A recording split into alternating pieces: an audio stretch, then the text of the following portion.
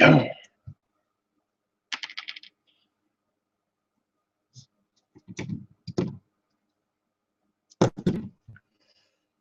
all g'day guys. Yeah, I thought just do a live build.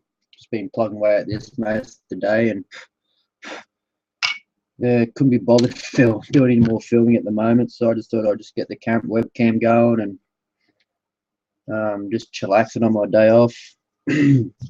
Back to work tomorrow, so I thought, it's in the afternoon now, so I may as well just work like this a bit. Get this camera a bit more.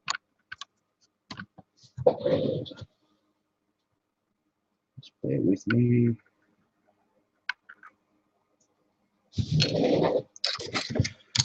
Yeah, so I'm working on the Ford F-150 SVT Lightning, and got most of the body primed in black.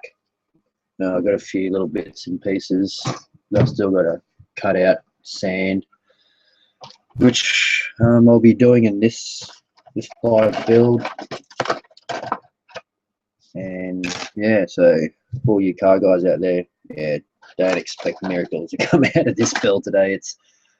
I'm still learning myself, and I thought, this would be a good way if any of you guys out there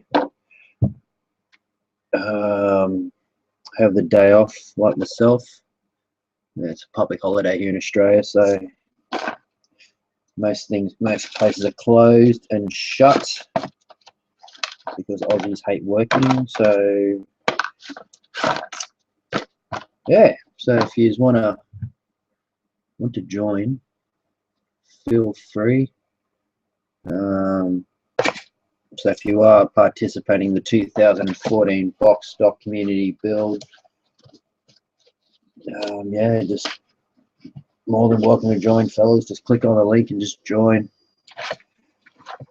If not, if all you guys out there are busy, or you guys are working,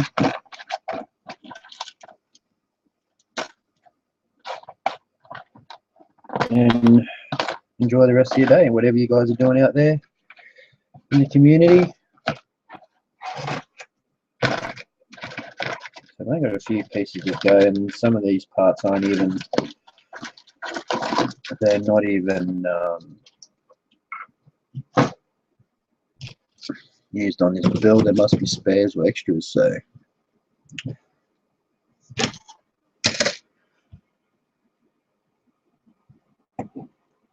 just got the side skirts here to chop down as well.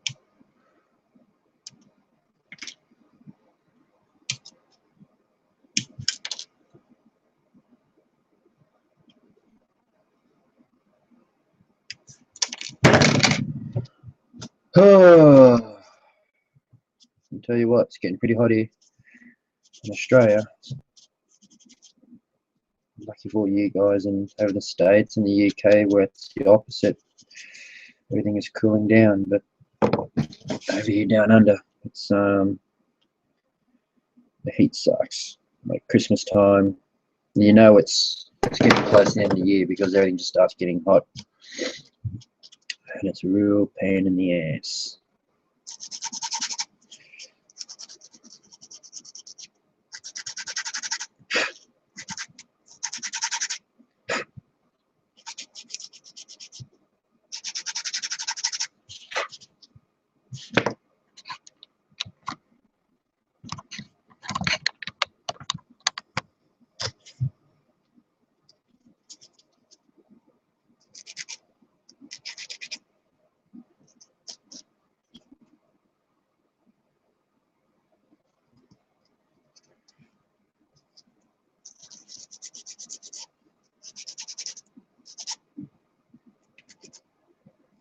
Yeah, so we'll see how this video goes, and if it works out, I can get a lot done because I have started filming the actual build itself, but excuse me, but it just turned out to be so much footage yeah, I just don't have the time to edit it so far. on my hard drive. I've got about probably close to 4 hours worth of the actual build itself from the very beginning. But so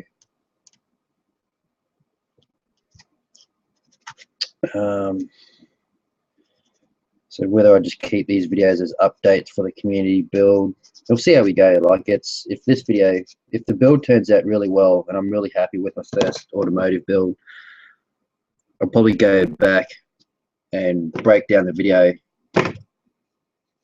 and yeah, just edit it down as much as I can, so it's watchable, so it's not so long, and then I'll make a sort of video out of it. And there are some parts in the video where some of these would make a good tutorial, so we'll give it a crack and have a look at it.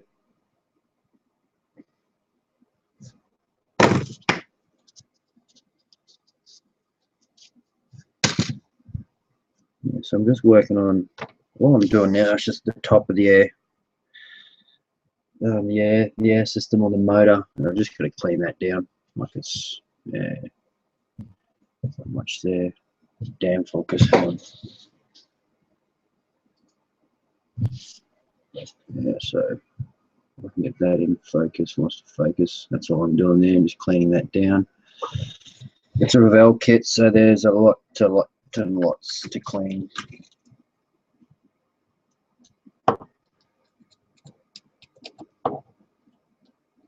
But I'm just going to run around with the Citadel mold line removing tool and then do some hackies.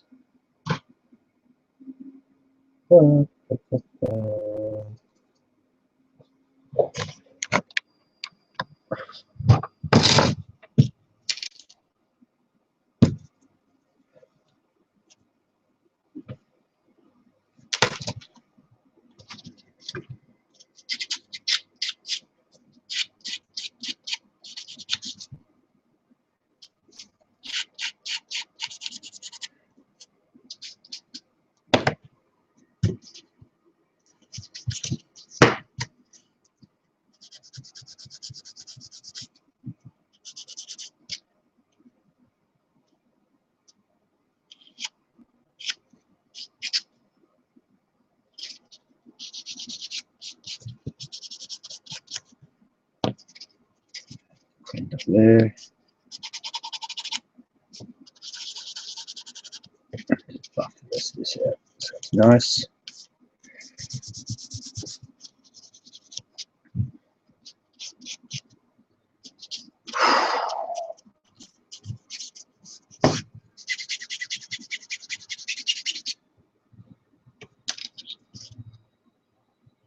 There's some killer injector pin marks here too.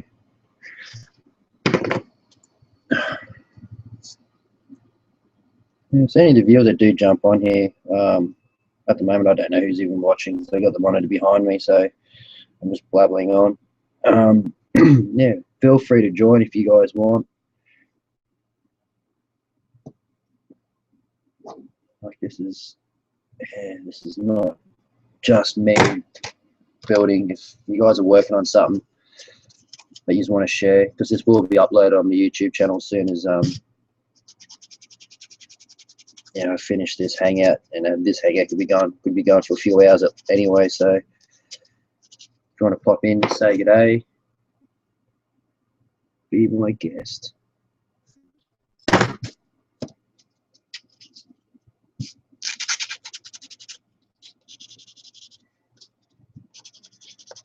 These are just the side skirts. I'm just trying to get rid of this injector pin mark that's in there, and it's just huge. It's just protruding out like really, really bad. So I'm trying to carve this out with the Citadel mold line removing tool. So hack it out a bit. So when it does come time to glue it onto the cab itself on the F-150, it's going to sit in there nice and flush, hopefully.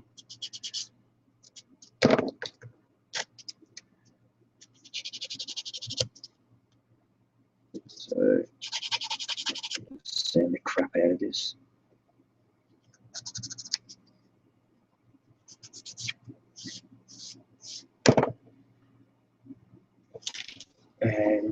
just a little tip. If you guys think that you got your hands are a bit oily, whatever, just grab some paper towel and then grab some IPA, isopropyl alcohol. Just spray your parts with it. So IPA evaporates quite quickly. Just give it a quick wipe, and that will take away any oils that you leave on your part.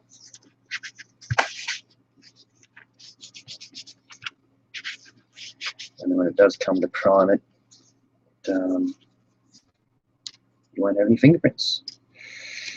So just leave that there.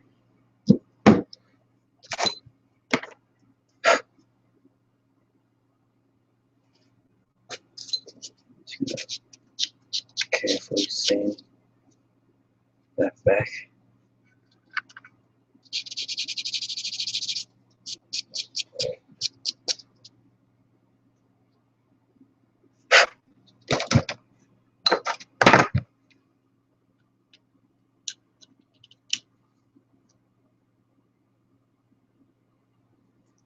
I don't know how you car guys do it, eh? The parts on here are so bloody small, it's just ridiculous.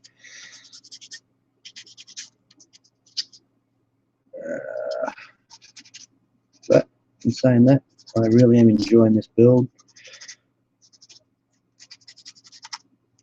I'm just way out of my comfort zone here, so I'm doing my best.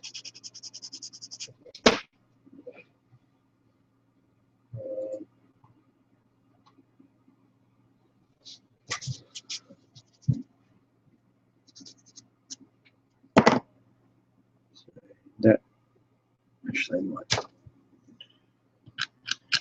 clean up these mold lines here.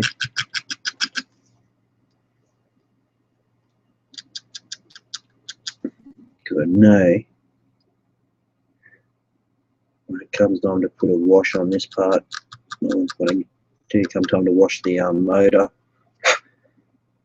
you see a real nasty mold line there, which I don't want.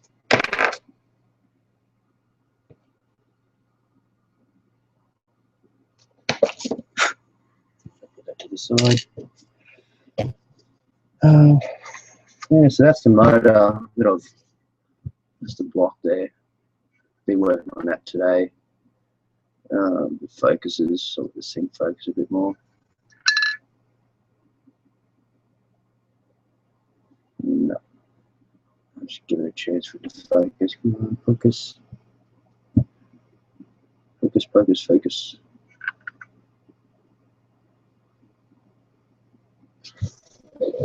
Yeah. I'll see if I manually focus it for you guys. Good.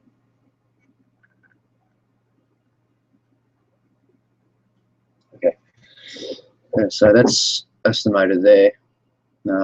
What I'd done was I just primed it with Vallejo polyurethane black primer, very thin down, because because there's just really fine detail there. I don't know if you can see that, but it does say metric, and there's a Ford symbol on the bottom of the block. And it's actually looking back to front on my computer screen. So if it is back to front, what you're seeing it, just comment. I have left a question and answers box open, so just comment, let me know if it is backwards or it's the right way around. But yeah, I've just given that a really thin down coat of black primer, and what I used to base coat the engine, I just used a bit of Mr. Hobby Buffables burnt iron. Okay, and if you guys have never heard of this stuff, it's a lacquer based paint, and you can just use it straight out of the pot, straight in the airbrush, and you just hammer it on your model, and it dries almost instantly. And then what happens is you just get either a cotton tip, a Q-tip, cotton bud, whatever you want to call it, wherever you're from, and you just get or a paper towel even, and you just rub it. I mean, and what happens is all the dark, like all the recessed areas stay dark, and all the raised areas, wherever it comes in contact with the paper towel or the Q-tip, gets buffed up and comes up to a really high shine. But what happened was is once I buffed it all, I let it settle, I sprayed it with a bit of Pledge Future Shine, or just a gloss varnish in that case. It kind of disappeared. So it sort of acted like a pigment. So when you put a clear coat on it, it kind of disappears. But some of it still remains, so I'm pretty happy with it. And what I'm going to do, like, it's been drying for most of the day now, and like the Pledge, especially if I'm going to put a wash over it, I like to give it like a few hours to dry. What wash I'm going to put on it, I don't know yet. It's the first engine I've actually painted using this technique. Most of the truck motors I've built, they're normally red or blue, depends on, or yellow, depends on what manufacturer they are. But I'm going to try and keep this looking more like a standard motor. I don't want it looking like a high performance, you know, with all the fancy header covers and just, you know, all the fancy chrome and stuff that some of these guys put on their motors. And what I'm going to do is, I haven't worked it out yet, but these are just ideas I want to do, is where the exhausts come out, or I think they're called exhaust manifold, I think. But I'm actually going to weather these up so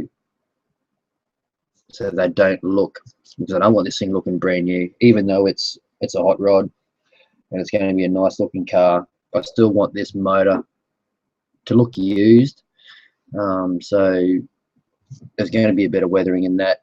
I think that's going to be in the next, when I get a chance. I don't know when I'm going to do it.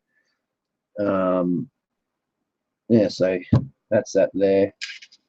I'm going to do the same with the exhaust as well. I've just left a brace across the middle here off the plastic, just so I can hold it, and then when it does come time to cut it off, stick it on the kit itself. I can just cut them off, touch them up with a bit of paint, and yeah, Bob's your uncle, and she'll be on. So I'm going to do the same thing with that and get rid of this autofocus. Yeah, so I'm just going to spray that with, and this camera's being a real prick. Hang on. Come on, man. Oh, that'll do. Yeah, so I'm just going to give that the same treatment with the dark iron, I think, and then I'll probably just hit it with a matte coat, but I don't know yet. I'm going to have a bit of time to think about that. So that's that. And yeah, and if you've seen the update video for my box stock build, these were all white in the update video, but now they've all been that paintbrush. Yeah, they've all been primed just with Vallejo black primer. So there's the door trims, and the dash. I'm pretty happy with how the dash turned out. So you still see a bit of that gap there, but you know, realistically, you're not going to see it, because when it's in the car like that, she's going to be like covered underneath. So, but there's going to be a little bit of detail work on there, and I'll probably end up spraying that like a semi-gloss. I don't want a high shine on there, and I don't want a dull matte. So I'm going to give it the effect of, you know, someone's put some vinyl or interior armor or some kind of vinyl protector on there, so it's got a bit of a shine. There's the cab. Yeah, the cab's been also, all this stuff's been primed, so everything here has been primed using Vallejo's polyurethane primer, which is that. So I know a lot of you car guys are using rattle cans and things like that. I don't, because yeah, I'm not really a car builder, so I've basically got to use what I've got in my drawer, and it's going to be a learning experience for me, a big time. It's a big kick in the ass, because it's actually good, because I've never built a car before, and I've actually got to take my time with it. I've got to think about how it's going to work, what paint's going to react with what. If I can get, you know, Yeah, it's so far I'm pretty happy with how the primer come out. But and that was really thin down primer. Now some of the guys in the armor community say you shouldn't thin down primer. Now realistically, I don't think like why they say that, because if you put the primer on thick, you're going to lose your detail, aren't you? That's how I see it. So if you put it on thin, and as you all know, all the primer coat is for something for the paint to stick to. So like I thinned mine out 50-50, and it turned out really, really nice, guys. So like even on the bottom, it had something there on the bottom. I think it was like what did it say, Revell, what did it say? I can just make it out. Revell Incorporated, 1990 something, 1999, I think it says down here, and it says made in China. So I try to sound that off as best I could without going too deep in the detail, like without that sinking in. So but by the time that goes on the chassis and the fuel tank, I think the fuel tank and everything's going in the way anyway, so you don't even see it.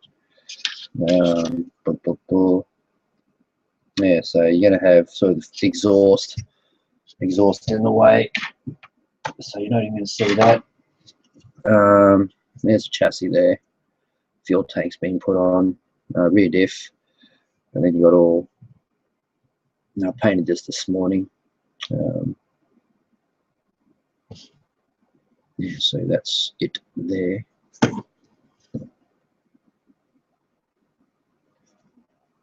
So that's that. Yeah, front bumper. I'm just really happy the way it turned out. So, and I'm still deciding on colours now. I'm a sucker for black cars. Like that's just me. I've got two of them myself. And I'm either tossing up between black or like a really. Well, one of my cars is called Phantom. Yeah, I've got a Holden SS Ute now, but it's a metallic black. If you've okay to know what I'm talking about, go watch Benny McAttack's what is it, 2014 Model Hobbies Expo in Brisbane there, and he's actually taken a photo of my car at the very start of the video. I think it was parked at a service station or something on our way to the expo, and that's the color I'm talking about. It's a metallic, it's a really light metallic black. Okay, when I say light metallic, it's not a really strong metallic color. It's only very subtle, and you can notice that is a metallic black. So that's the color I'm trying to achieve. Now I'm gonna have to experiment with all my paints, and with a notepad I want to write down the ratios until I get the color I want. And it's either going to be the Phantom or it's going to be a metallic midnight blue, but just really, really dark. So it's either way, it's going to be a really dark colored car. And what I've also got to decide is what color to paint the interior to go with that. Now, so that's going to be hard. So I'm going to have to go online, or either go through all my car magazines and sort of find something that's going to match, because I don't want it, have a brown interior with a dark blue car. That'd just be stupid. So it's, yeah, so that's my dilemma there. Or either that, I'm going to go through YouTube and just watch all your guys' videos, see if any build videos are happening, and get some ideas off that. So what I'm doing at the moment is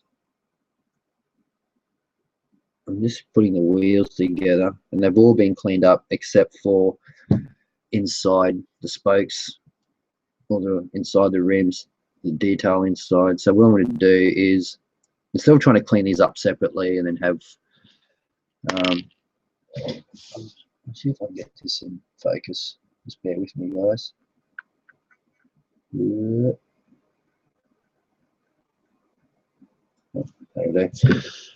So instead of trying, it was the same before.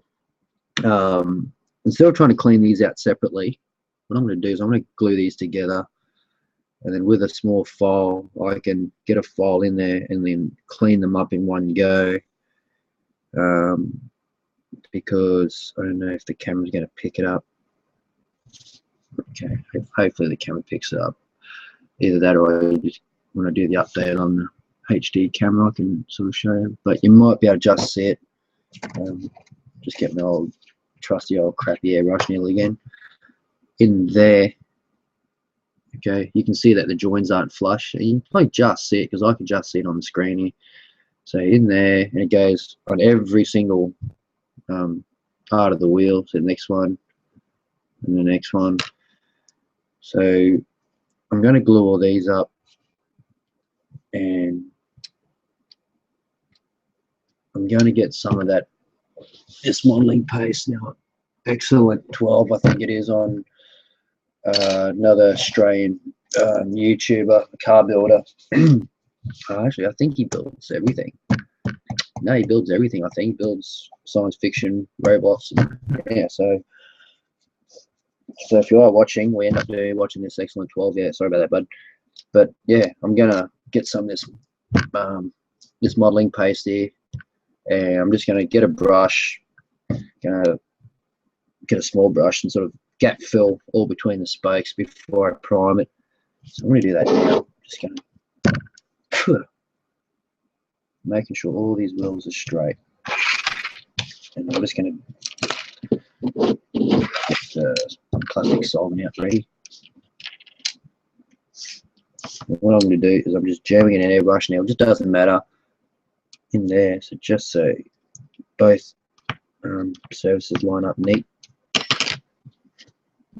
and just get a firm hold of that. And just do it like that. Like, I'm not going to go right around to begin with. I just want a starter. Okay, so these wheels are straight, and just give that a press, because this Tetra plastic solvent doesn't take long to react with the plastic, and you get a really, really strong fix out of it. So if you're wondering what I am using, because it's not a Tamiya Extra Thin, what is it? It's in a Tamiya Extra Thin bottle. That's it there. But that's the stuff I'm using. Yeah, it comes in a 100ml bottle, so that's it. So when you do hear me say Tetra, that's what I'm using.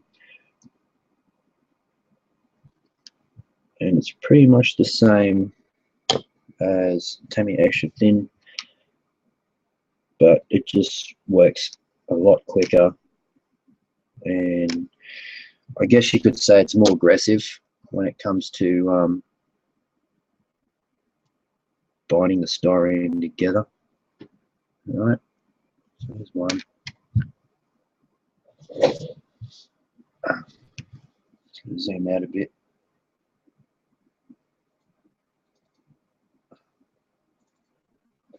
Zoom back in with one. Same deal again. There's going to be a lot of cleanup on this wheel, so I'm going to try and go in the middle just to make sure that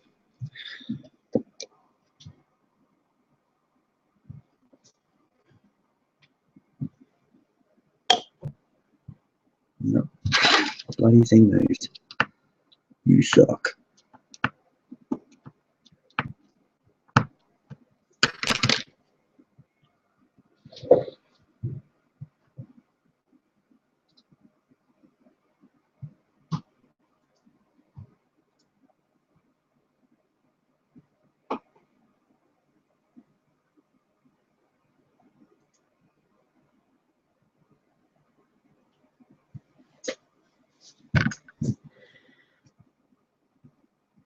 So yeah, Ben's had a quick pop in and have a look.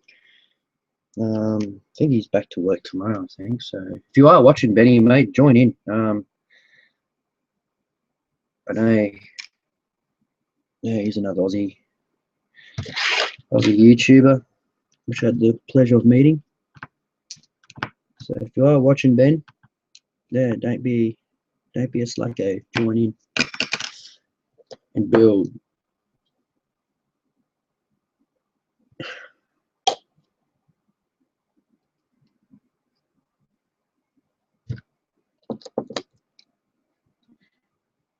And if you haven't got, I don't know how you're watching this, whether you're watching on my YouTube channel or on Google Plus, but if you are watching, Ben, or anybody who's watching, if you guys do want to join in, just have a chat, feel free.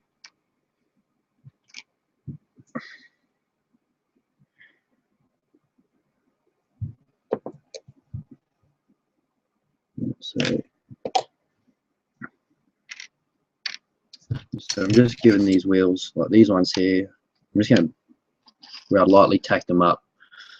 I'm going to finish off later on. So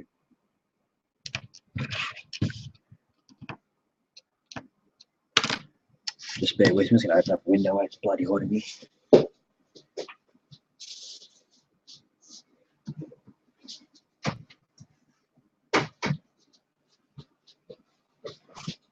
Yeah. Okay, I'm back. And yeah, don't be surprised either, guys, if you hear a cow mooing or something in the background, because I am out in the country. Don't pay one dime until you're... Yeah, good on you. Yeah, just a stupid ad popped up on the computer.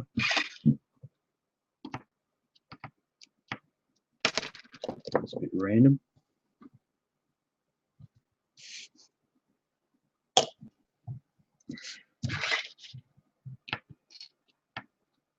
Yeah, so while I'm doing this, I'm still trying to think about what kind of wash I'm going to put on that motor. Yeah. There's two things I'm thinking about. Well, there's three washes I'm thinking about using. I've either got the options of, like, I've got a ton of washes too. Like, I think I've got about 6 or 7 different brands of washes that I can use, all in black as well. But the ones I'm leaning towards at the moment is the Tamiya accent paneline color, because I want a black wash. I've also got the Pro Modeler black wash, and well, it's probably the Vallejo dark grey wash, which is this one here, which is that one. So I'm tossing up between that, what do I do with it? That, or I'm going to go, or I might try and go with a really watered down version of the Citadel's Bad Ab Black. But I probably won't go there because the Bad Ab Black seems to be a dark grey, and the motor itself is actually quite dark, so I might have to, yeah, I guess it's out of these three, so I might just leave these out because they're the ones I'll probably be using.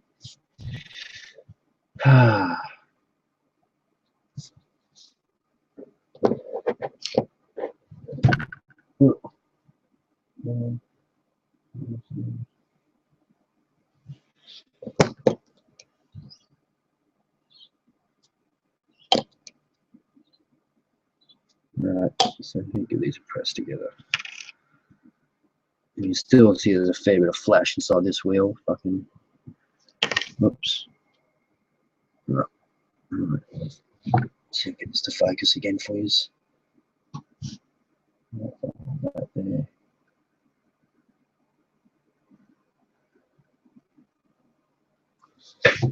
This light's just blinding everything out. You can just make out the wheel's not straight. You can see on the edges there, sort of warps out a bit. And that's flash, guys. So that's going to have to get cleaned up once the glue sets in here.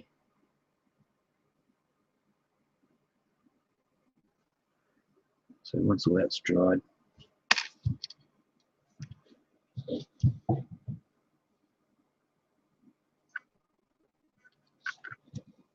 so you can see it's pretty nasty.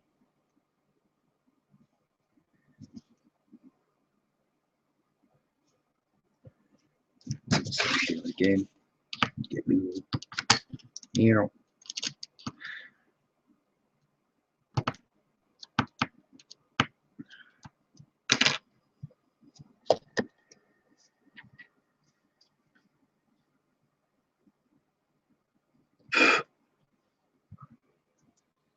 Just put that one little bit in there to start off with. Let the Tetra do its thing.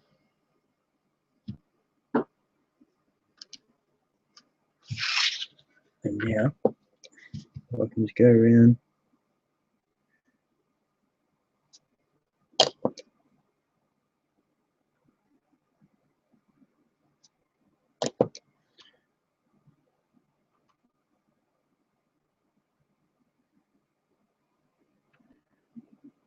Yeah. And I'm not really worried about the neatness of this either for the glue application, because when the tie goes on, she's going to be all disappeared. I'll let these wheels inside to dry. Okay.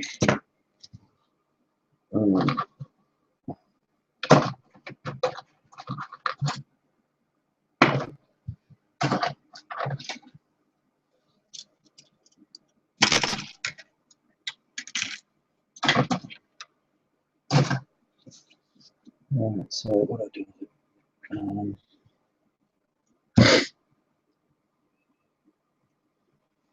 I've got a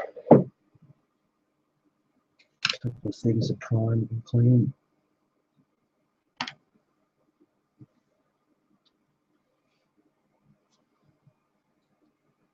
The radiator fan, it's pretty much cleaned up.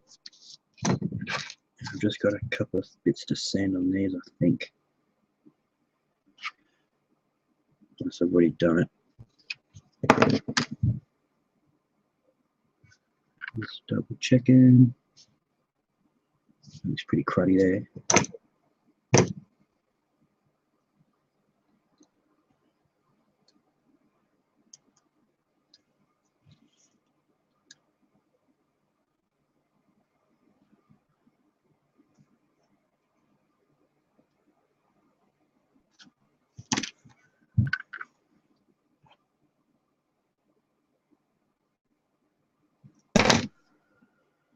So that.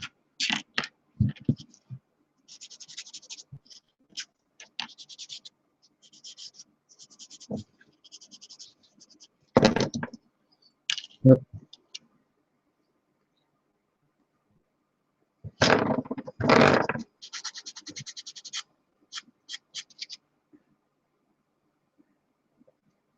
Just trying to get it looking as nice as I can.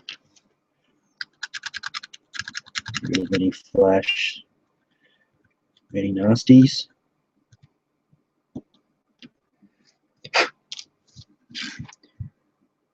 Clamp that back on.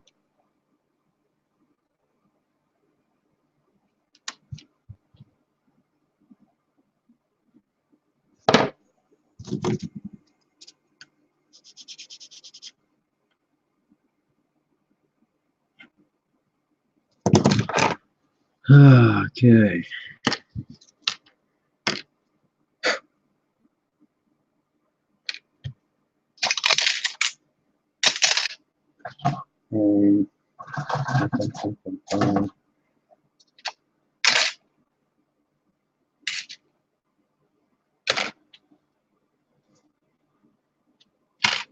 What I do have to start doing is start working on this dash so I can get the cab all put together as well. So I do need to do the steering wheel.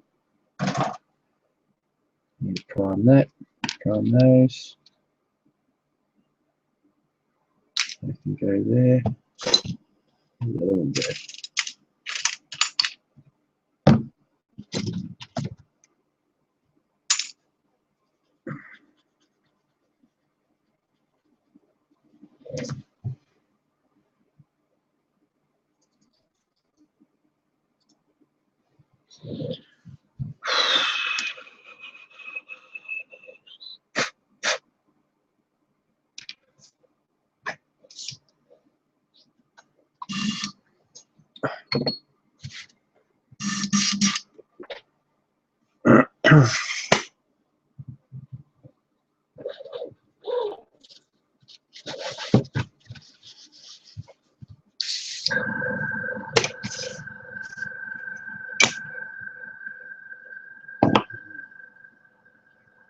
How the heck am I going to do that?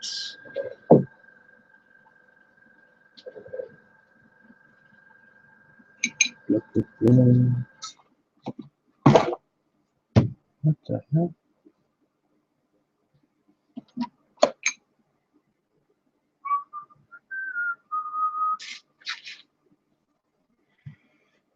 We're going to do this.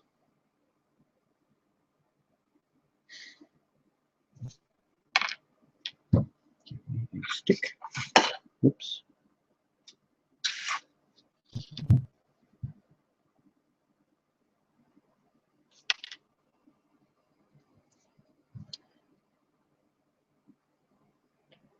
There's a dash come out there.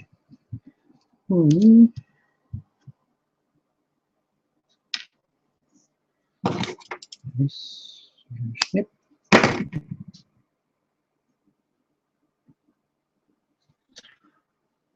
Should grab some SVT 1000.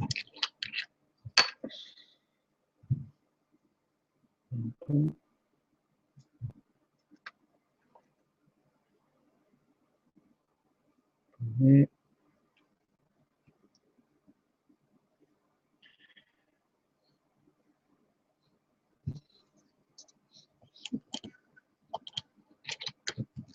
Okay.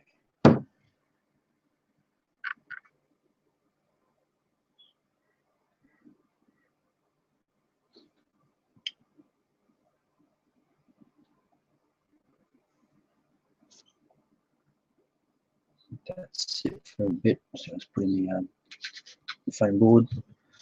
That's settle. Actually, before I start trying anything, I'll start cleaning these wheels up to you guys.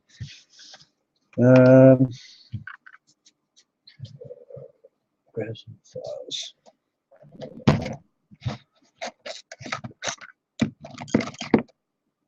Let's do that and around one.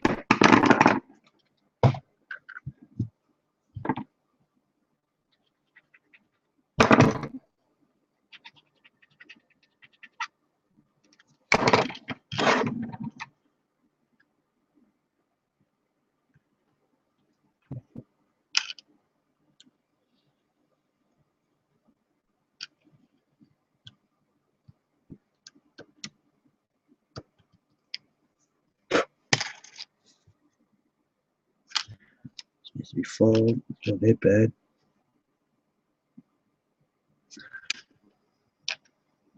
See.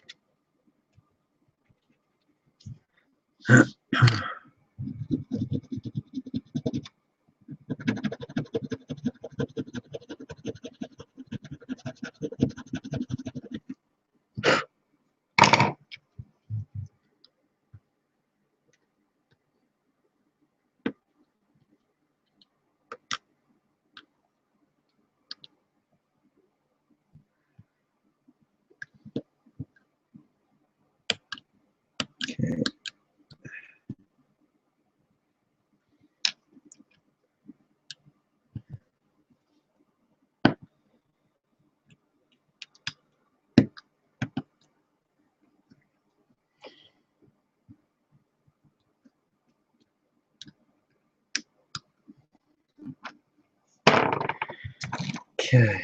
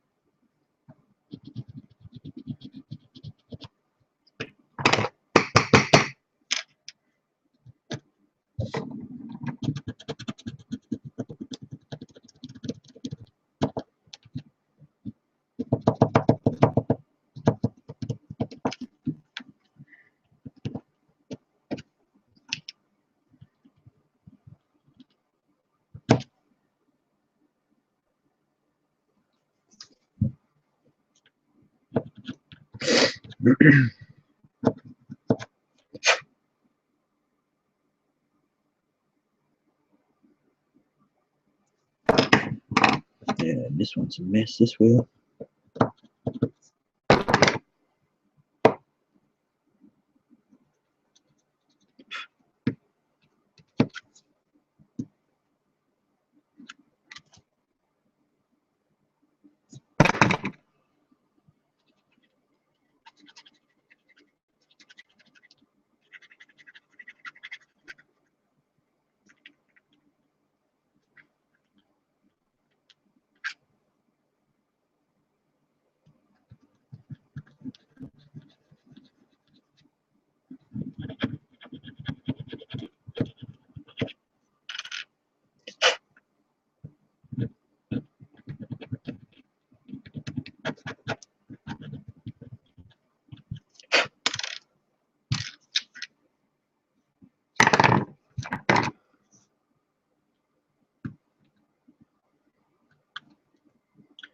Yeah, there's only one wheel out of the whole lot that was really, really bad. All the rest are pretty good. Tiny bits of flash. Just need to run around with a little round file, needle file. Just clean up any excess styrene that's on these rims.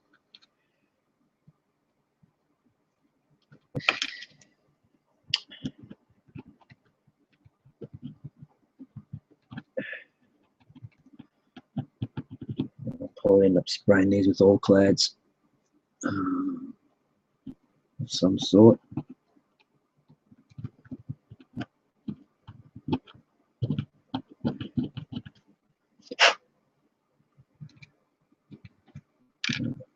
Okay, so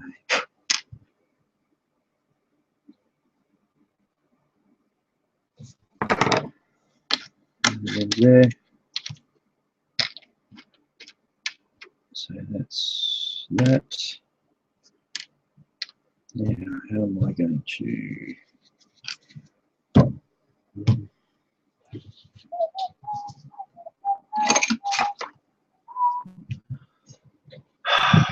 do I do?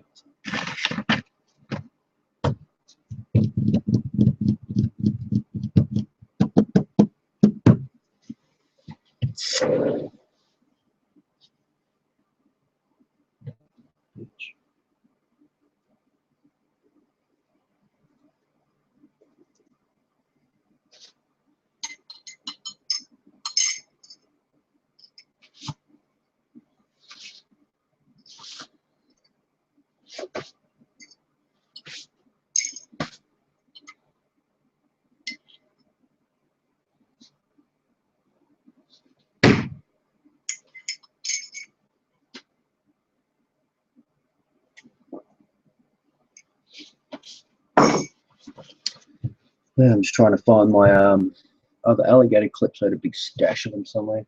I'm back in the drawer or not, I'm sure.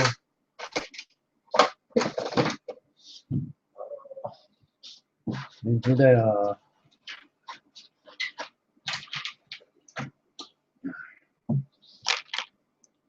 Yeah, still got some bloody decal paper on there that I used when I was doing that last 2-hour speed build with Paul Brett on the ISM Google Hangouts a couple of weeks ago.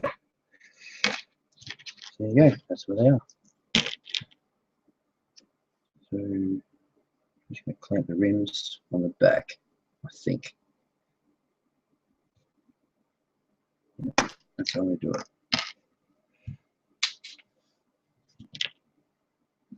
So if I'm doing it wrong, guys, let me know.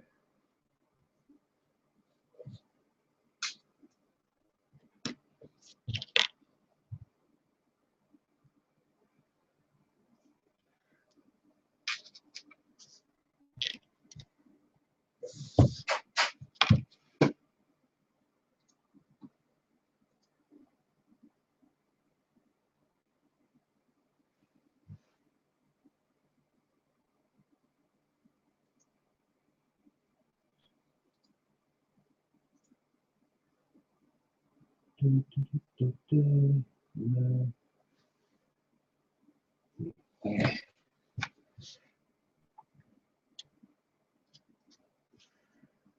So they're the 4 rims.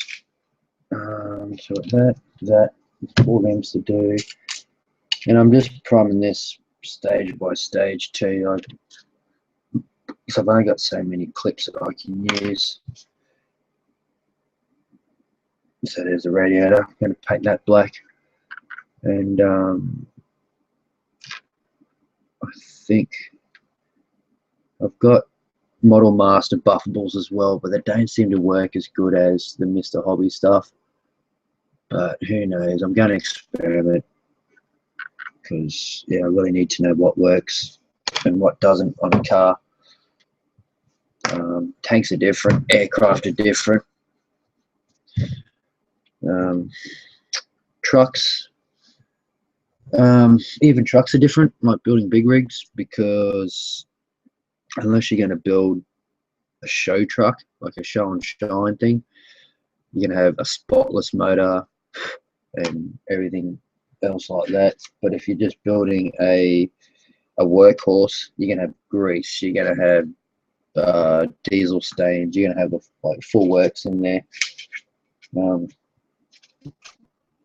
And with cars, I find that a lot of you guys build them, unless you're building a rust bucket, you're going to weather it right up with rust and mud and everything like that. So but this one here, I'm going to try and keep as clean as I can. So I'm just going to prime these up and then see if any flaws that are in the plastic, and then if there are any flaws, I'll let them dry overnight, give them 24 hours, and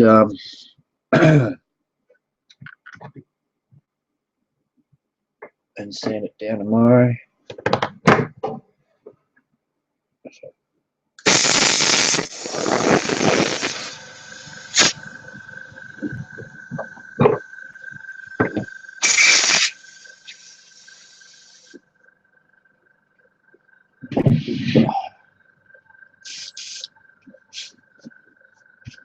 The brush cleaner out of my gun.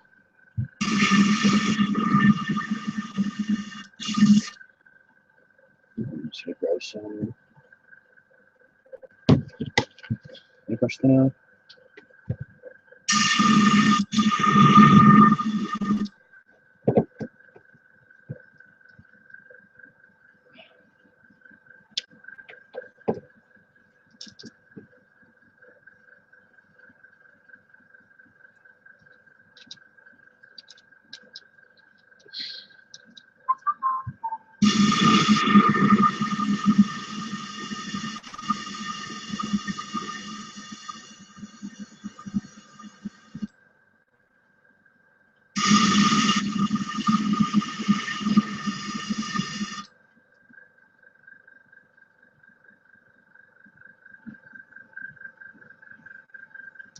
A bit more. Yeah, I'm just trying to flush out. I've got this fluorescent yellow airbrush cleaner that I use. It's just that stuff there. Now I just bought that from the art shop, but it seems to be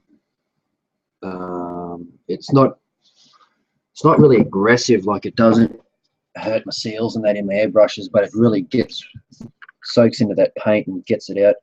So while my airbrush is just sitting on my rack on standby, I normally put a couple of drops of it in there, and I've just got a bit of that decanted in a 30ml dropper bottle, and yeah, it's just ready to go whenever I need it. So I'm going to grab some of this black primer, give it a shake up first. Okay, carefully pop the top without it splashing all over me.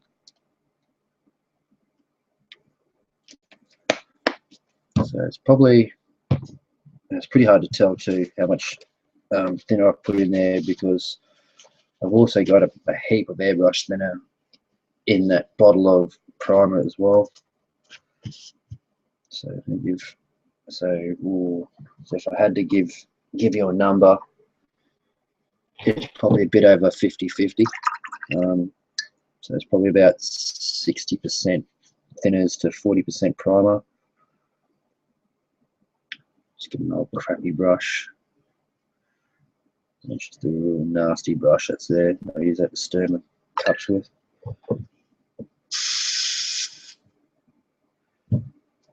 Just do the radiator first.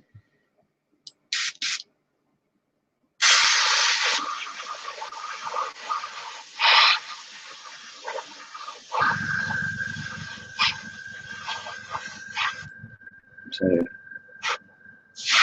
I think I need to strain this bottle of primer too. It seems to be blocking up my airbrush a lot lately.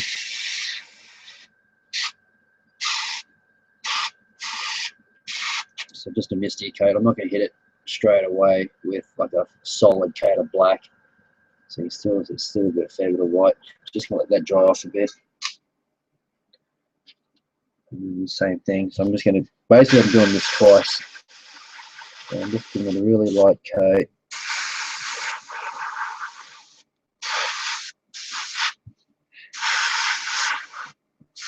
What you'll find is if you give it one heavy coat,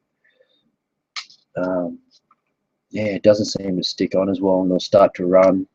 If you give it just a really light mist, then the next time you go with primer, it's gonna be giving it something to bite on, like bite to the plastic with. So just right there. And then we've got the other one.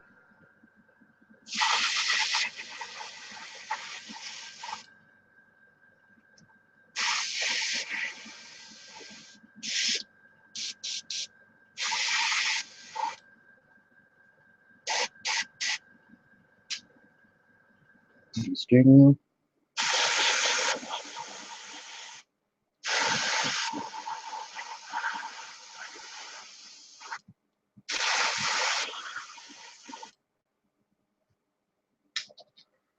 And the rims.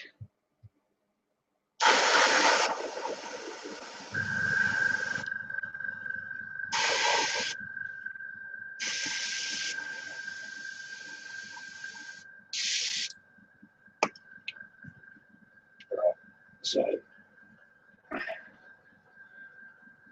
paint's starting to build up on the tip there, so I'm just going to get a wet cotton tip with water. Roll it around, pick up the excess and the dried up bits.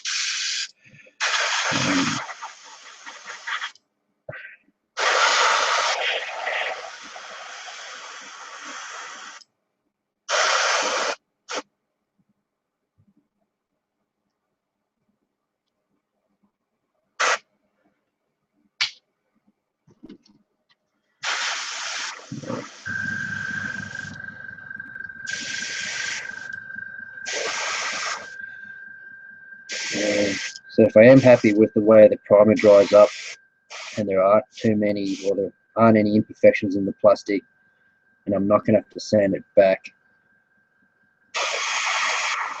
the general rule is with this polyurethane stuff from Vallejo is if you are going to sand back the primer, like there's imperfections in the joins or you've got to clean it up a bit, or you've got masking tape, you've masked off some areas, make sure you leave this stuff dry for at least 24 hours because it is a polyurethane. What's going to happen is if you try and sand it back or you try to pull the mask off, the actual paint will peel off like a plastic. So then all that hard work that you put into it has just been for nothing. So yeah, just make sure you just let it dry. Don't be impatient with this stuff. But in saying that, if you've just primed it and you just want to paint, I've had no issues with painting straight over it within about 10-15 minutes. So as long as you're physically not touching the primer coat itself, you have no problems there, guys.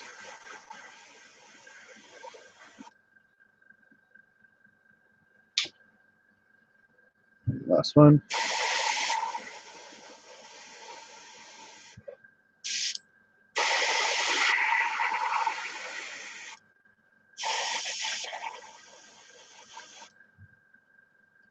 And that's right.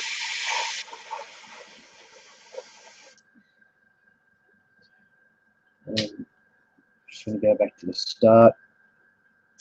Just give the rest of the white mist just to touch it up.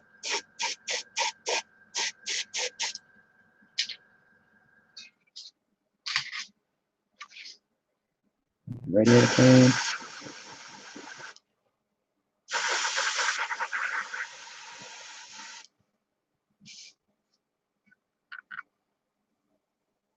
Just making sure that it's covered.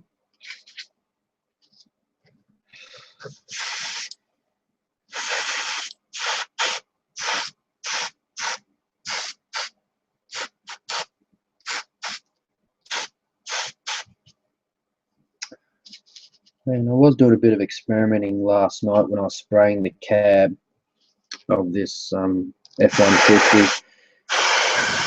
What I've played around with, instead of using thinners to thin the primer down, I actually mixed a bit of Pledge Future Shine in there, and it worked. And the actual primer coat went down really, really flat too. So I was really happy there.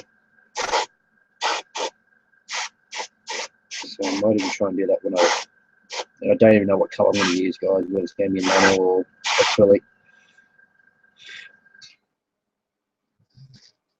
So that's just going to be a bit of experimentation throughout the week after work when I come home.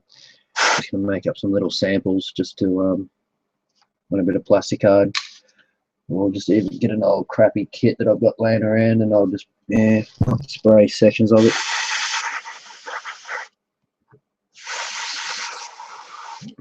Oh, damn it.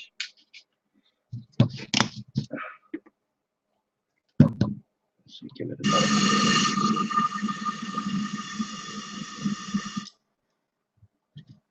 spray.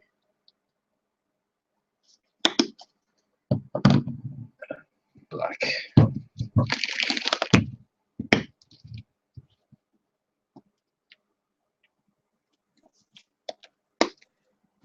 I tell you what, it's a beautiful afternoon outside. Sun's gone down. It's no longer hot.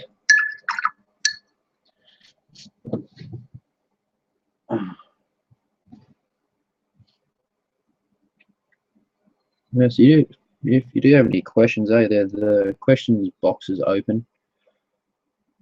So feel free to ask. Like I said before, feel free to join.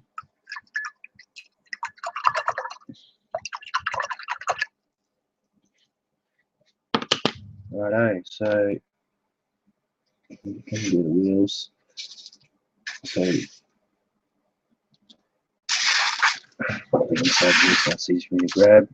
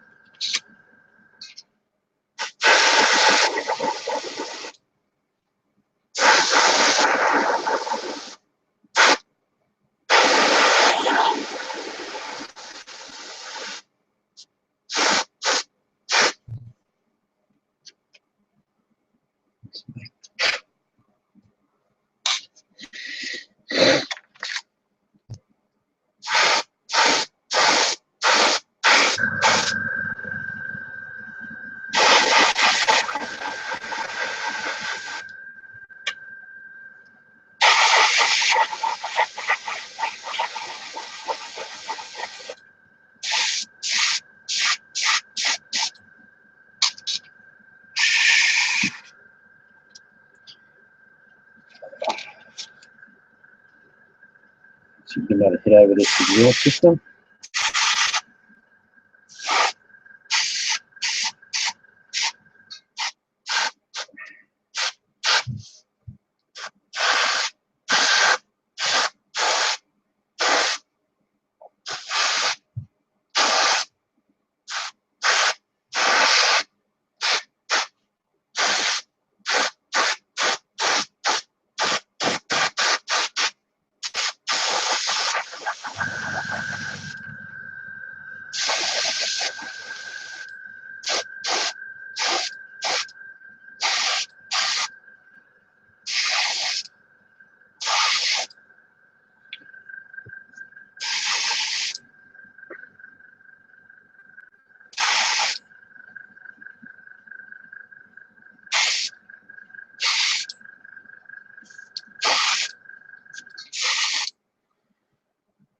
Oh, blah, blah. So there, all the parts all primed for the next stage. And do them last. I might start doing now. Just clean, get rid of this paint out of this cup.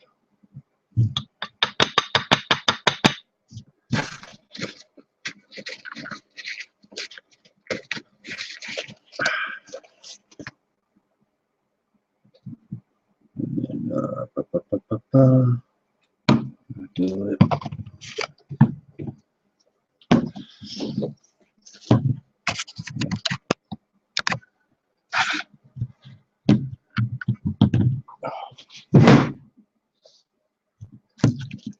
Grab some airbrush thinner and airbrush cleaner. It's just my diluted version of 50-50. Cotton tip. Clean up my gun. Just give it a swirly.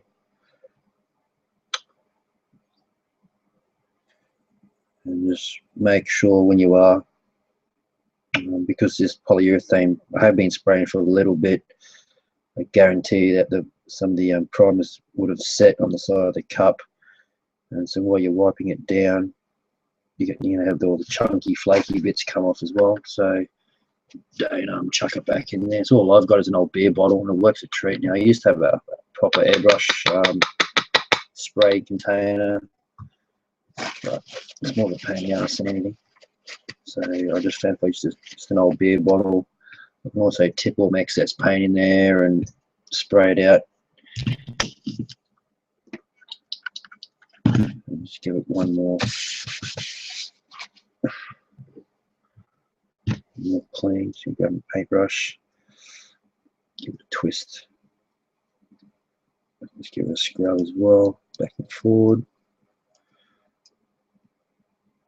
And because I can probably put another slight chance of having excess dried up paint on your bristles. Don't squirt it through your gun just yet. Tip it out.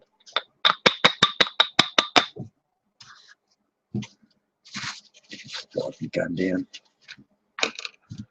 And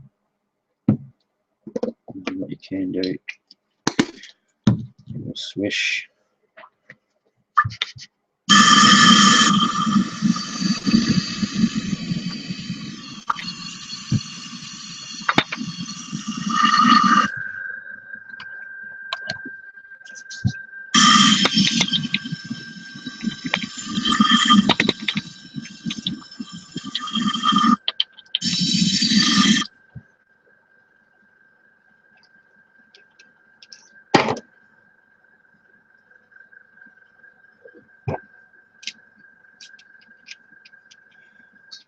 Just pull the needle back a bit so the opening's a bit more.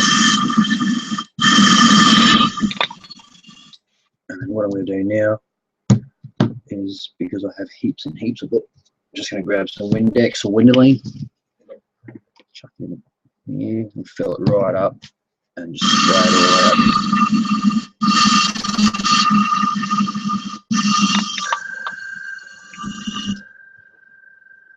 Amazing.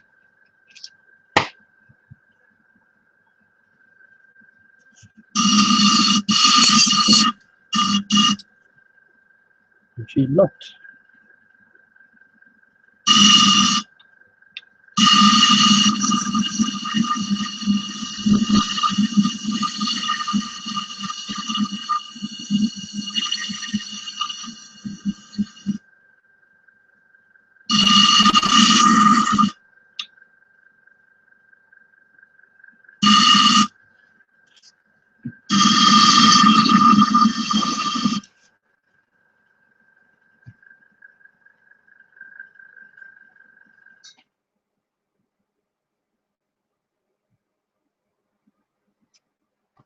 Yeah,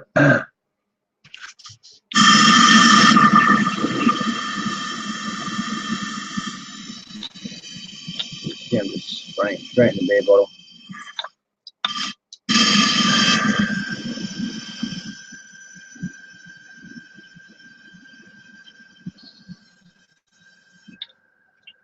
Just get one more, I think. Because if you don't get this polyurethane stuff out of your gun, it plays absolute havoc on your kit. Just some more that shouldn't have been there.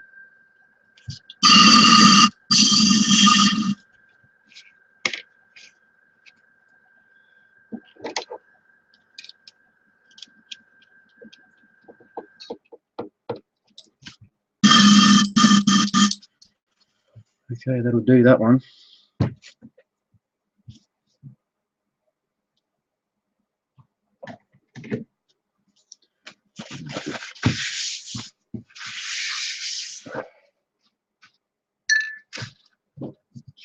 Clean down.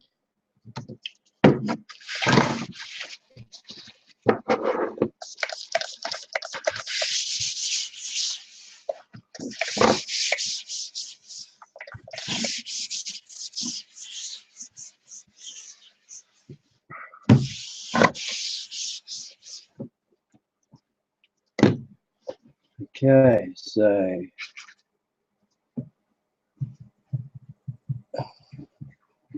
this.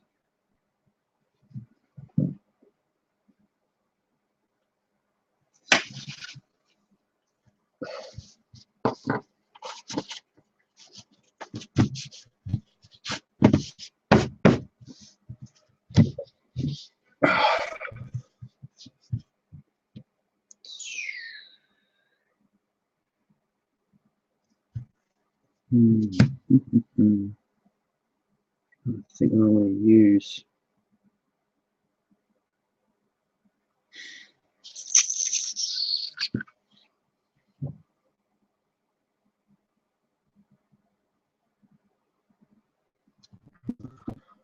I might use this.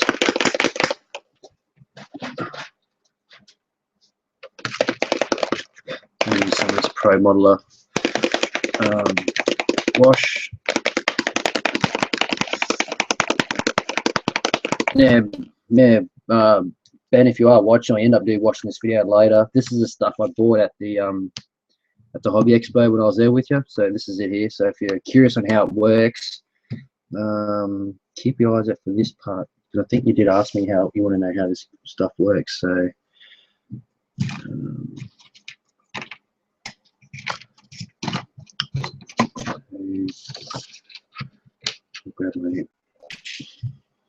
just anything. You can use a paintbrush or using an airbrush now just on the end here. Just can a bit. Don't need that much at all, but it's on a small thing that we're painting.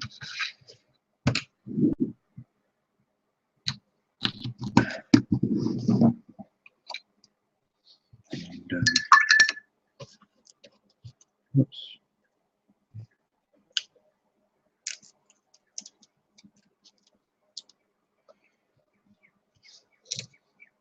And finally, the coating come off this paintbrush. Just bear with me for a sec, so I'll pick it all off.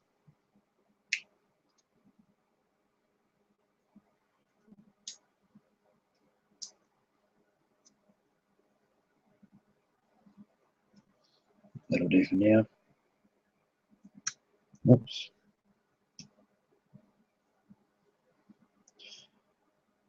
Its time has come for it to come apart. Right, so we're just going to give it a stir.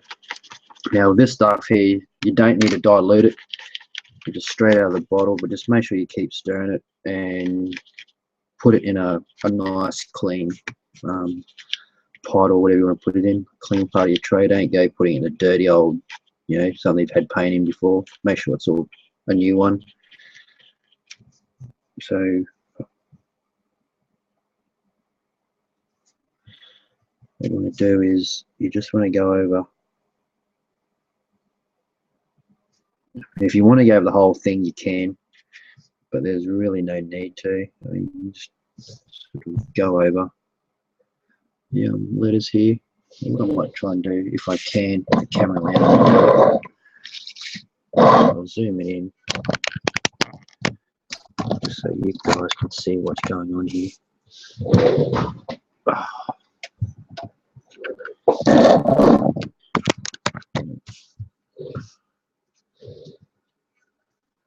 Double check that I can get rolled.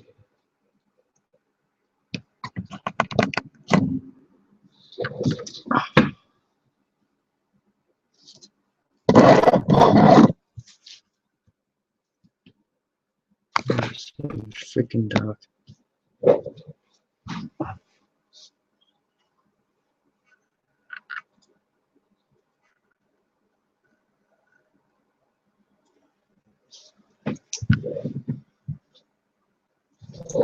Just bear with me. I'll try and get this as much in focus as I can.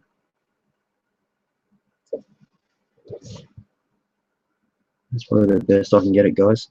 I'm only using a webcam here, so give it another stir.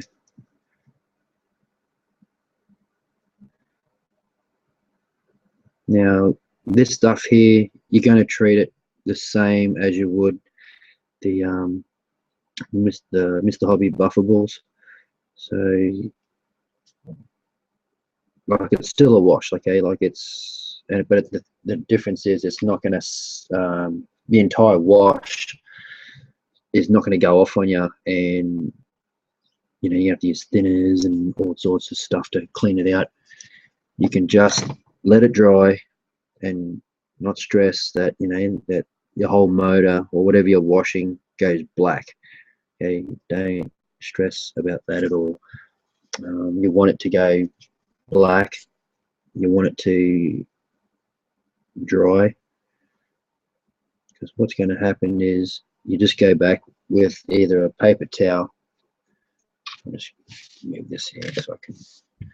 So you just want to go back with a paper towel, or depending on how small the detail is, you just go back with a cotton tip, Q-tip, cotton bud, whatever you want to call it, with a slightly dampened down with water. You don't want it saturating and dripping with water on there, because what's going to happen, otherwise you'll end up just taking everything off, and you don't want that. You want it just damp, so any wash that's sitting on the top, like the highest points of the model or the part that you're washing, comes off. And the idea is that everything in the recesses stays behind. But make sure you put a gloss coat or something over there. If you put a matte coat on there, it's really hard to get off. But if you want that dulled down, dirt, black, darkened look to it, put a matte or a semi-gloss on there. But if you don't want, if you want all that to come out, then just the wash left in the recesses, then just use a gloss. It doesn't have to be enamel, or it can be whatever.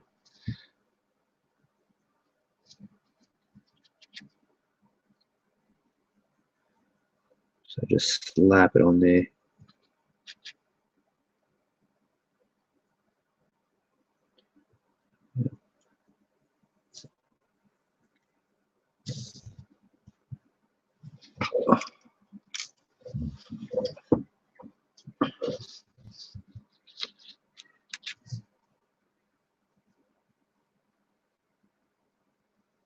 Okay, so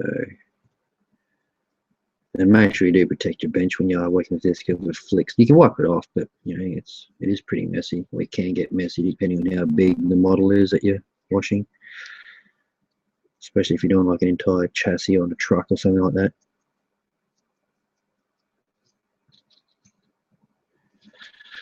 Alright, so we're pretty much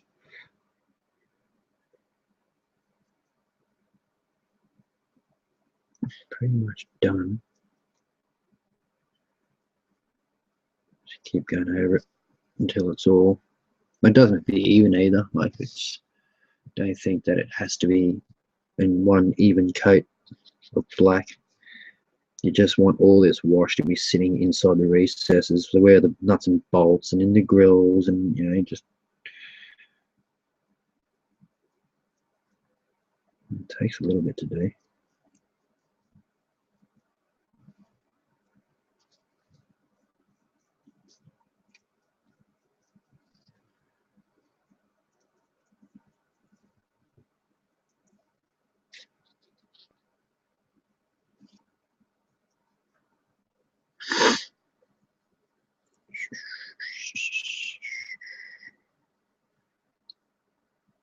Oops, I'm just going to let that dry now. Just wash the brush out.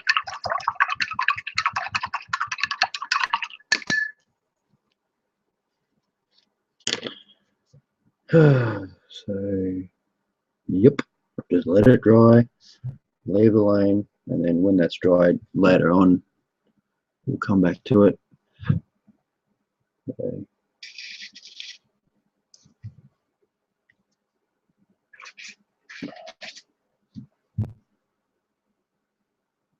the wheels coming.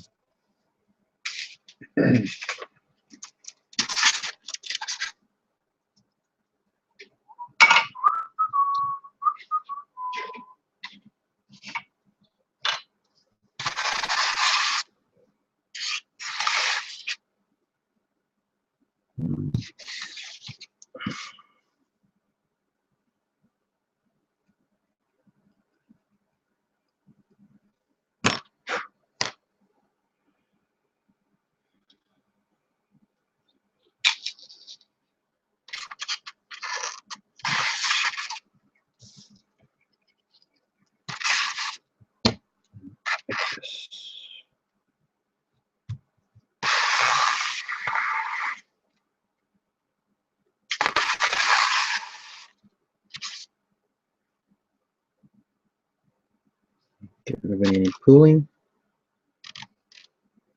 Yeah, that looks pretty nasty. Yeah.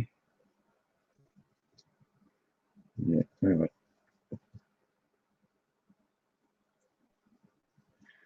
Go back down dry.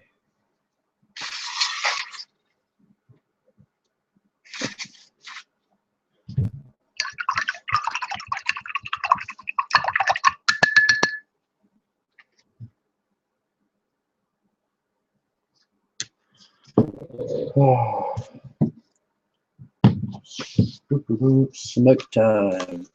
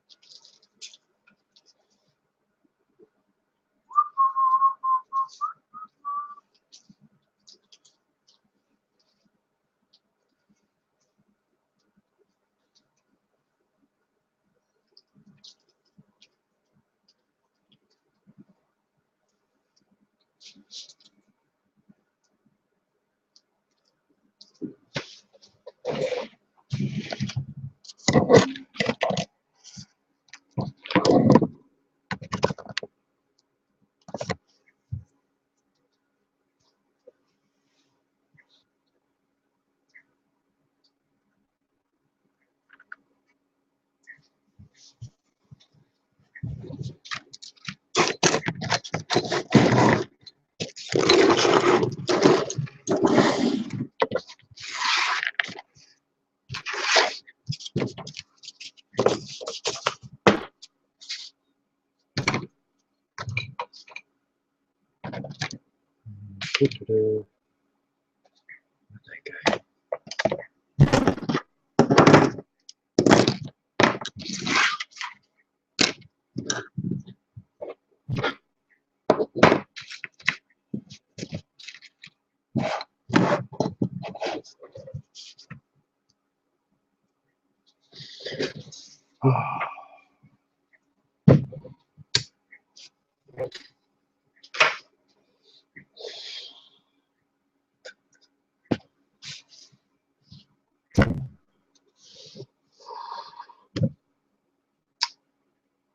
to do, what to do.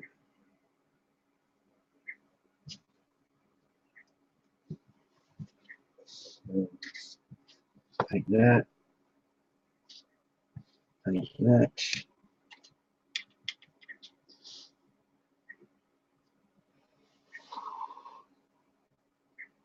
So we'll get the wheels painted. So, what colours to paint? I don't know. Okay.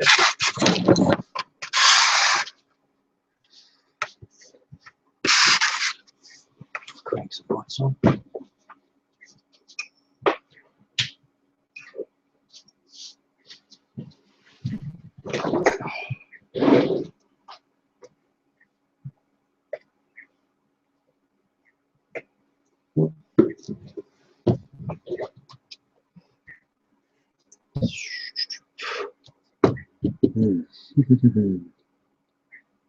Colors, colors. What colors do I use?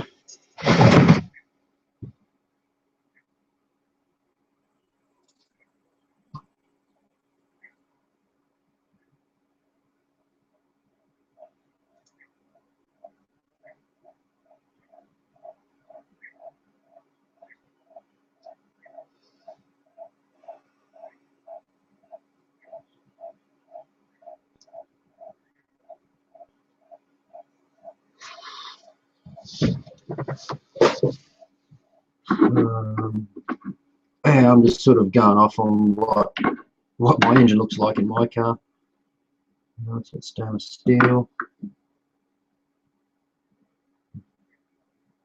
dark anatomic grey, exhaust. There you go. So what I'm going to go with, I've got a bit of Model Master buffing metallics. So I'll give this a go. Yeah, can only try, can't we? So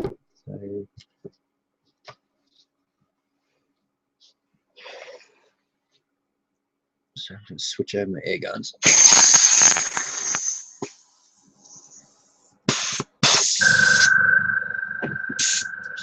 Airbrush thing in this, just to lube up this part here. Seems to be getting a bit sticky.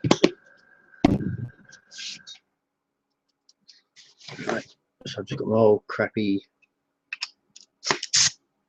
$20 airbrush. I just use it for my lacquers, you know, if the seal's going and I've got a spare one, not a new one, just chuck them out. Get on the good, but the other two airbrushes, I've got a wider Neo, and I've actually just they're like the cheap airbrush backs, they just screw straight on there. I've normally got a adjustable cap on the back there, but taking that off for the time being. And the other one I've got is just a Sparmax SP35C. One's got a 0.2 needle in it, the other one's got a 0.3. I think these got a 0.2 by memory, but it's got a big cap on it, so they don't spill. It's more for lacquers. And I've got another one for, and I've just got a real cheap gravity fed one. So for you Aussie viewers out there, I just bought this from Super Cheap Auto. It's just a cheap, nasty airbrush. It's just my enamels and stuff. It's not for fine detail. It's just for putting on a spraying down base coats. Excuse me, smoking a cigarette there in front of you. But yeah, so what I've also got, I've just got some Giga's lacquer thinner. Got that from the hardware store. Just use that for my lacquers, whether it's to clean out stuff for the Mr. Hobby, Mr. Buffables, or just the Model Master stuff. It's cheap as chips. It's only about $10 for a litre. So what I'm going to do is just going to dump a bit in here and then just wipe that out.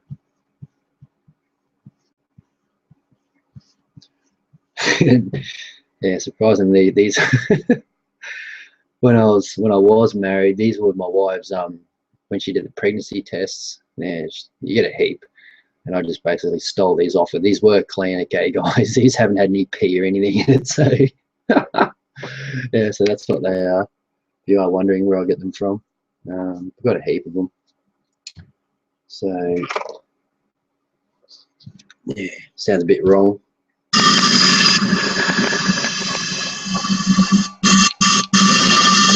Try it out.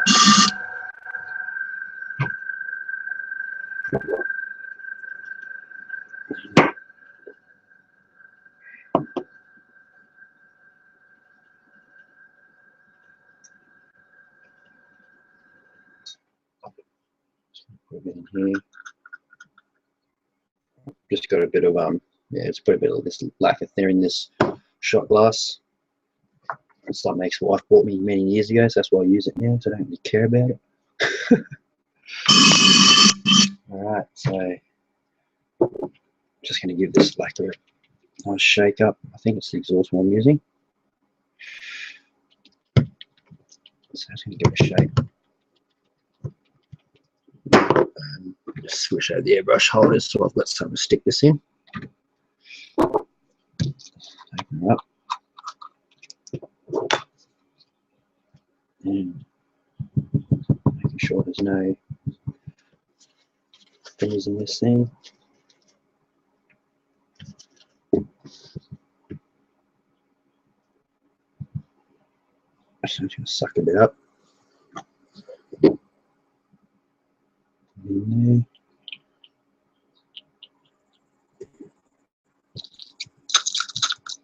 Just suck it in out a few times, making sure the lacquers or the paints are in there, doesn't build up.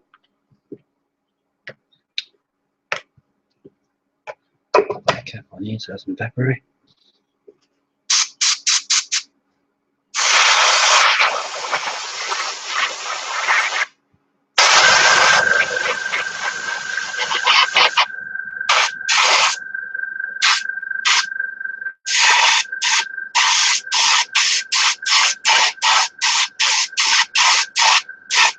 Just smashing this on there.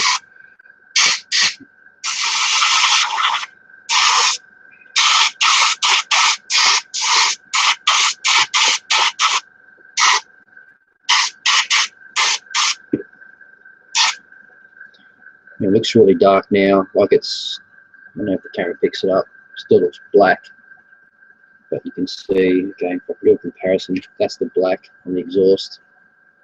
It's really hard to see, and that's the actual, so it's on there. And I'm going to do the same with this. I'm going to put some more paint in this brush as well, because I'm going to need a bit more. I'll just suck it up here. Screw it in there, should be enough. Just get a clean pipette or eyedropper or a wee dropper.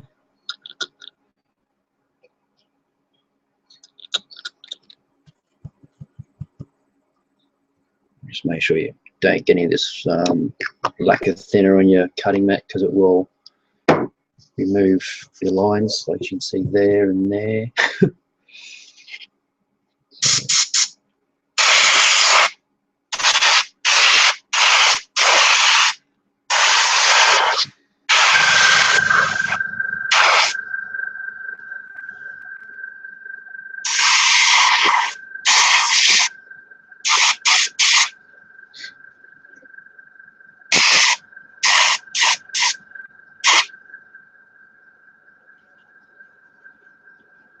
Yeah, see, just going to check this my screen.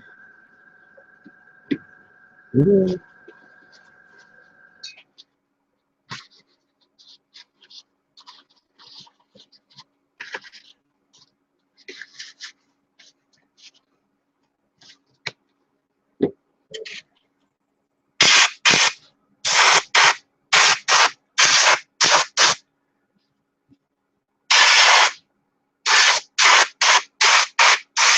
Yeah, so don't be afraid to give it a fairly heavy coat. Yeah, my voice sounds muffled because wearing a mask. But yeah, don't be afraid to give this a fairly heavy coat, because if you put on too thin, it's going to rub off. If you put a fair bit on, that way it gives you a bit of a chance to buff it back. And the stuff's really thin anyway, so smash it on there. So it's on there. You can see the difference now between the black and the exhaust, the paint that's on there.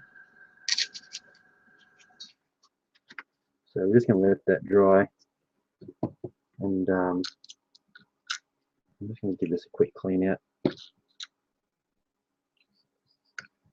and then getting a cotton ball or cotton tip thing, just give it a little scrub in there, loosen up any paint that's in there.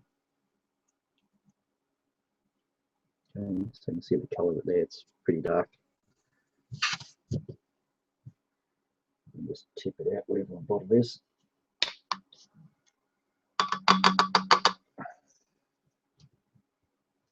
Just get another piece of paper towel. Jam your finger in there, wipe it out.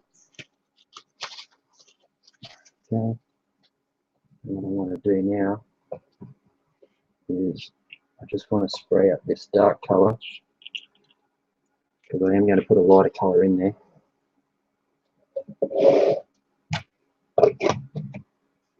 Spray it out.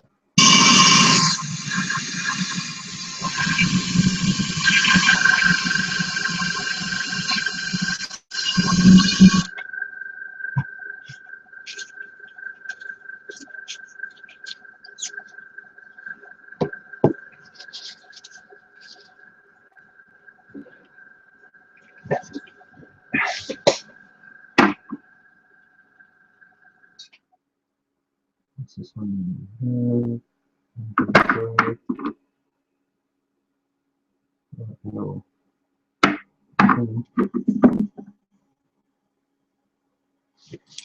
For the mags, I'm just going to grab some All Clad 2's lacquer, polished aluminium. So these are going to be for the rims. And I'm just going to agitate a ball in the bottom. Give it a good little shake.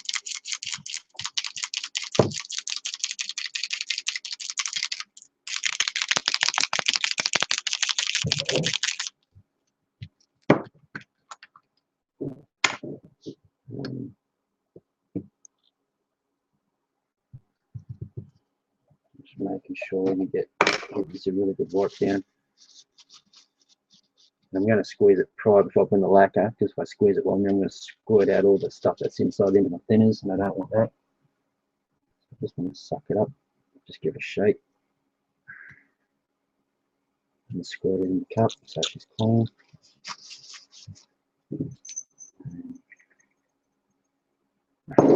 Squirt some up in there. Give it 2 squirts.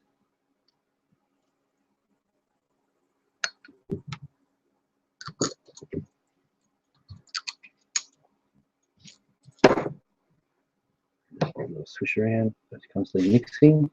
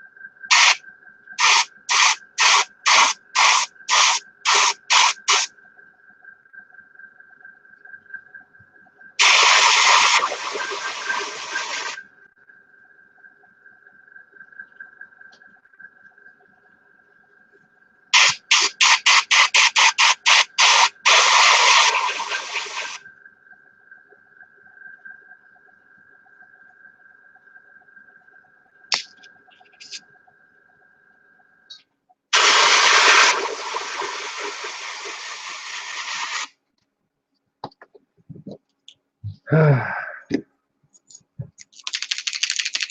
shake.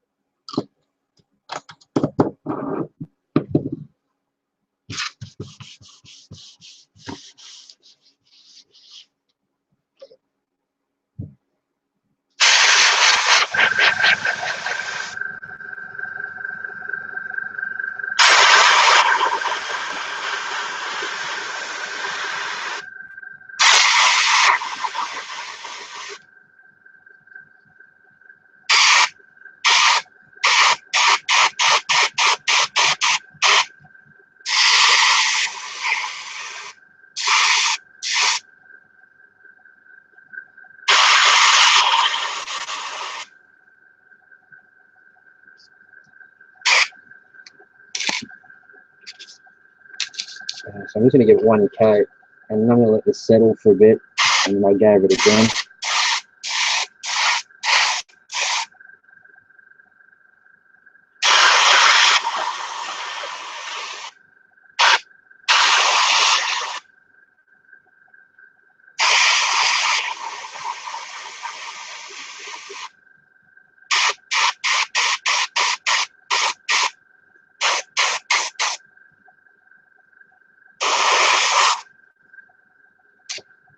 Hopefully we've got enough paint in the gun to do one more wheel.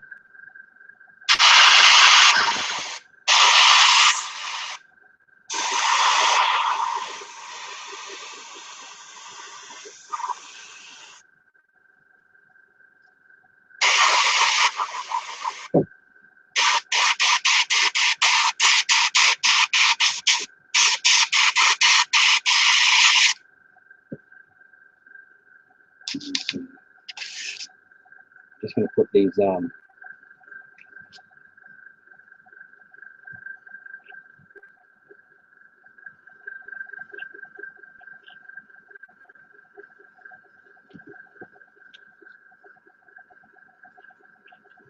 going to do is just give a little squirt in and out, just sort of flush out the bottom if I can, if there's any nasties in there.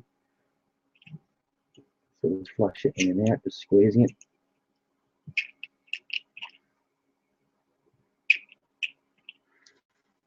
And then putting my beer bottle, tipping it out. And then same deal again. Grabbing some fresh thinners. Give it a swish.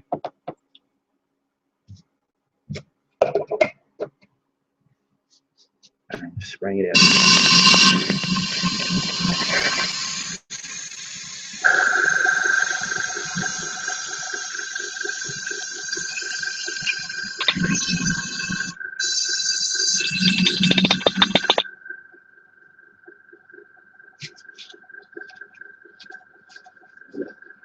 White, just to make sure that most of the colours out.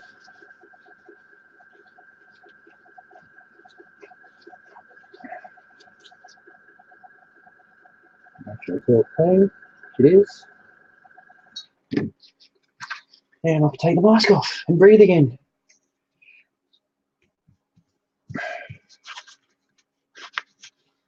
Okay, so now that that's done, now I can show you how I've done the engine. Now the engine, same technique, okay, two different paints, but they're both lacquer, and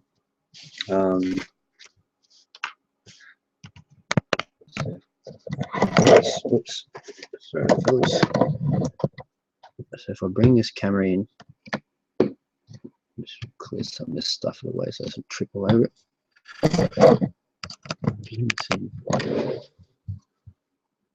I'll try and focus it again. So make sure that's all as focused as I can get it for you. Okay, that's probably the best I can get it. Now you got two ways of doing it. Well, two ways that I do it anyway. Well, about 50 million ways to do it. Grabbing, all I do is just get a bit of paper towel, chop it down. You need to use a cotton tip or a cotton wool. You can see how just when buffing it, that the shine's starting to come up on it. Okay, you can see it's been left behind there. So I might go on a piece of paper so I'm not scratching the back of it.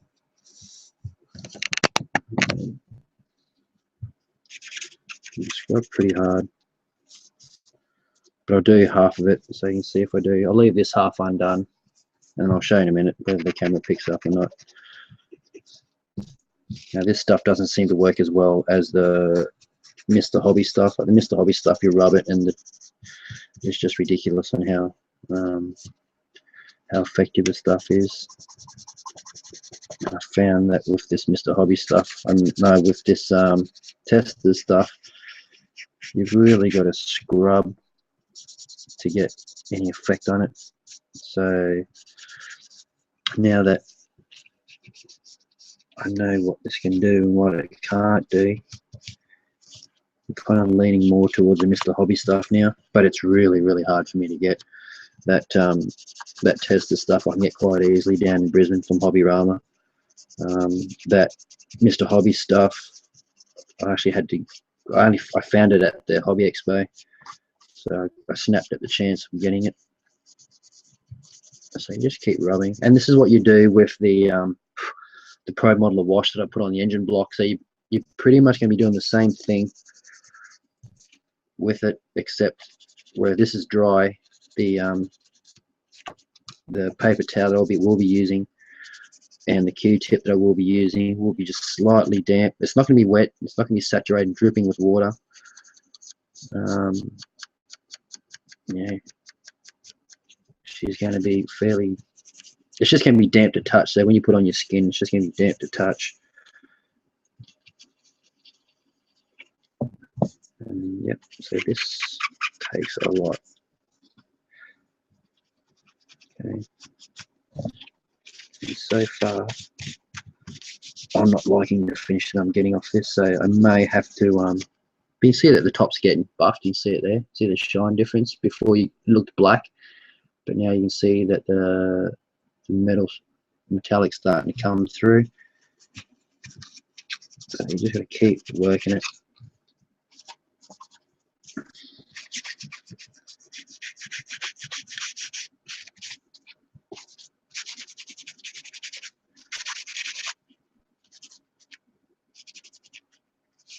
I'll take this off actually.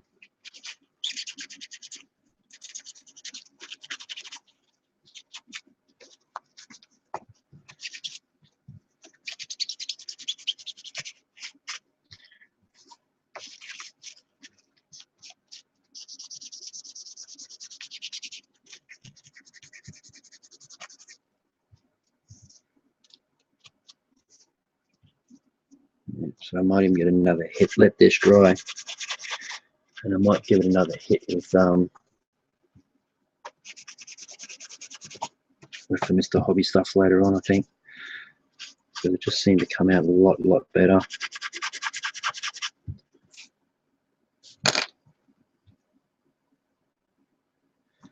Yeah, that's what I think I'll do.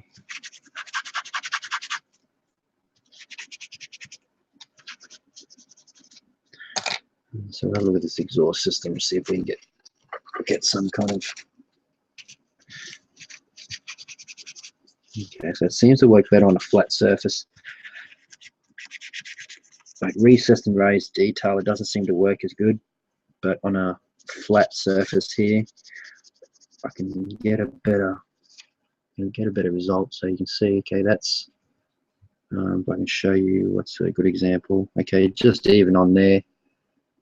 I'm gonna leave that one unbuffed, and I'm gonna buff this one up just to show you what I mean. So just, I know some countries it's pretty hard for you guys to get this tester stuff. Pretty sure in the UK it's pretty hard to get. Obviously, if you're in the States, it's probably pretty easy to get because it is an American product.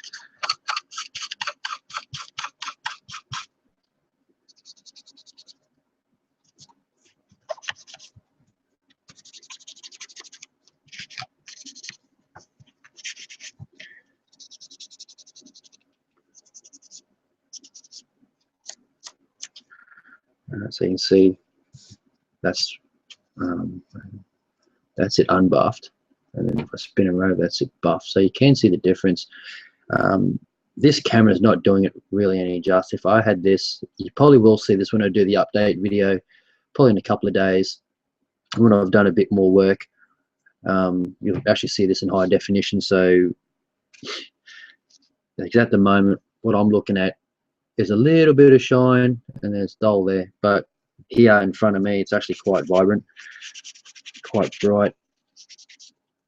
But then I don't want, which is kind of good, because I don't want that highly polished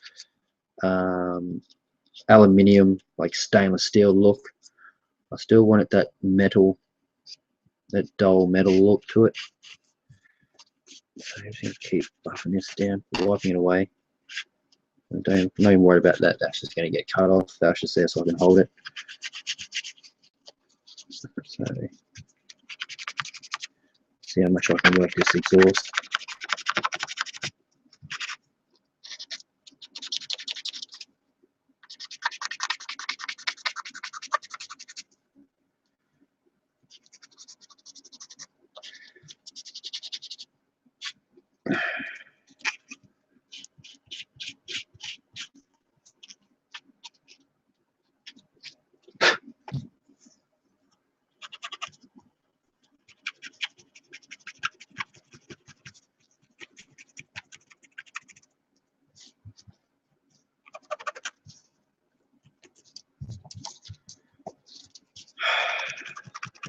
Keep buffing away.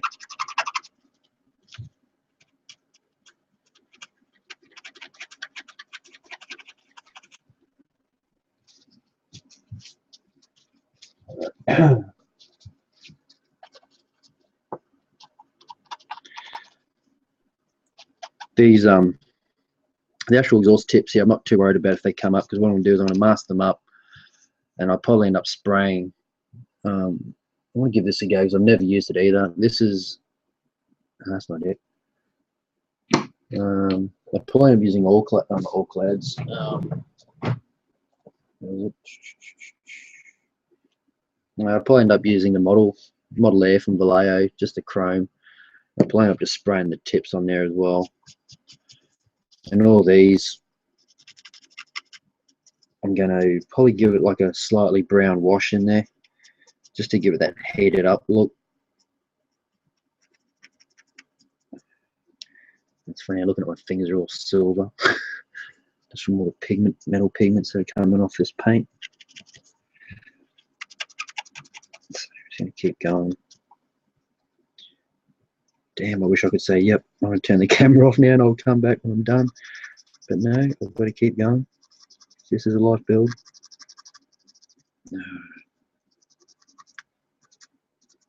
Alright, so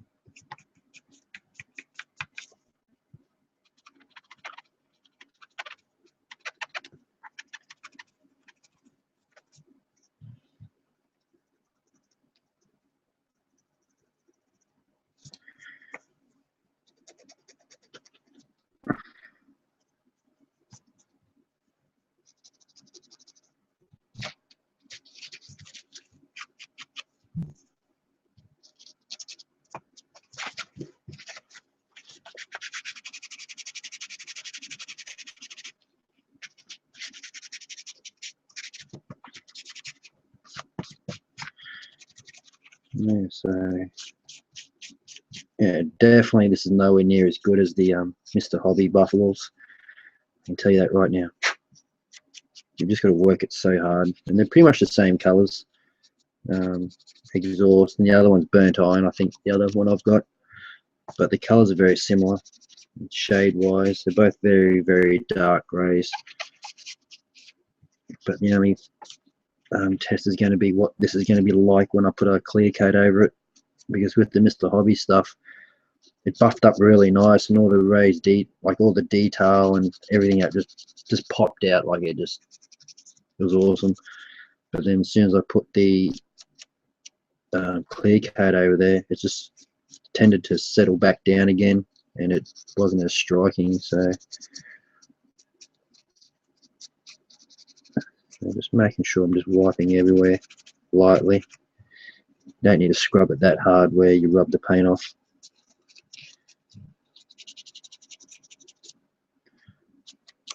What I might do is just get my clippers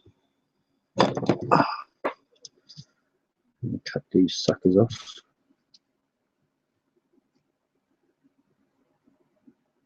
And peg that in the bin. Be gone with you.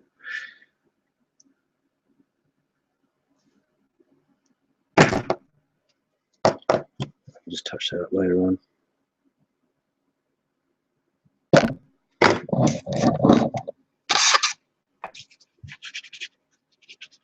I can get in there.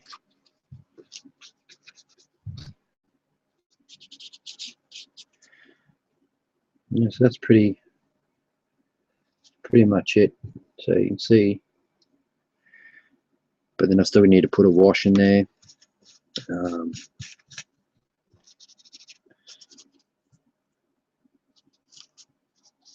Hopefully it's going to pop out even more. Before I put that wash in there, I'm going to mask this up, and I'm going to give that a quick spray. I've also drilled out the exhaust pipes there, so the exhaust says going to put another heavy wash in there, black.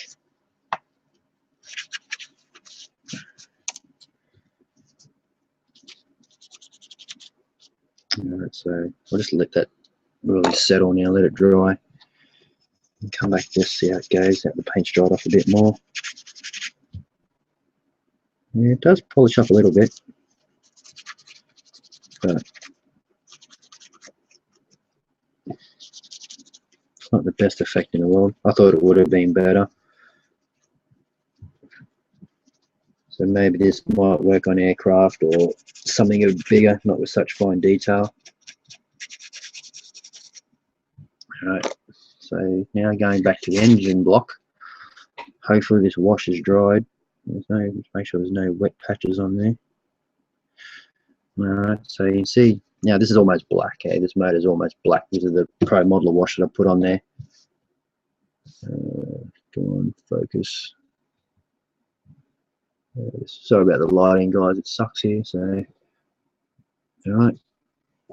So I'm going to get another bit of paper towel. Chop it up.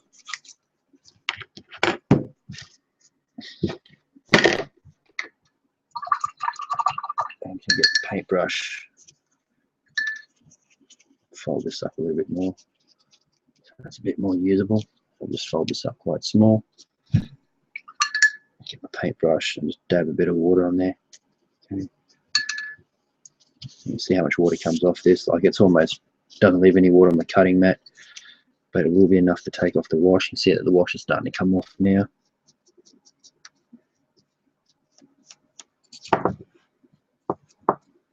Take the stick off.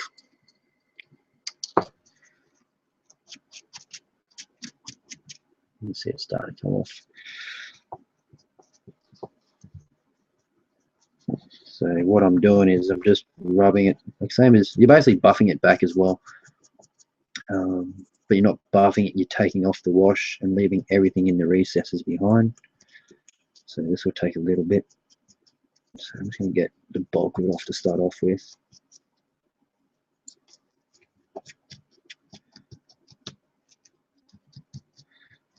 And this is not to resemble like grease stains or anything in the motor itself. It's just to to make the details pop that little bit more.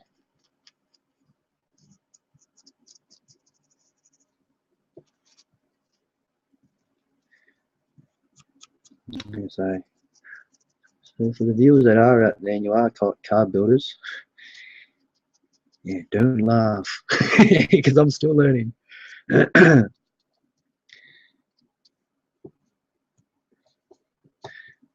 this is pretty much how I would be weathering, you know, a motor on a Tiger tank, a motor on a, even just an engine block on a motorcycle.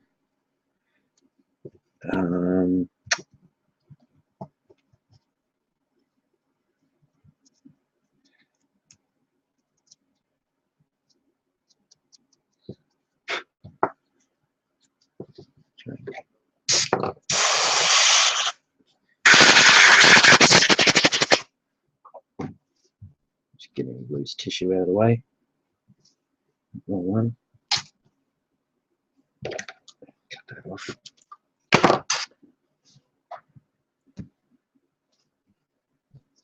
Just gonna dip a cotton bud in there as well. Just take off some of the water. That way I can get right in here. It's still a bit damp. So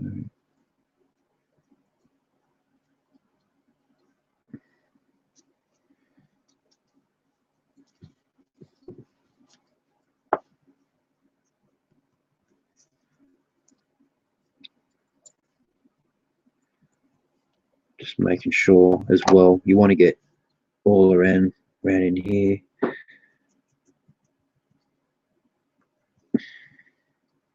Especially around where all the gaskets and that are, or where they would be, where the two parts join, because you want that to be black. Just give it a little spin.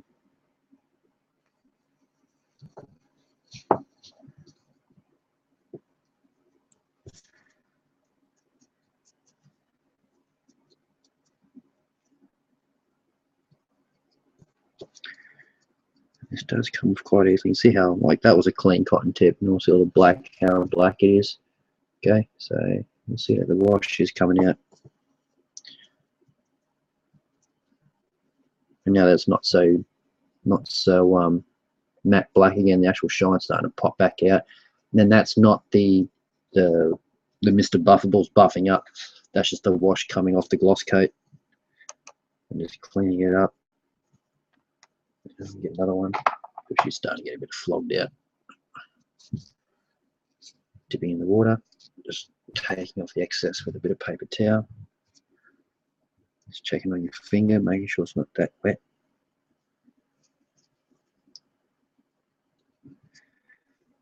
Now you're getting towards the end of it, just start rotating the piece around and start just looking at it.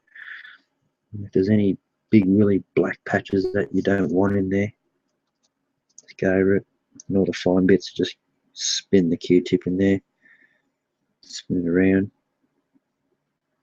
And on the end here, just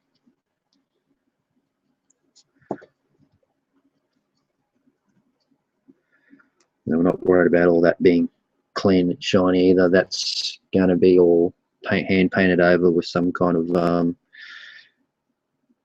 like a heated look. So I'll probably give it like a light rusting or something like that. Because I don't want this SVT to be a showroom car. Like I still want it to look like it's been, it's a daily drive. It's done a few thousand kilometers on it, so, or miles, wherever you're from.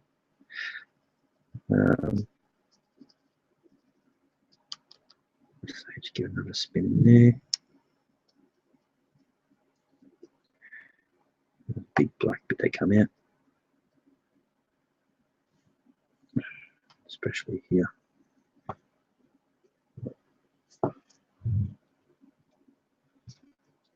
Just take off some of that water. It's way too much.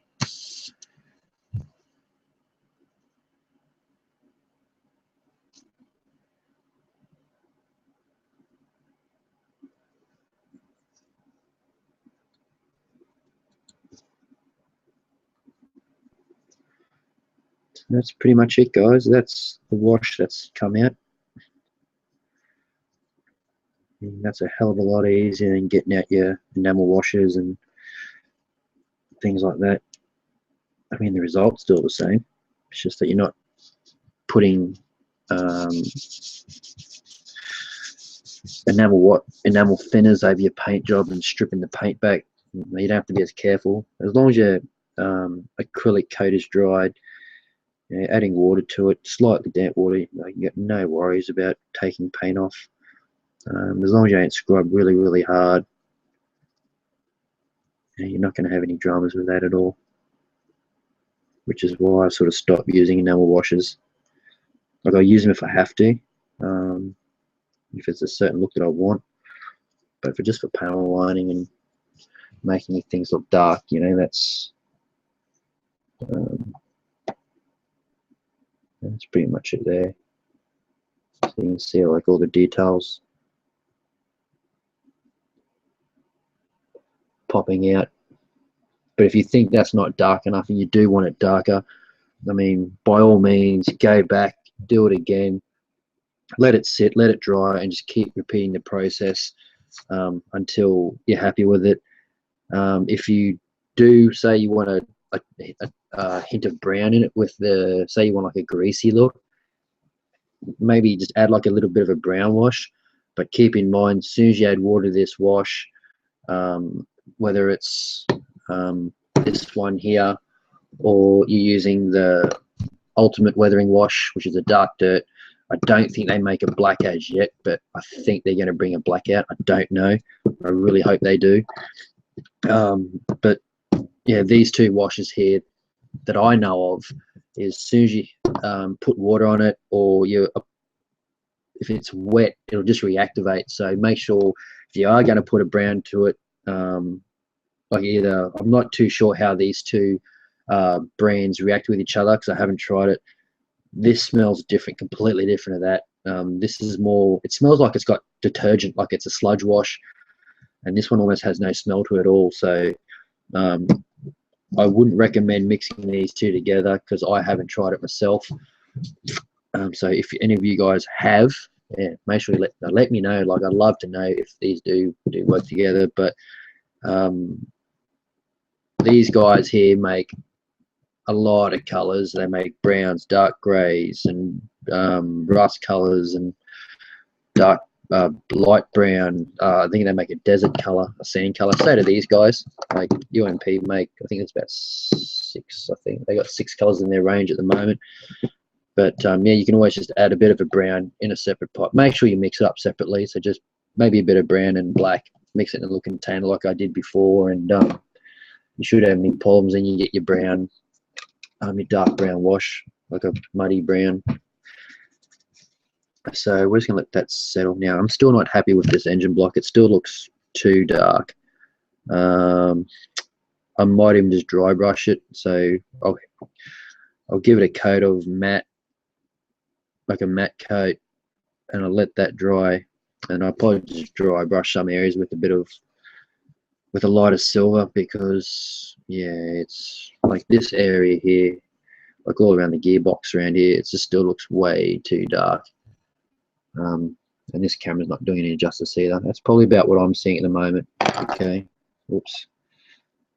So if I get my dirty hands in shot,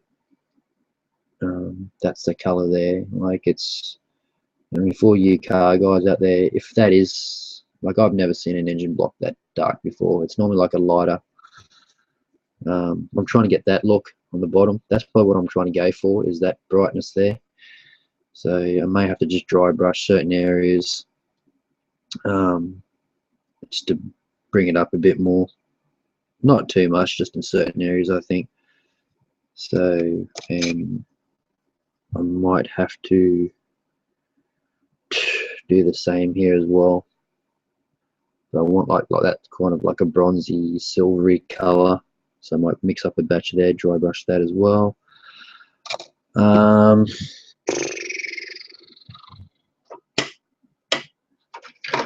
trying to work at what time it is, because I've got to work tomorrow. So don't worry, I ain't going anywhere just yet. It's only 10 to 7. Woohoo!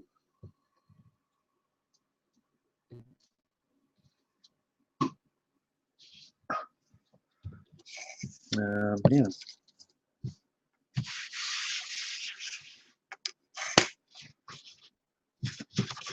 It's buffed up. Let's clean this off a bit. Okay, just a bit of IPA on the bench. Get rid of the shine off there. I really don't want the stuff on my hands. Okay. Just get rid of what's lacking.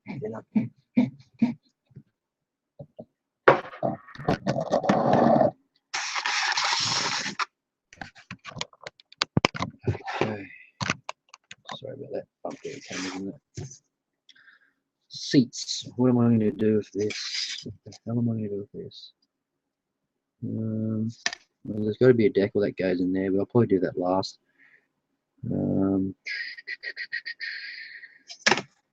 Look through these instructions for a second. I've got a rough idea. I've got a fair idea what colour scheme I want to do, but I just want to see where they're saying to mark it off. So it's E, G, with light grey and a semi-gloss black is G. So light grey, F is medium grey. Yeah, I can live with that. It's going to vary some interior to my car, so what is that? E is light grey, which I might go with because I'm thinking about, yeah, the car's going to be mainly black, a gloss black, and then like all the lightning or the badge on the side is going to be chrome. I think they're going to be still black, but there is going to be a bit of chrome in it. And by the time I put the clear parts for the headlights, and yeah, so that's what I'm trying to go for. Yeah, so she gonna be black.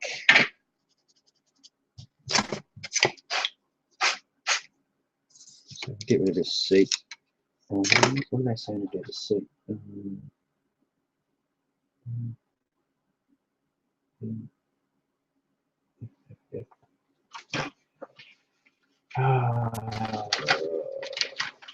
Decisions. Light grey and F, medium grey. Yep, that sounds good to me.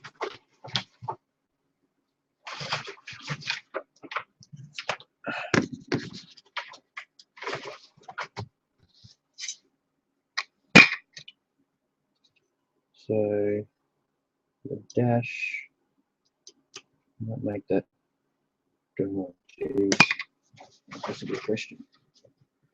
Color.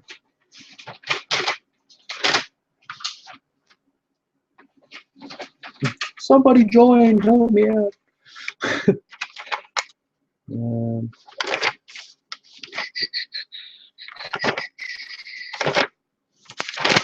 Get to the dash. D. Let me see for that. I don't think so. Oh no, what's that? G. G is semi-gloss black. Yeah.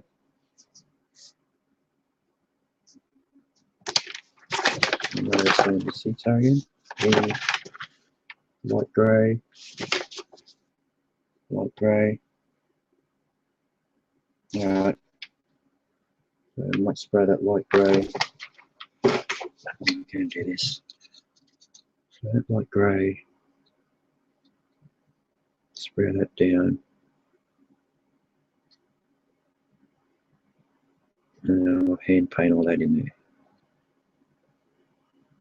Yep, sounds good to me. So that's coming off. Let's get this semi-gloss black.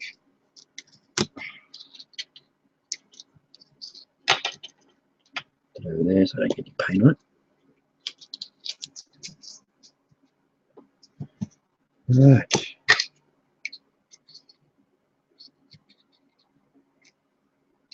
Close that steering wheel. Black, yeah. What's black? What's black? Those seats. What about the top? Two would have to be the same, wouldn't it? And is light grey. Okay. Simon says light grey.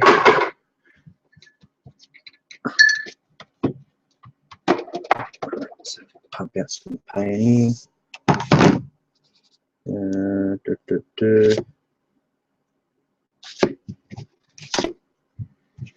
Bloody hell, I feel like a bloody interior decorator. What colours would you like for the inside of your car, sir?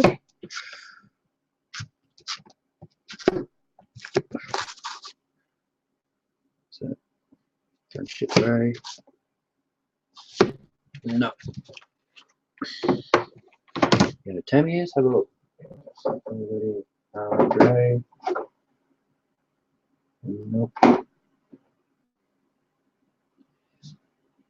No.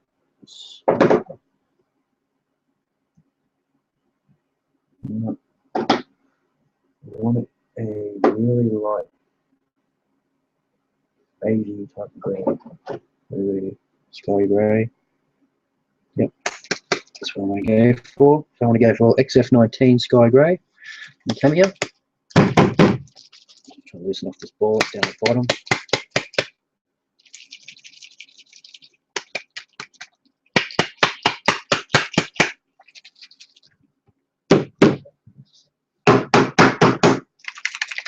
There we go.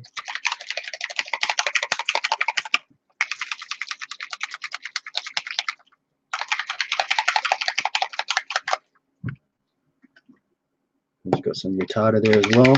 That's what that is. Some Tamiya retarder. Just so the if you're watching now or watching later on,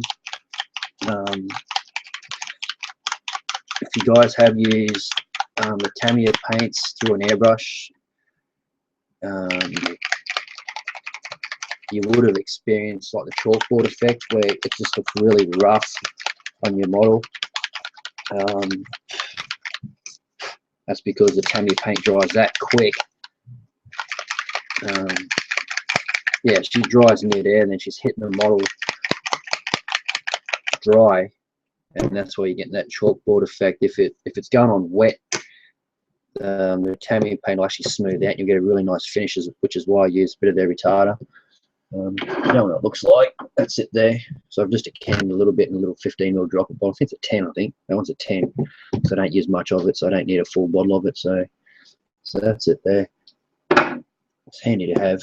You don't have any, I can get some, but it does help. So, oops. Let me a fresh bit of tape there. It's a bit cracked out.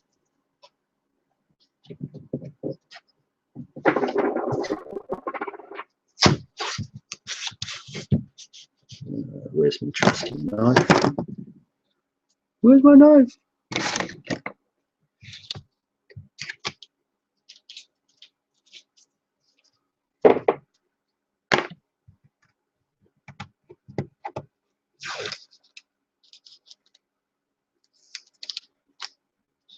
That's in there. Go.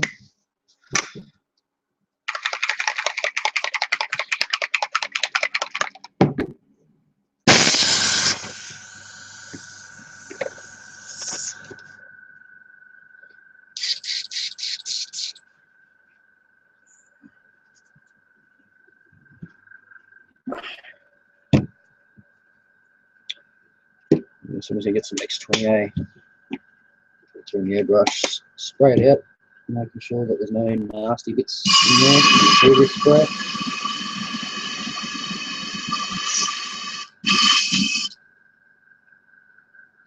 Take the needle cap off. We don't want fine spray. Just clean off any crud that's on there.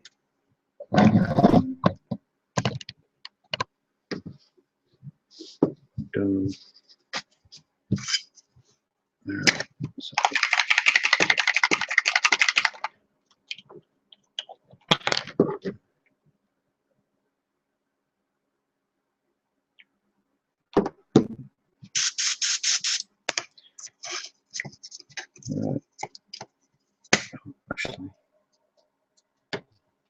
forget, nearly forgot.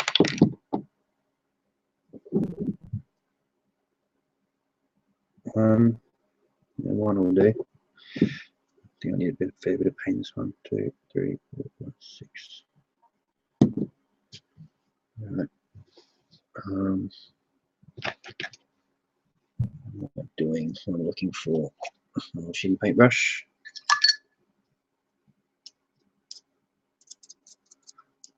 And we're just mixing up the retarder and the paint together well.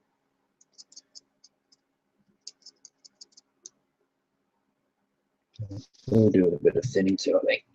It looks a bit thick.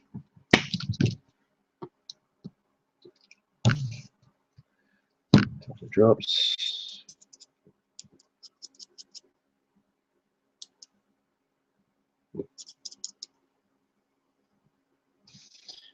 Probably there's another drop in there. Another couple, I think.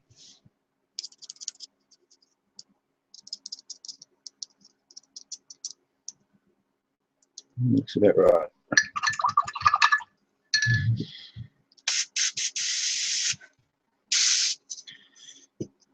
So here we go, all for nothing.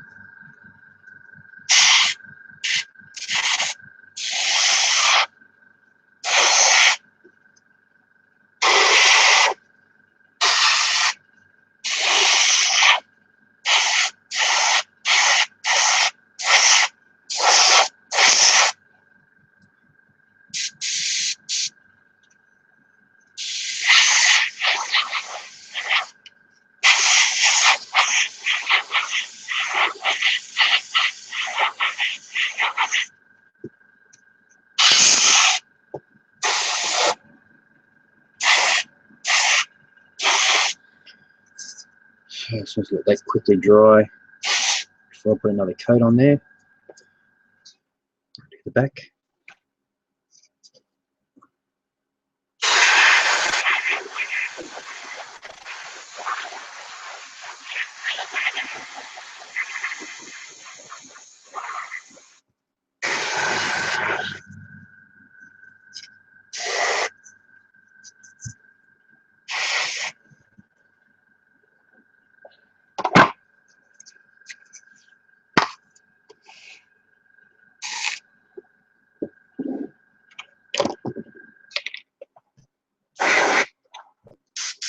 Fuck you.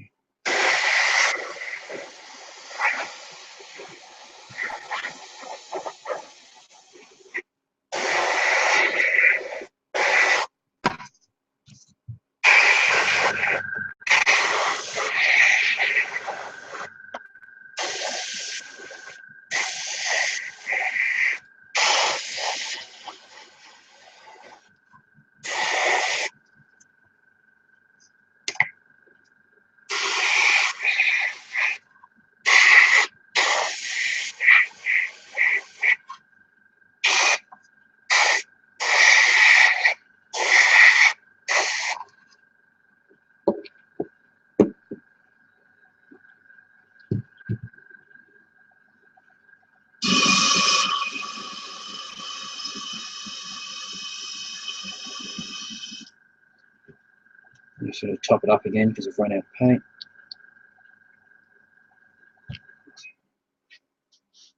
Actually, I might mix up a bit more, so I might have to do the interior of this as well. So, do a half. Take a bit of retard in there. 1, 2. Okay, 3 drops. Just fill this right up.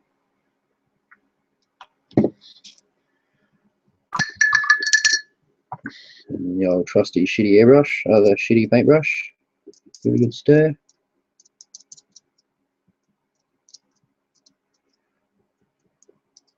Yeah, I'm pretty nervous about painting the body too. I just really hope it works out. Yeah, I'm so used to adding mud, chipping the hell out of the paint job, Been putting dings and scratches in it. Never really painted something that's supposed to be really nice and shiny, so we're going to see how that goes too. So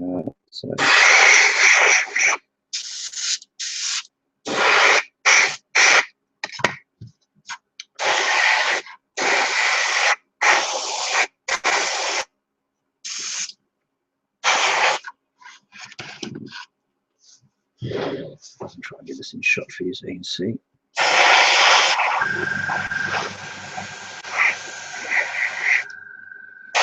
can see that the paint's still wet going on there. If I didn't put that retarder in there, the Tamiya paint would be dry on there, so which is why I'm getting that really nice flat finish.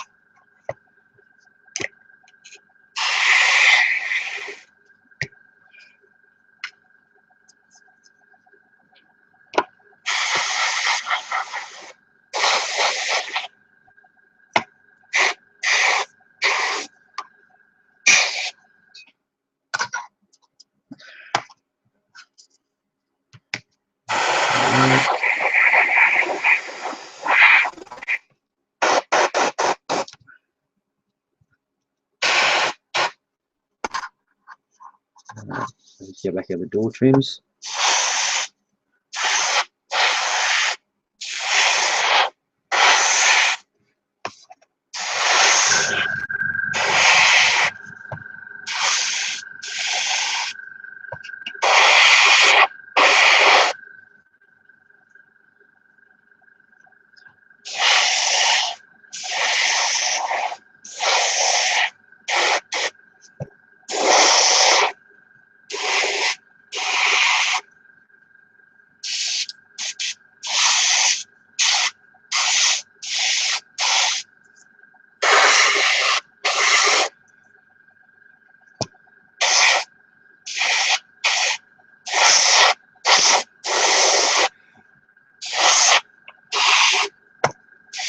And this paint is very thin, guys, too. That's why it's taking me a few passes to go back. So I've got to go back a few times.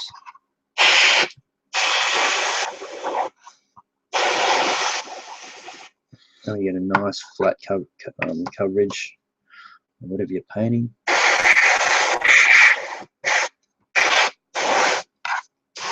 Okay.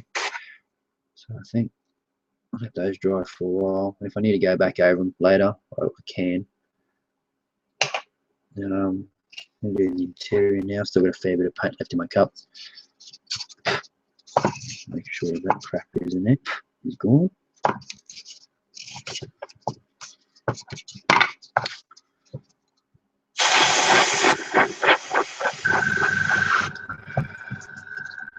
Just the light coat straight off with.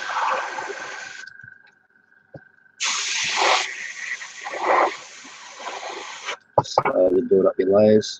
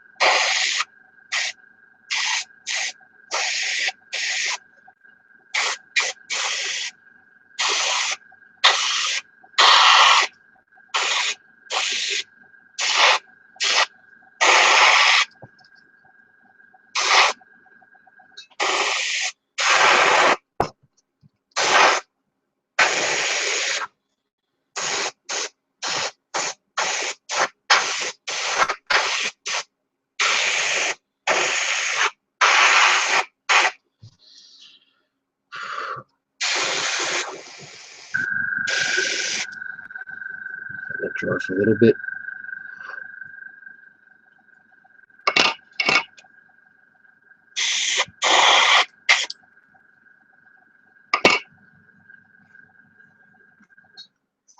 Going over here, have another look. Right here.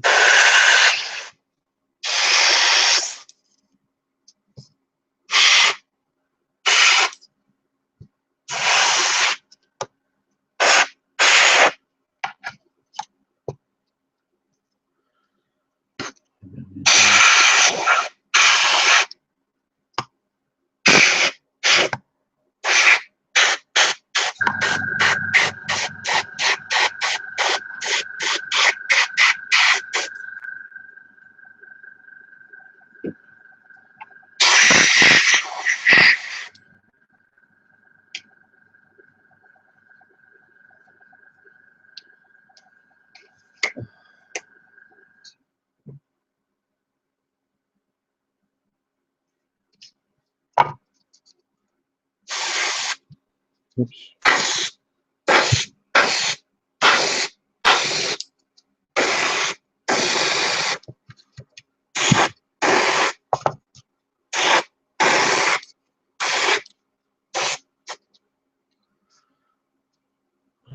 Just checking the light and making sure that it's, yeah, I'm not really happy with it in here.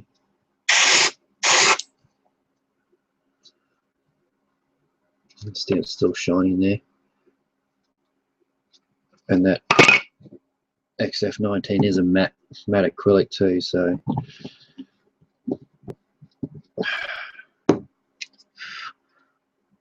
if you are having troubles with Tamiya paints drying up when you click, try that, what I just mentioned before, and you'll probably find that it helps a lot.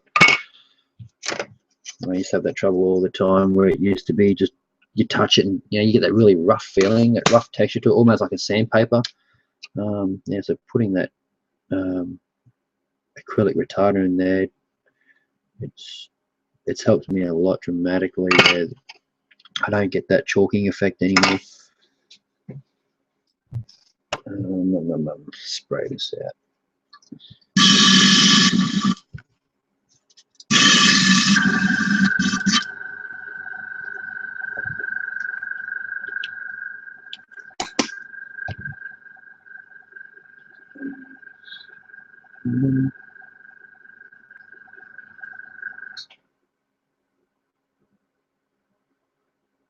Let's give it a swish around.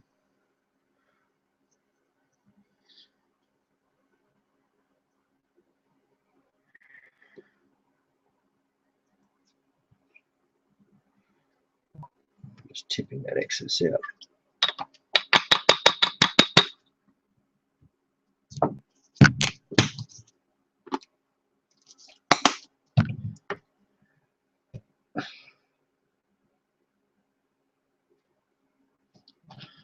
What you can also do is just, if you want to clean the tip out, just carefully just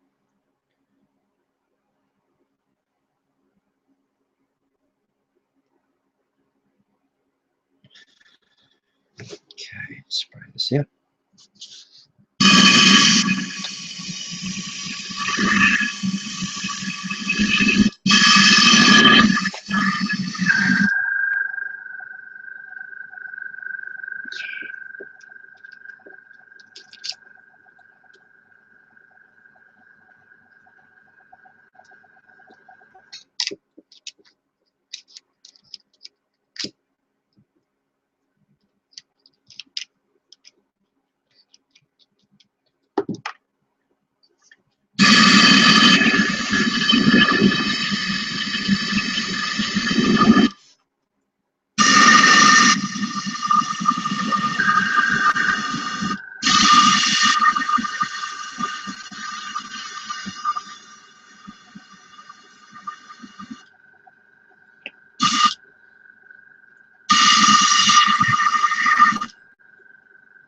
Just give it a good search. Just gonna chuck some of this airbrush cleaner in there.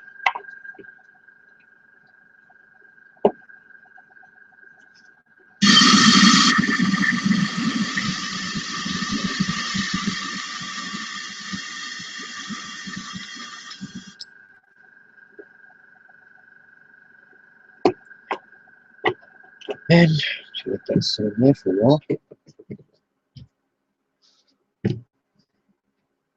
Cap back on with a pen.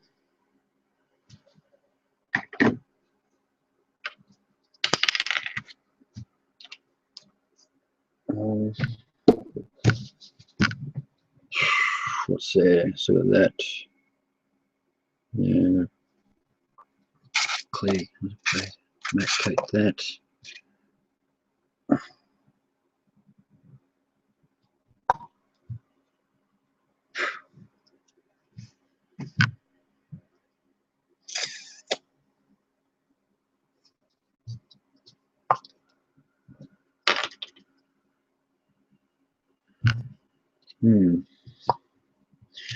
Contemplating, do I do this black or do I do it dark grey? I'll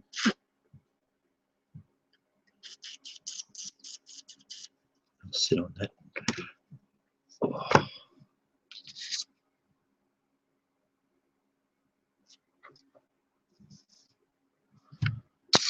Still radio feed.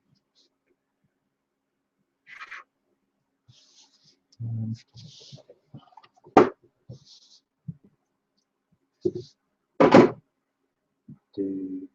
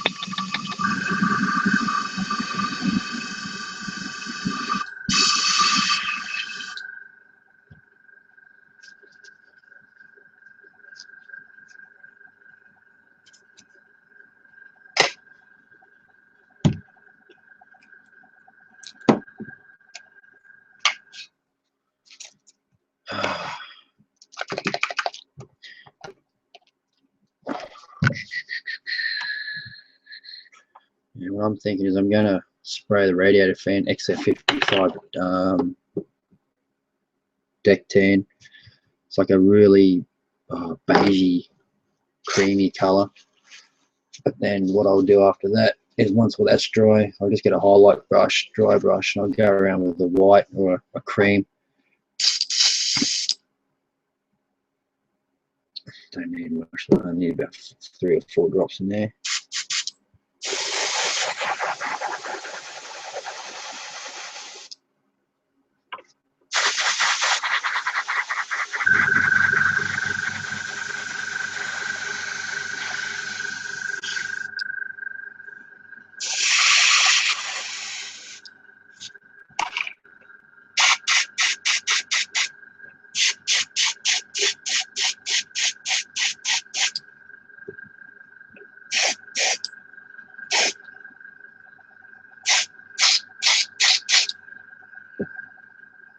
That's it there.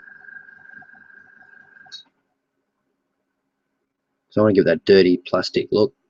I don't want to be a brand spanking new looking radiator fan in there. So and that'll also get a wash. I think I'll probably put a brown wash or something in there, dark brown. So,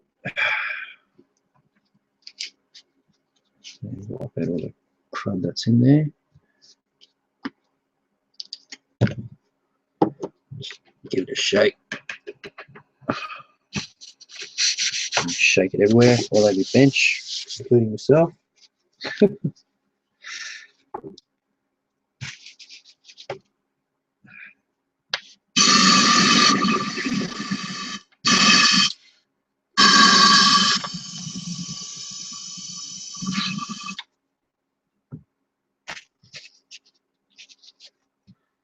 One more.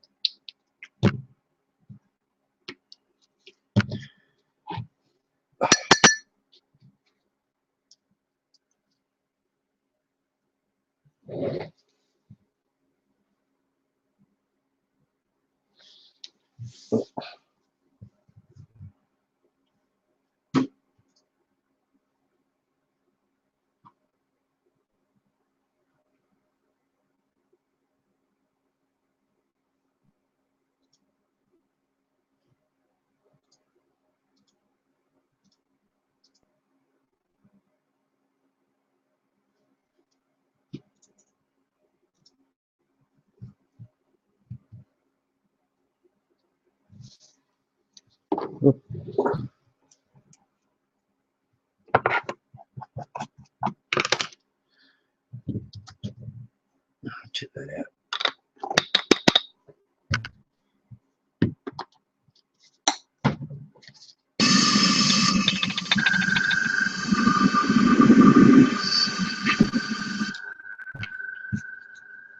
Okay.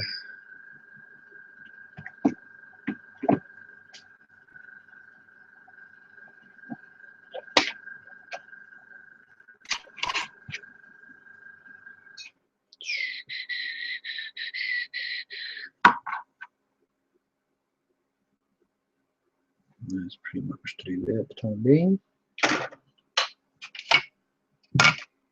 Still going.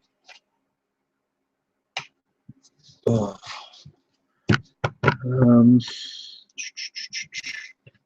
This is going to be done too.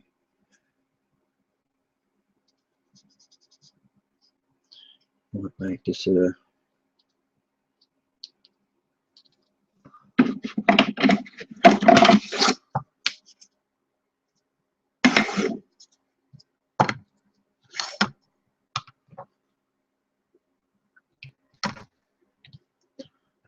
yes, I might make this dark grey.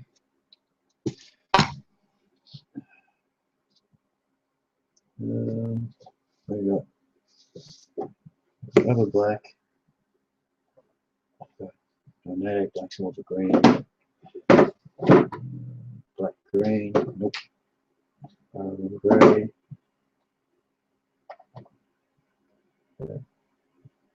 Blue. Khaki. German grey.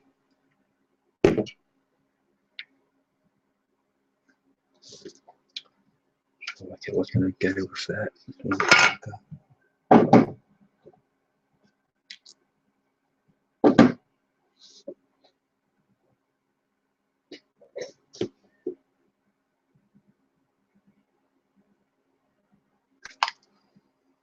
Rather black, I think.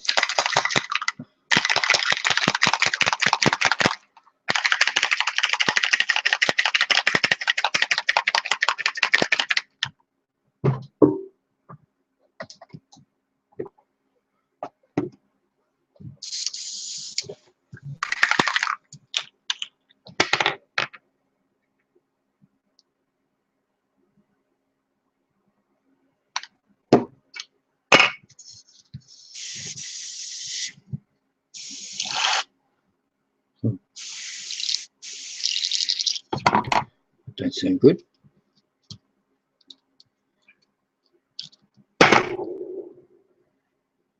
And that Vallejo prime is just playing havoc with my airbrushes lately. So I'm going to have to try and strain with a stocking or something.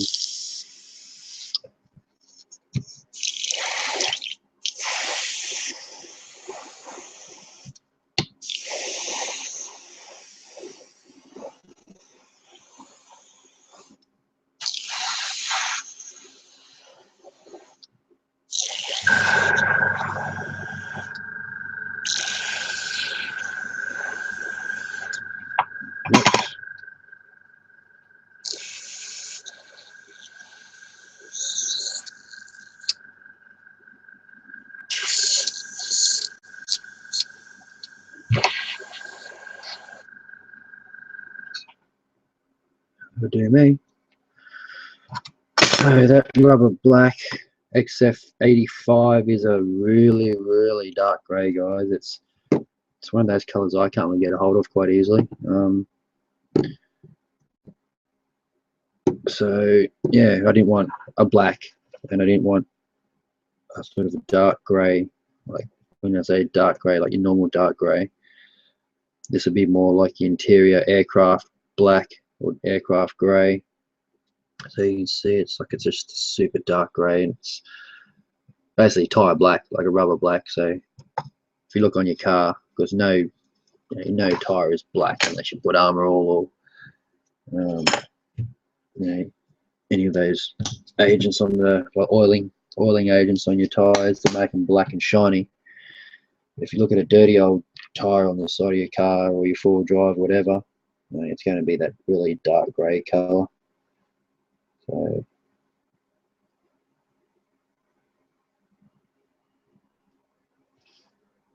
damn, I'm making a mess.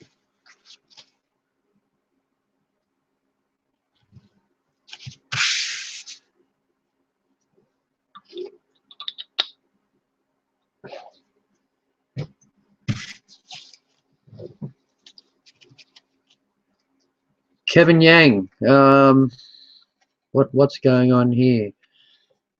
Don't know if you've heard of. There's on YouTube at the moment. There's a thing called the 2014 Box Stock Community Build. I think it Chevy Cheeseburgers organised it all. He's the rule maker. So just sort of working on my box stock build, basically being box stock. I can't modify the kit in any way whatsoever. So it's basically, as it says, box stock. Build the kit as it comes out, as it is in the box. No extra detailing, no photo etch. Can't change any wheels from any other kit. So what you get in the box when you buy it brand new, so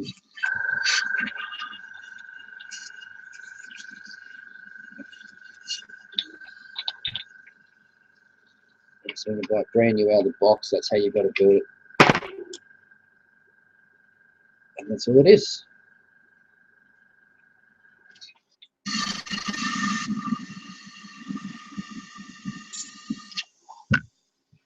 This airbrush needs a good clean out.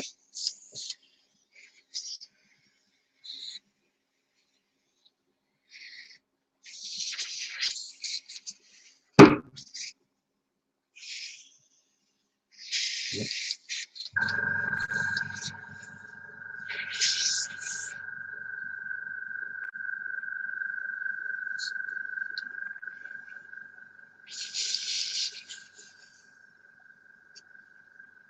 It's being an ass.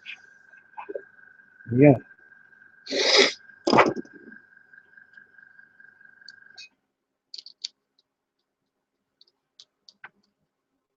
Yeah, so if you're still watching, Kev, yeah, not much going on here, mate. It's just me building. Give some of the YouTubers out there something to watch. Put another video on my channel. Yeah, because I'm too lazy to record the actual build itself on a decent camera. Because I'm back to work tomorrow. And I ain't going to get much time this week to edit videos.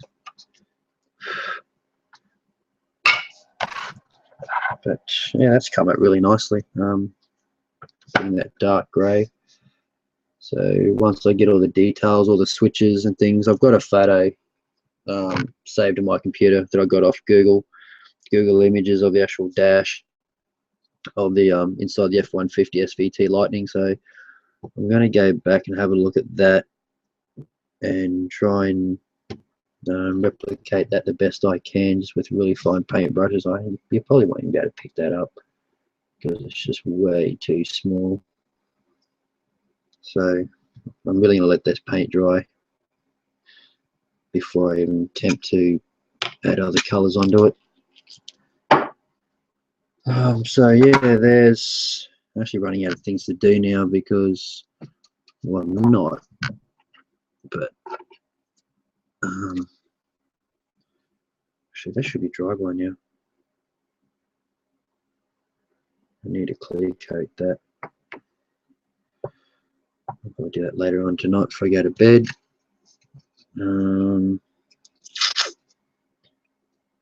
Well, screw it. Do it now. Why not? It's got to be done.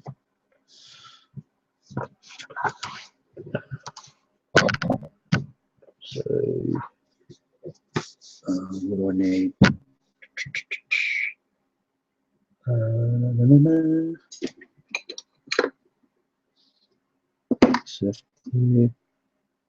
Satin varnish. Damn, I've got so many things, bottles of things here. So, glass varnish.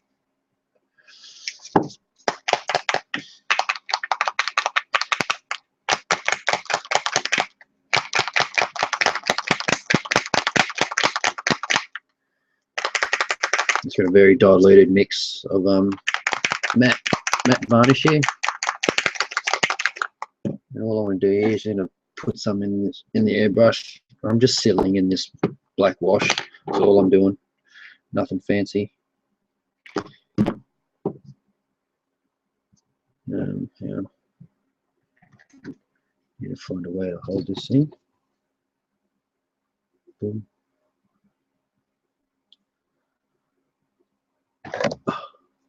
Yeah.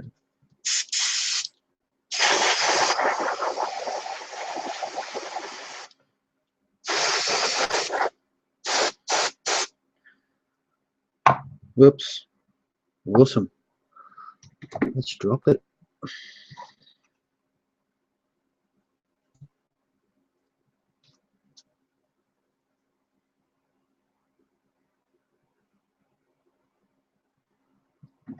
Okay, so let's try again.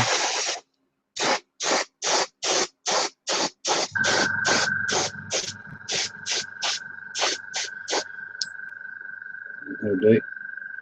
So all that's going to allow me now is going to have a matte surface to dry brush on, and also it's going to seal in that Pro Modeler wash. So it's only a very thin coat. Well, there you go. Here it's 2 parts water and 1 part matte varnish. So it's a very, very diluted mix. Just basically just to seal it all in. So,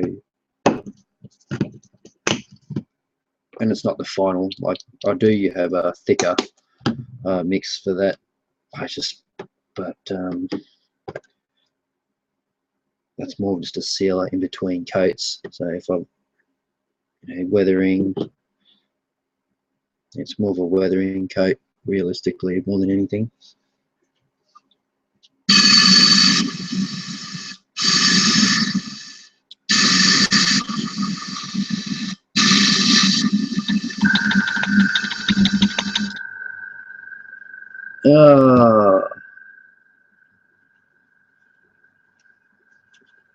BGRL 98. It's old mate from Brisbane.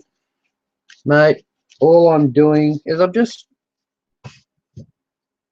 sort of building, mate. That's all I'm doing. I'm not really, I haven't got a really big TV show planned out like everybody else. All it is, it's just me building and trying to video it at the same time without having to edit it, cut it. So that's basically just a really rough. And if you want to join, mate, feel free to join. Just most of you guys are watching it on my YouTube channel. There is a link on the Google Plus homepage, I believe. I put one there, and I think it's, what is it? Yeah, just click on the link, and you'll be able to just join. If you've got a bit of time to spare, or you're not doing nothing, you're just at the workbench, just building, mate. Guys, feel free to join. It's, yeah, I do encourage people to join just to ask questions so other viewers can watch as well and ask you guys questions, because it is a community out here. So just also all you guys do know that yeah, whenever I do these live builds, it's not like, no, you can't join, it's just me. No, it's, yeah, feel free. If you do want to join, just click on the link, and if you can't find it, I will put one up.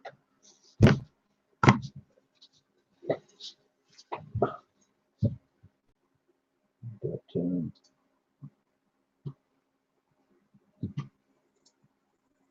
actually, there is a link on the Styrene Brotherhood Google Plus page.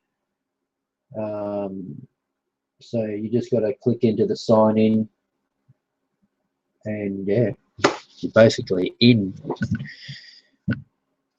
in like the dog's dinner.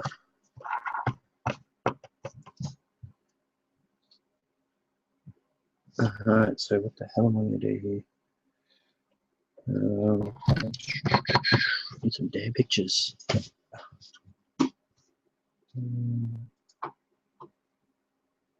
Videos, pictures. So what I've got, what was it? Screw. What do I do with the dash?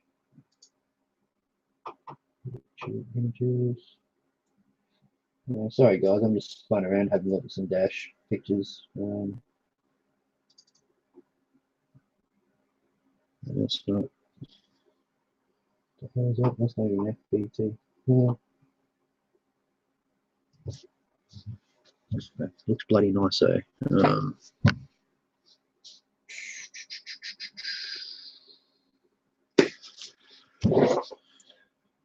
So it's silver.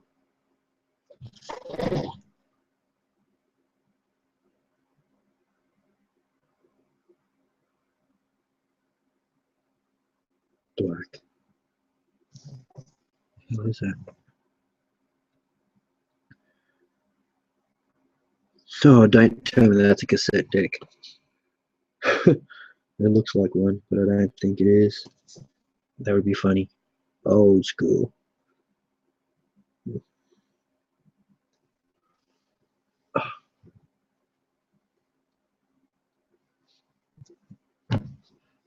Oh, you got to get yourself a camera then, don't you?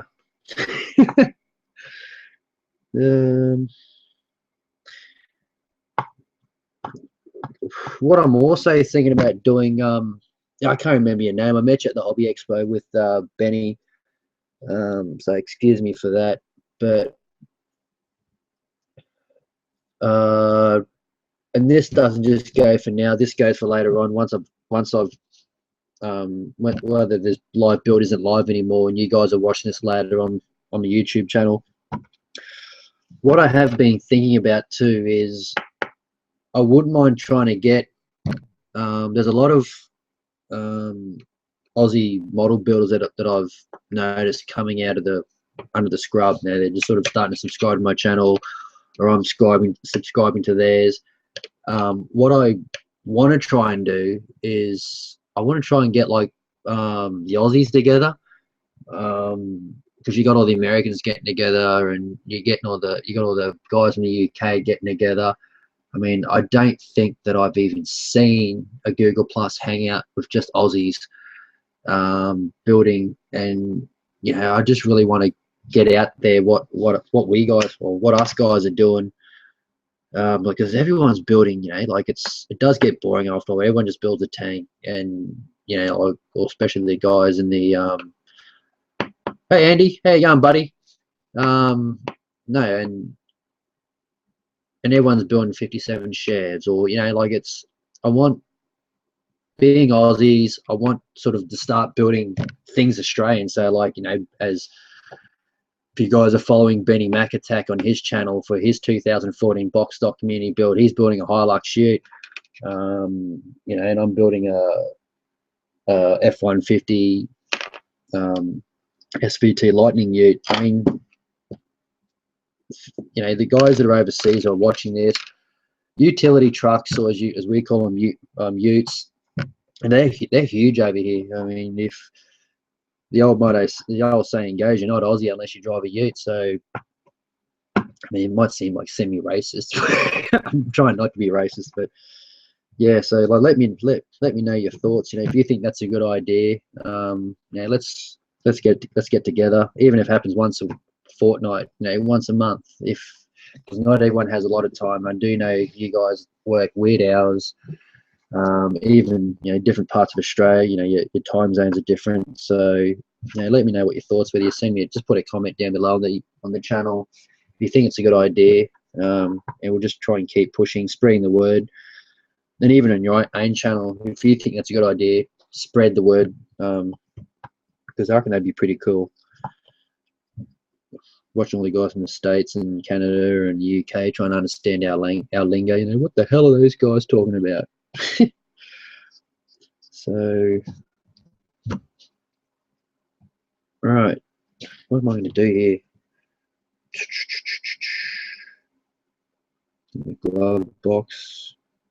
So I'm just going to detail up those buttons. Jeez. So I don't want this just to be black and boring. Grey. What colour are those? Freaking silver, aren't they? 1999. Just trying to think back. Silver wasn't really big back then, was it? It was more black and grey. So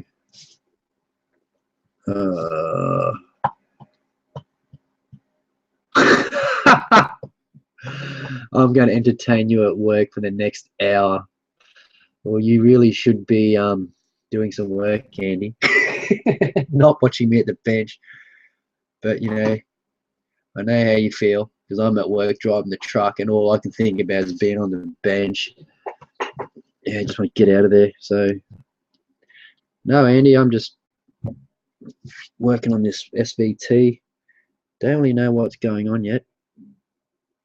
Because I don't really, as all you guys know me, I don't really paint too many dash panels in cars. It's not normally inside a cockpit of an aircraft or painting heaps and heaps of mud and chipped metal. So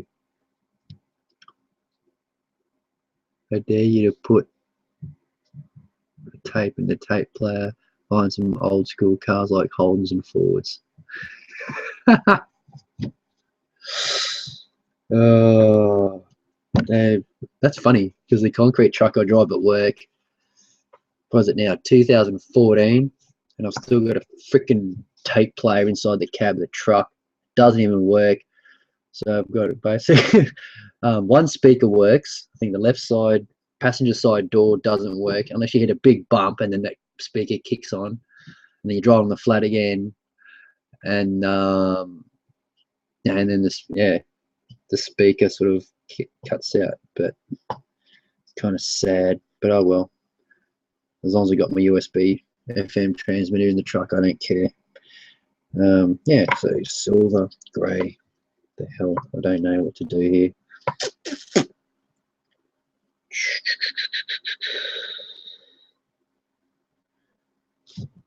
Damn it. Any ideas, fellas? I don't know if you can see it. All these.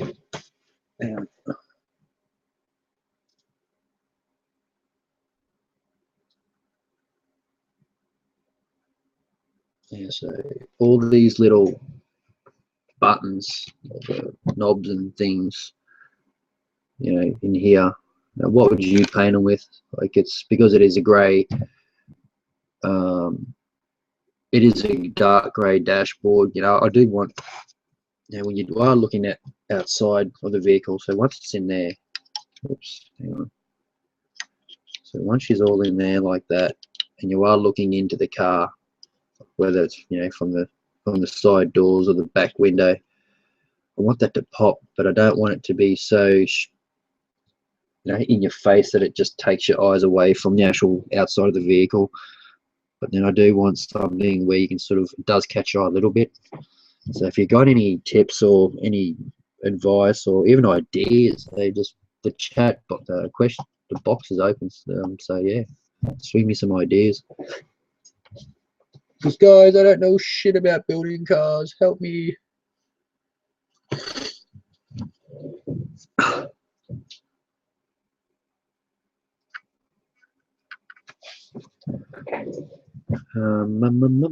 And we got 3 viewers. So good evening, viewers.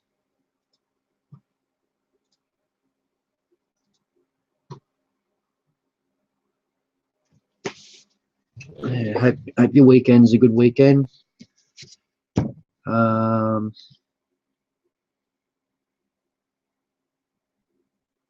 BGRL 98. So is it Brad? Is it? Can't remember. I think it was Brad. But yeah, hope your long weekend's good, buddy. I've got to go back to work tomorrow. So it's been 3 days on the bench, building. Actually building this because I'm actually getting really into this. There's some box stock build. I've actually got the other kit I'm building at the moment, which is the Tornado Tallery 1-48 Tornado. That's been actually been put on the back burner because I'm trying to get this. Just can't seem to put it down. So the chassis is going to be the hardest bit, I think. That's going to be the actual. That's going to be the actual test, whether I can pull this one off. Man, I don't want this to be off the showroom floor. Like, I think I might put some chips here and there in the chassis. Might chip up the fuel tank a bit. Might put a few grease stains in it. The engine, I might sort of. I've got a kit here. I can show you. There's not many of you guys out there know I have it because I don't really use it all that often. But I've got this. It's Life Color. It's a streak leaking and stain set, and okay, just do them a few colors like red or blue and orange. Most cars dashes aren't very colorful anyway. All right, thanks, Andy. Yeah, I might do that. But yeah, so around the engine, I'm not going to give it heaps of grease and oil because there's no way. Put it this way: if I owned an SVT F-150 Lightning, there's no way I would have oil stains and leaking gaskets and shit like that. So I'd be onto it, but mainly underneath.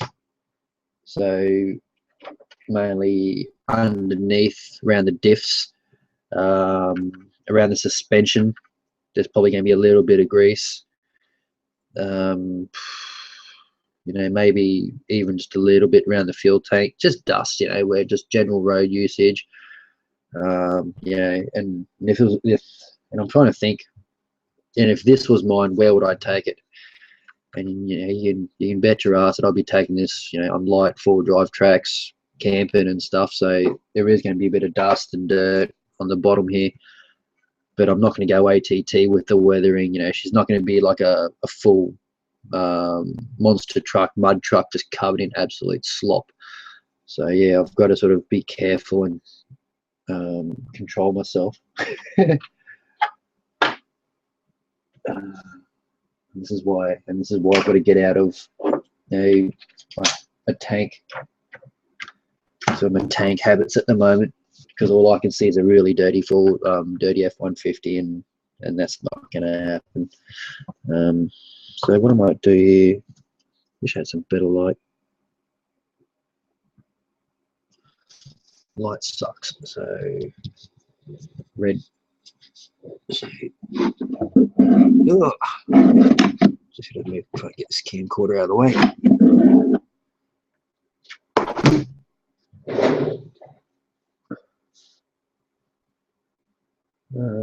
Boom.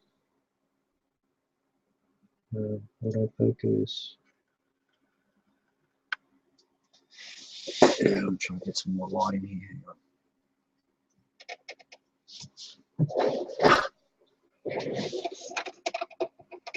This is probably the best I can get it. So we got red, got blue, and just to be a little bit fancy, I'm going to go chrome. Maybe. Okay.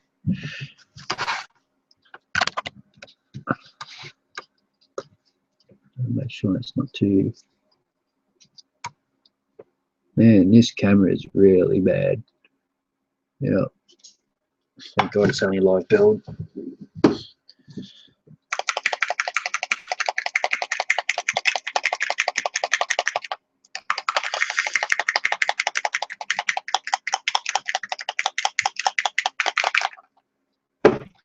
I got to shake all three at once.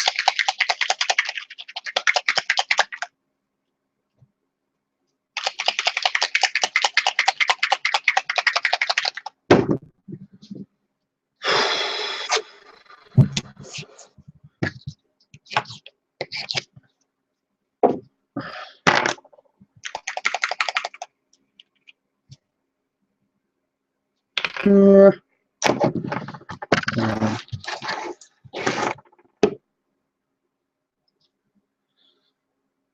so how's everyone's build going? There's some nice, just been spending a bit of time watching people's videos today, and there's some bloody nice cars that are coming out. Considering that this has only been going for a couple of days now, people, it's really good to see that people are really getting stuck into these builds.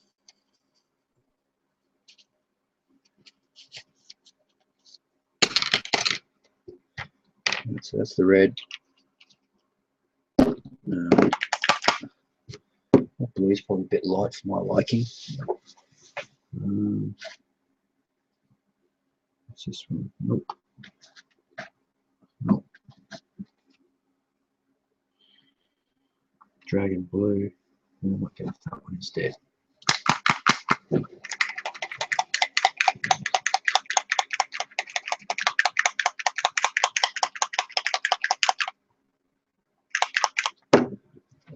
There's a freaking picture.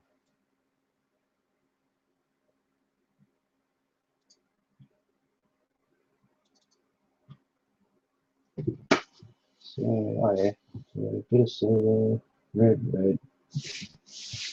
Okay. So, how do I do that?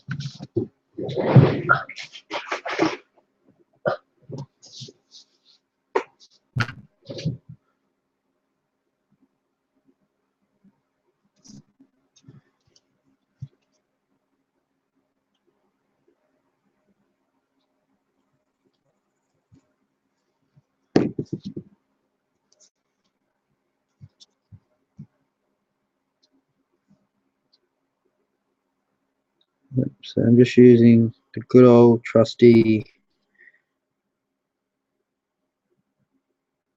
eyeliner disposable makeup brush that I've got a heap off eBay. And they're great for fine detail work. I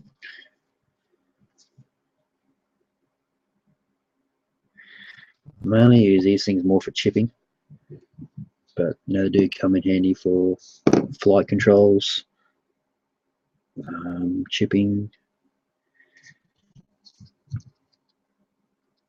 In this case, automotive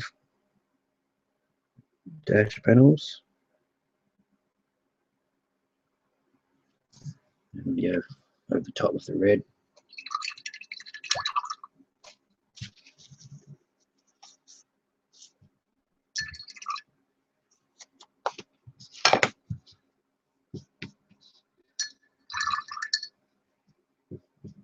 You can use them again as long as you don't wreck the tip on it. Try and be careful. Just soak in a bit of water and just pull backwards.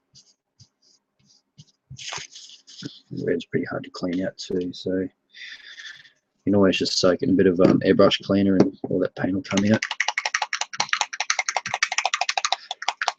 So thanks Andy for this tip. Green screw without it. Well, it's pretty much the same colour as the tape. So this will probably end up being purple.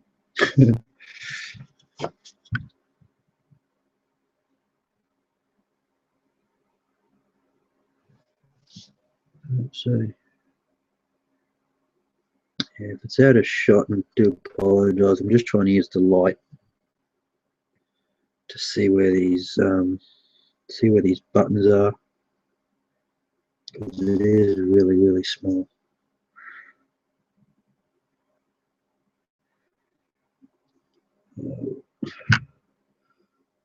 What I might do, I've just got an idea.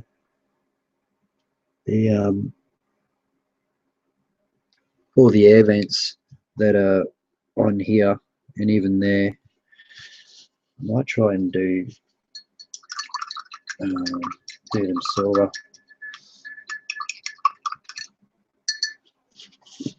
I'll give it the old Holden VF look to it. Haha. Sorry, Ford, but I'm a Holden man.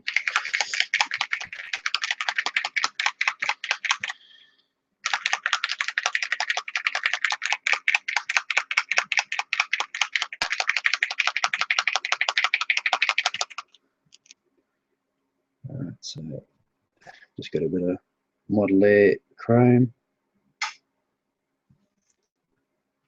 Guess I like this. It's a bit of a mess there.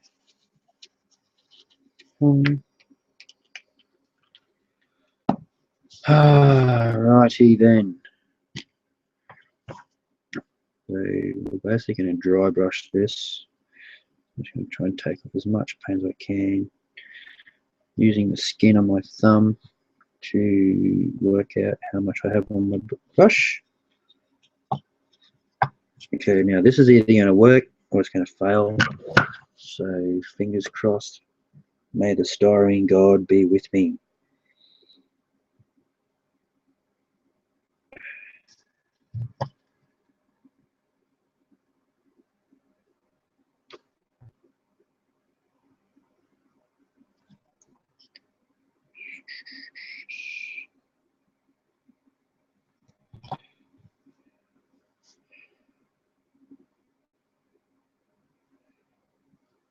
Yeah, just doing this to make the dash look a bit more exciting, so it's not so boring looking.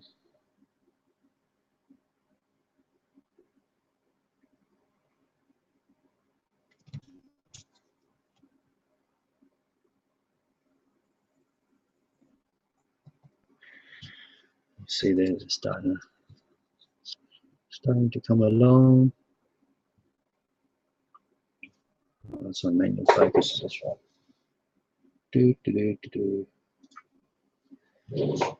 So focus, Daniel. There you go. So yeah. So I just get a little bit of tidy up to do, but I'm just going to get cracking into this silver just before it dries.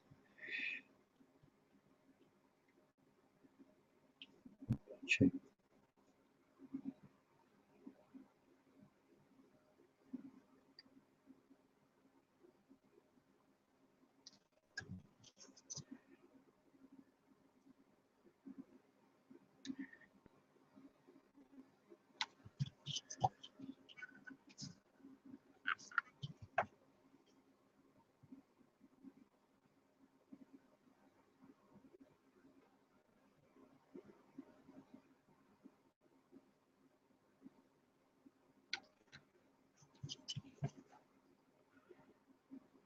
That just gave me an idea for the bonnet for the front. Yep.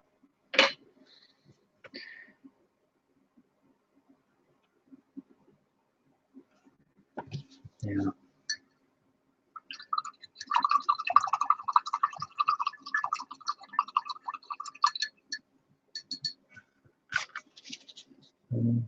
P Brock 005 on YouTube. Home for our builds.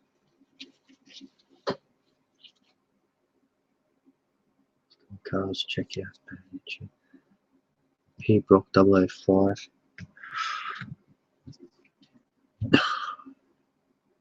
Yeah, I will actually.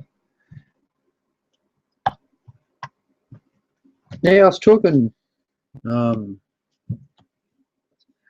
Just want to make sure I get your name right. It is Brad, isn't it? BG. Oh, how do you say your bloody YouTube name? BGRL98. Yeah, I was talking to a guy at the Hobby Expo. I can't remember who it was. And we were talking about how, you know, there's no companies that make like the whole utes, the Ford utes. And when I say that, I'm talking about the modern day stuff. I'm not talking about the stuff that was made in the 70s and 60s and 50s and all that. I'm talking about the stuff that's out today. I know you can get die cast Fords and Holden utes, but what I am actually chasing is that plastic kit. And then they're really, really hard to find. So if anybody out there does know where to get them from, let me know.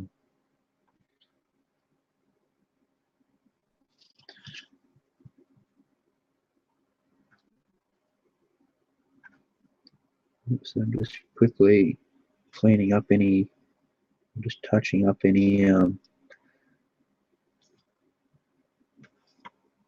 untidiness.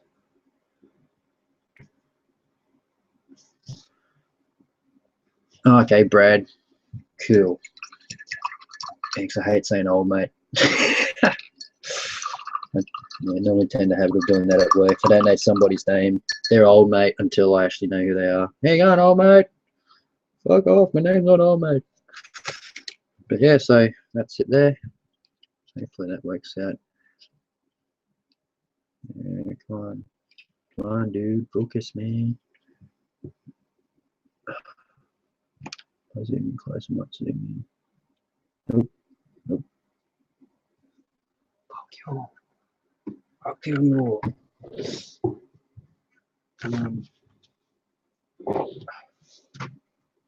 like. There you go, back my calculator, come on. Yeah, so that's what we've got so far. So that might, I don't know,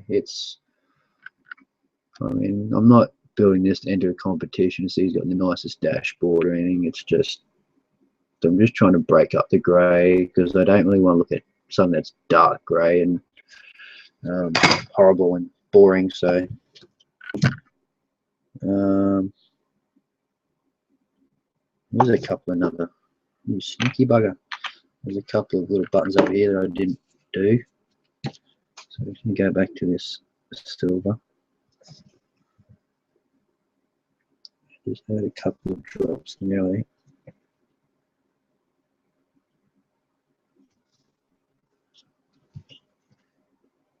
And,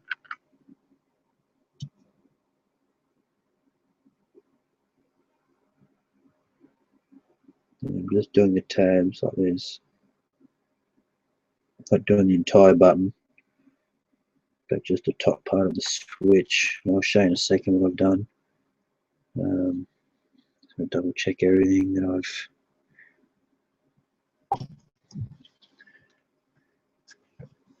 that's supposed to be black.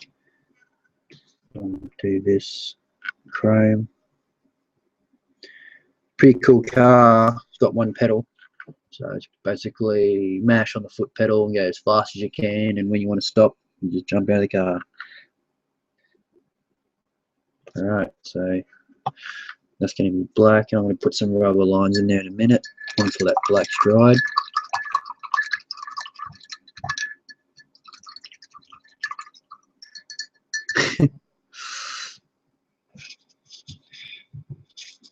So yeah, so if I get this little, well, there we go, bit of foam, even better.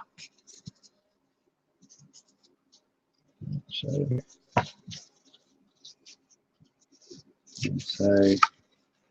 that's what we ended up with. It's a lot clearer now, besides my silver finger. But come on, behave. Yeah, so I've done the pedal silver, a couple little buttons here silver, and then you see the knobs there. They're not completely. I haven't gone like done the knobs completely like silver on the round part, but just on the raised surfaces where it's just a little line, I've just painted them silver, and I think that I'm pretty happy with that. So I'll probably just leave it as that for the time being, and then I'm gonna have to put some washes in there. So like, you know, where the glove box is, and so where the glove box is, I want to really show that there's a dark. There's separate surfaces or separate panels also in here. And yeah, I'm going to give this thing a really good wash. So, but I think I will gloss all this first, put the decals for the dash panel, like the speedo, the tacho and all that, so that'll go in there. and then I'll probably seal it off again just to protect the decal in there, and then I'll give it a wash, and then I'll seal it up again. So that's going to have to be a gloss coat, so I probably won't do that tonight. I just want to let all this paint dry. What's next? This sucker.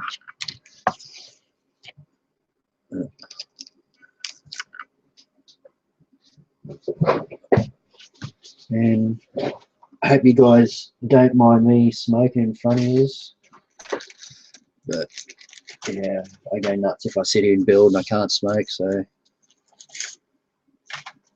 excuse me for that, for you non-smokers out there.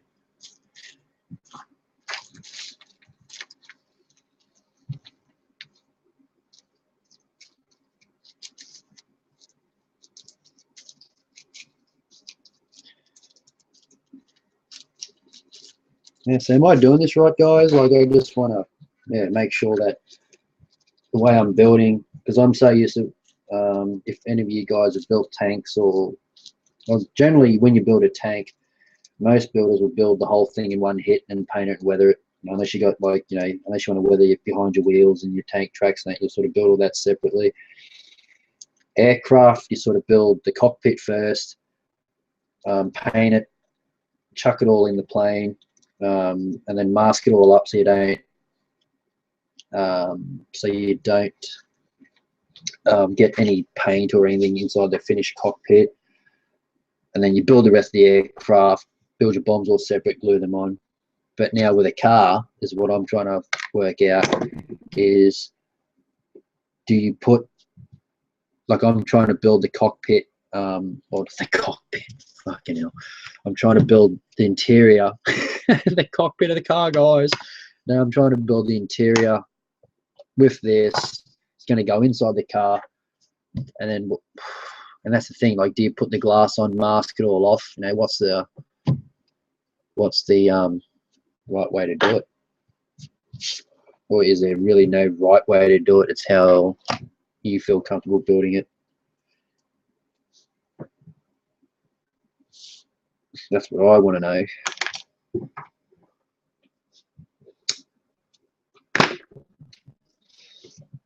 So that's coming up pretty good, actually. SVT, and the more I build this, the more I want one. Yeah, what a sick looking car.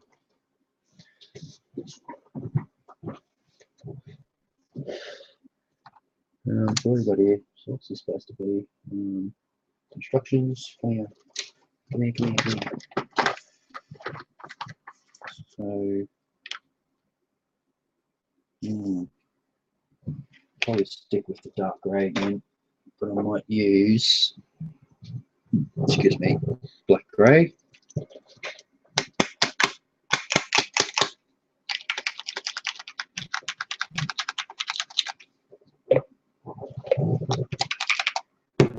What I'm going to try and do is, if you guys have never seen or seen inside this kit before, the instruction sheet, you got the seats. They want you to paint them like that, which I really like the idea. And I was watching a lot of the reference videos I've been watching of this vehicle. Let me just find a few. I'll just go back to my YouTube page. I've got a monitor behind me too, guys. So if I sort of disappear and spin around, I'm not being rude and ignoring you guys. I've just got to turn around, and that's what my big monitor is. Because the monitor in front of me is just the one that I use, so I can see what I'm doing on the camera. So what have we got? YouTube. Oh, here we go. Subscriptions, move. My subscriptions, here we go. It is the bloke in Las Vegas.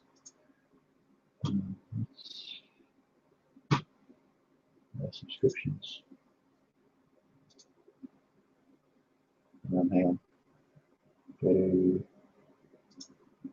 just pop into my channel, my playlists. Go to cars. Viva Las Vegas Autos Incorporated. He's a pretty cool channel actually. If you guys have never looked at it, it's a car dealer in Las Vegas. I don't know what I think his name's Brad as well. I think, and he buys like really nice cars. Like he's not like a normal car dealer that you and I pretty much used to seeing.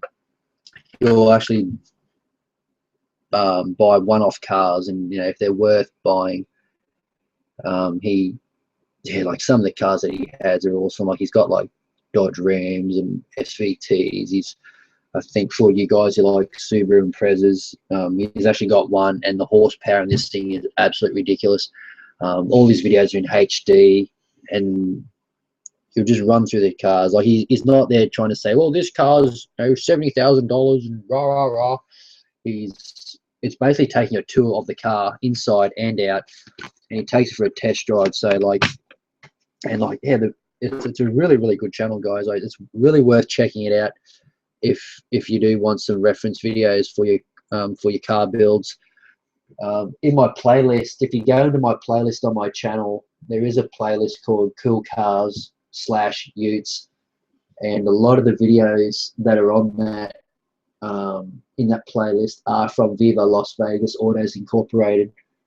So and there's also within my playlist, there's a 2007 Nissan 350Z. It's a 500 plus horsepower, and it's got like a Greddy twin turbo Motordyne exhaust system on it, and it's just crazy. Like, yeah, it's definitely worth checking it out. And a lot of the reference videos that I get, or that I've been looking at, is from this one particular video that he has. It's on the Ford SVT. And what's the other one that I've been watching? Oh, damn. And Jay Leno's Garage. That's another cool channel too. I've only found that by accident, only because I'm really getting into my car builds and getting back in my cars. Like, I do love cars generally as a hobby, but I've never really sort of thought about going out, buying a car kit and just building a ton of car models. So that's where all that comes from. So if you are wondering where all these new videos are popping up on my playlists, and yeah, I'm just trying to make this channel not just for model building. I'm trying to open it up for everybody. Like, it's I've got, whether you're into armor, you're into aircraft, bombers, tanks, military heavy vehicles, or when I say that, I'm talking about like all the trucks. I haven't really got a truck channel or truck playlist yet, because if I did put one up, it's just going to be Heavy Haulage Australia, and that's all it's going to be. So that is that. But what I'm going to do now is I'm going to get some more masking tape. And there's got this idea off this another YouTuber. He's a really talented builder. I can't remember his name, and I do apologize. He's from Asia somewhere. I think he's from like Hong Kong or Vietnam or something like that. But he builds a lot of what do you call it? It has very strong Asian what do you call it, flavor to it. So he builds a lot of anime stuff. But yeah, and this is just a tip that I picked off his channel. He just lays out a bit of masking tape, and that's if you don't want to drag out your big painting palette. Sort of do like sort of quick paint applications. Yeah, that's where I got that idea from. So what I'm going to do is just give us a shape, and all I'm using here is just Vallejo model color.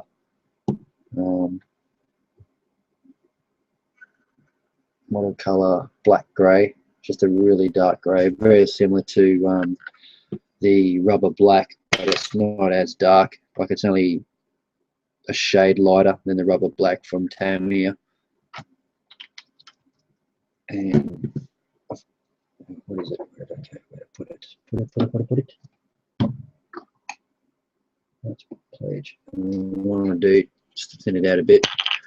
Add a drop of pledge, clear shine in there, just to thin the paint out a bit. You can use thinners, whatever, but I've started using this, and it seems to work quite well, especially with airbrushing.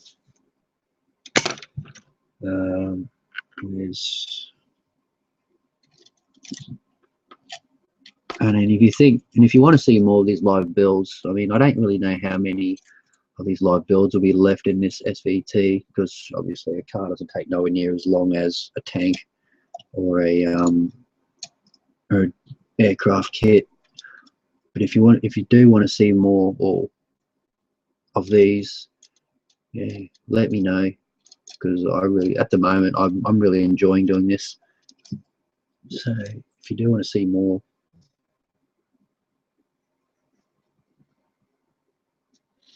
let me know your thoughts in the comments down below. So let's strip this off. Get rid of that.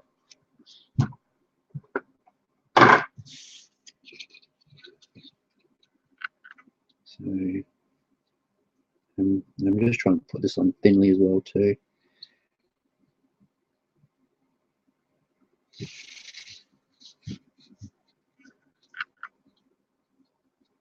I want it thin because there is detail on the seat, like a fabric detail. I don't want that to disappear, because I do want it to take a wash.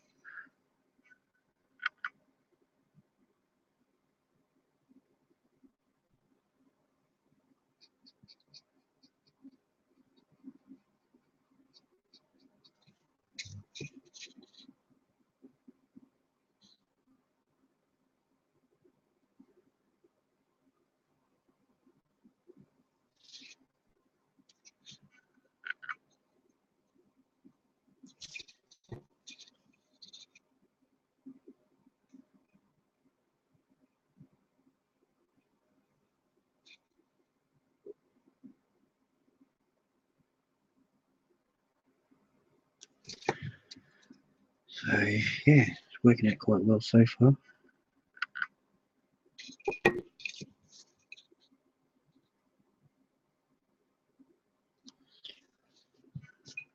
Yeah, so yeah, I'm just laughing, thinking about Andy at work watching this. It's supposed to be at work, buddy, doing work, not watching YouTube videos.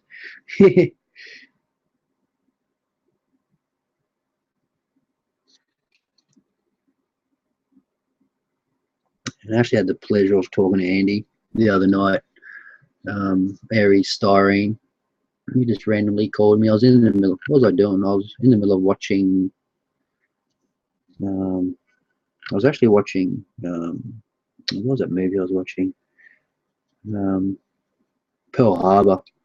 Just had it on my hard drive, so I just thought I'd be watching that, and all of a sudden, yeah, just Google Plus started going off. And then, yeah, just thought, why not? Having a chat, and noticed he was building a truck, and I was like, hey, truck builder. Yeah, seemed like a really, really nice guy. So, but I did see his face pop up momentarily and disappear on the Google Plus Hangouts we had, that the boys from IS International Scale Modeler had on Friday night in the UK, but it was Saturday morning here, very early. And so obviously he was having troubles with his microphone, but I think he solved that out, worked it out. So yeah, I think Dutch Modeling Sebastian was holding it. He's a military builder, or tank builder mainly. And I think those videos aren't really like, they're not like Gilbert Mondragon's channel, where that's serious modeling chat. It's just us giving shit to each other and just having a laugh. Like it's a Well, it's funny. I started doing these Google Plus Hangouts like with the boys probably about, it'd have to be 3 or 4 months ago now. And it's so funny. It's just some of the shit you get, that some of the boys get up to. Yeah, there was one incident where a few weeks ago now. It'd have to be a month because I've been that busy with work and I haven't really had a chance to. Well, I'm not really at home, so normally when I get up to go to work, it's normally about 5:30, something like that when I leave to go to work. And these boys are on 4:30 in the morning. I think it's about 7:30, I think.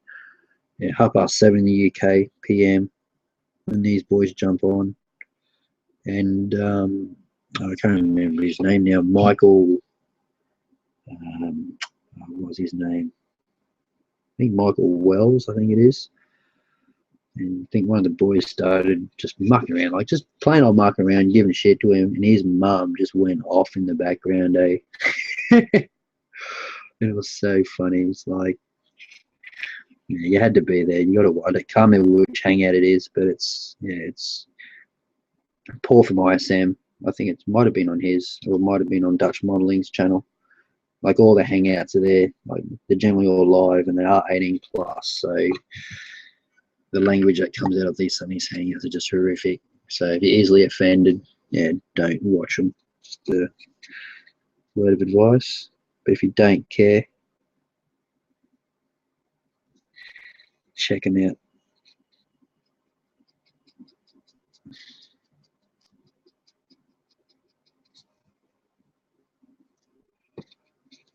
So it's starting to thicken up a bit. Two drops. So I'm just going 2 drops of that, of the paint, to 1 drop of the Pledge Clear Gloss. Just give it another stir, another mix up.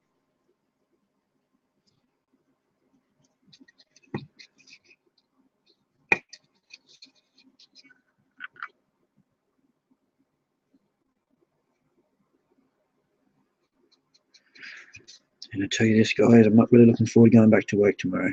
It's been a pretty good long weekend.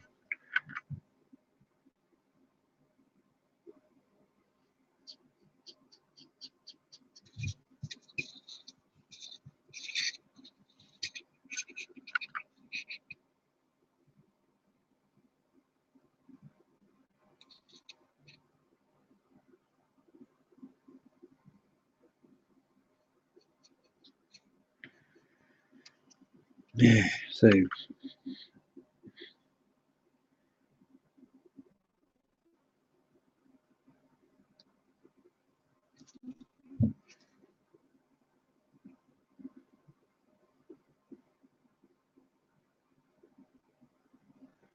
trying to be as neat as I can. I'm also going to try and be careful too, because this paint is very, very thin. And if I'm not careful, just the capillary action of this paint is going to go running to the other recesses. So I've got to try and be careful where I put it. If I do make a mistake, I can just touch it up later when this paint's dry. And there's a couple of little bits where I've gone over, but I'm not really too stressed about that.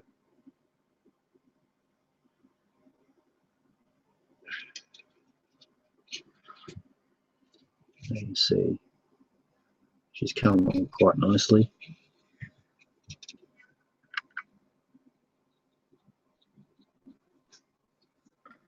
Too much paint there.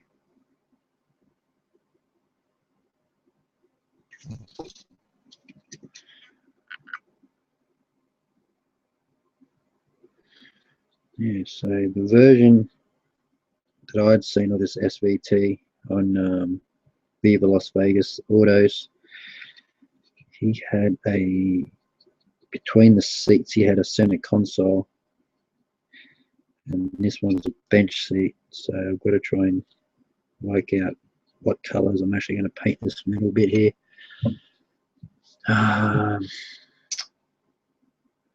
Whether I paint this whole thing grey, yeah, I'm not too sure yet. So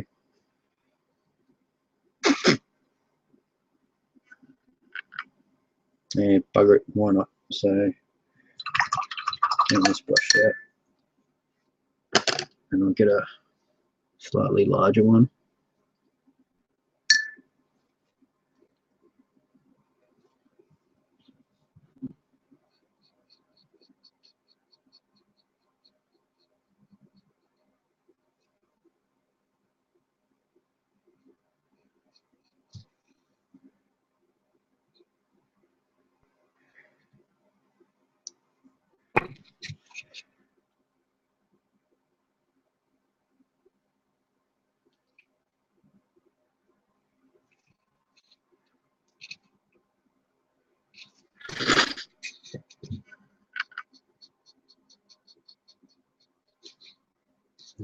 Do that.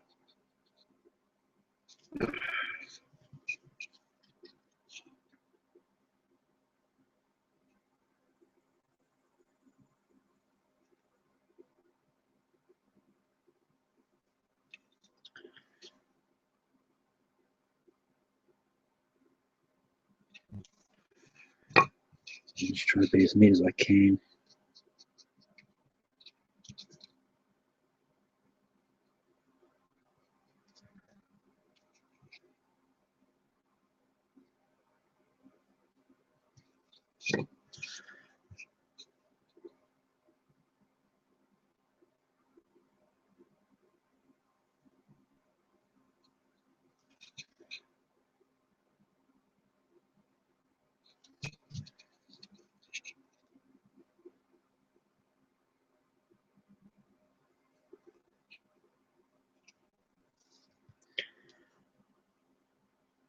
Yeah, so all my mates around Australia have actually they've all come back from the Deniliquin Ute Muster down in Victoria, down in Danny there, and just some of the photos I've seen. Yeah, it was a pretty loose weekend.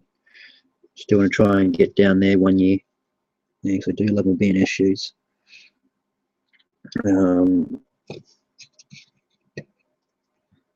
And Josh Bryce also went down there as a mate of mine. He actually owns or runs Ute Aussie Utes on Facebook.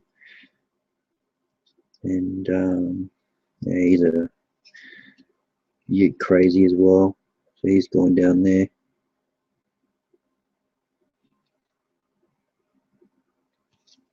And he's had some fun. He wanted me to go down there, but yeah, it's just for me to go down there, it's probably going to be like a $600 or $700 exercise.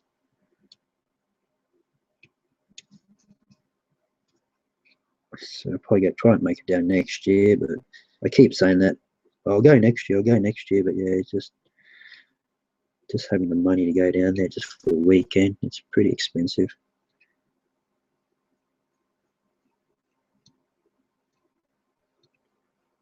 All right, so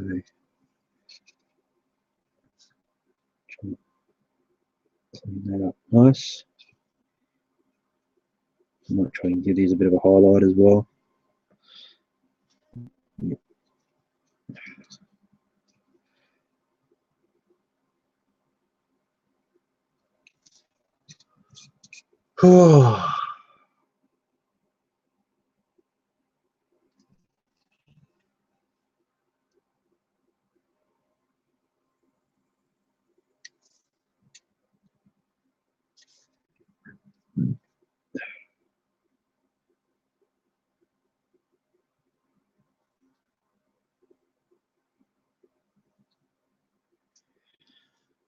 So yeah, there's the center for the seats, base coated.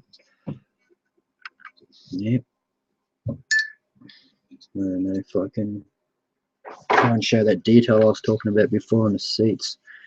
So you try and look in where the grey, where the dark grey is. Focuses there, you can probably see it. There's a slight hashy effect in there, which is a crisscross in the pattern. But yeah, you probably can just see it. And that's why I wanted to put that paint on nice and thin, because I don't want that detail to disappear. Yeah, so, and I'm not too sure, if I just go back, just bear with me for a second, guys. There is a decal sheet. Now this is the decal sheet that came with the kit, and I never showed this in the my intro video for this thing, because I actually had I think it's Excellent 12 is another Australian YouTuber. He actually put a comment in the comments down below in that particular video, and I had the decals tucked away in there so they wouldn't get scratched or damaged, and that's why I never showed them on there, because I completely forgot about them. So that's the decal sheet there. I can get this little bit of foam out again. Just have a quick look while I'm sort of waiting for things to dry. But yeah, so you got like optional number plates. Oh, come on, focus, dude.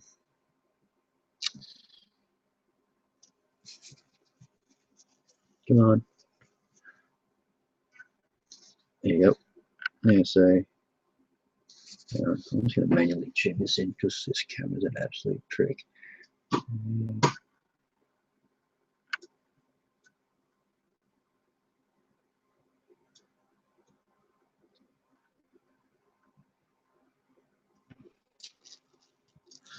Yeah, so that's the decal sheet there.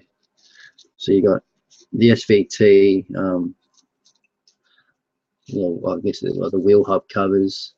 There's your dash panel there, and then you got the SVT logo, which I'd say that goes on the side of the vehicle, I believe. And what are they? I don't know what they are. I can't even see. My eyesight's not even that good. Yeah, so you've got a couple of optional number plate options there. So they're the decals there, just in case you guys are wondering if you did watch my first video and curious on that particular comment.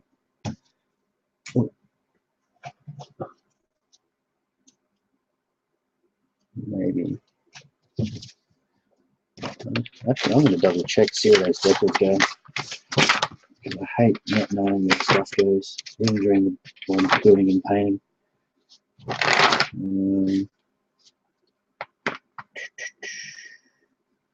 7878.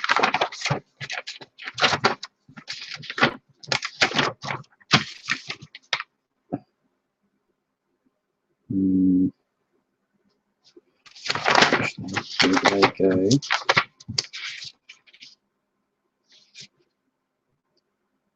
Five. Yeah, so those, there you go. Those SVT decals there, they actually go on the seat. So that's probably why I didn't paint it black, because I don't. Yeah, if I put, because they're black outline decals. If I paint this bit black, you're not even going to see them. So I just thought, paint it dark grey, and then hopefully you should be able to see them. Oh man.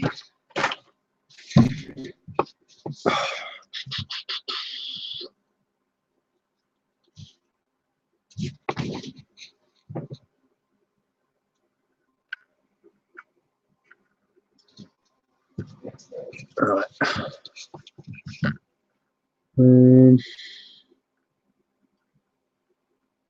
I can't do squat there. Oops, what's that so shitty?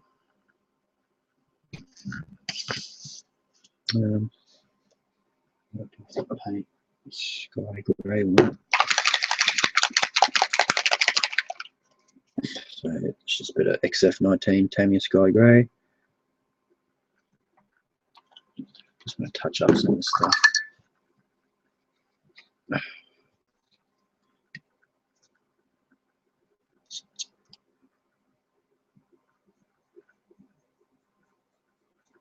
Just going to go over it.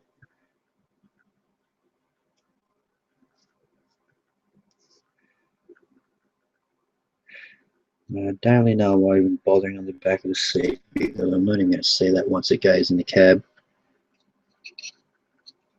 But what I am going to paint is, there was a little bit of a flicker here to clean up.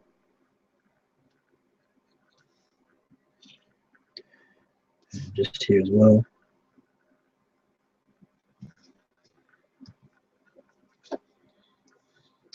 Yeah, just because the paint was so wet or so thinned out that it just a slight flick of the brush, it sort of splattered sort of around the area.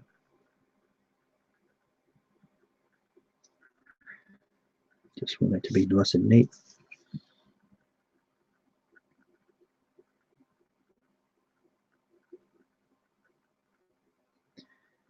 Yeah. Just here as well.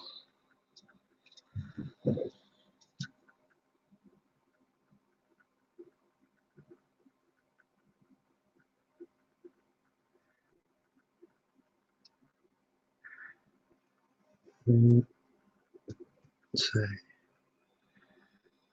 put this down, let it settle a bit.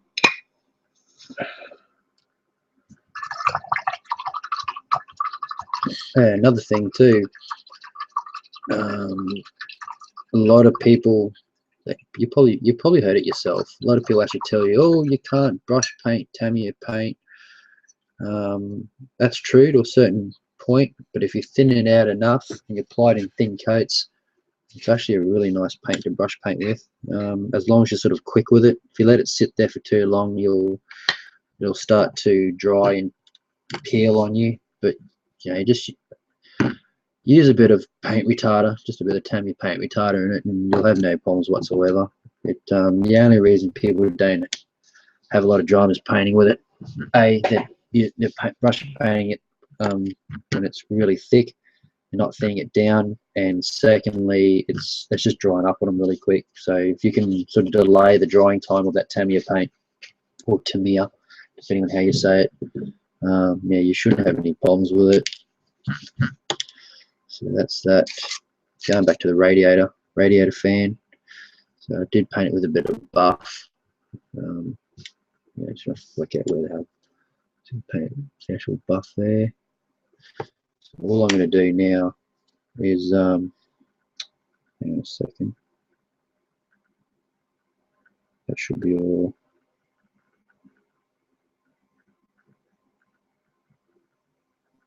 Yeah, so what I'm going to do is I'm going to get some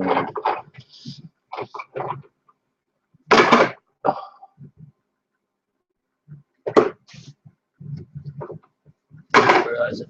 Come on. Yeah, just some Vallejo model color ivory, which is like a cream color. This is freaking thick, so I haven't used it for a while.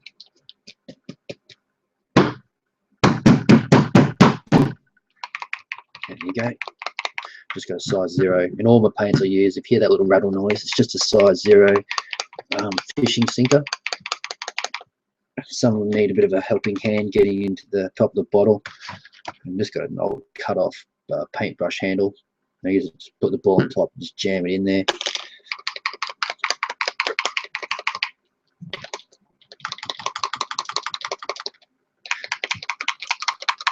Yes, because these paints, you can never mix them up properly unless you've got like some kind of agitator ball in it. Because all you're doing is slopping around the medium, and all the paint pigment itself sits at the bottom, which is why half the time that your bottles of paint go off, because all the medium's going out of it. Alright, so it has been a while since I've used it because it has gone hard at the top.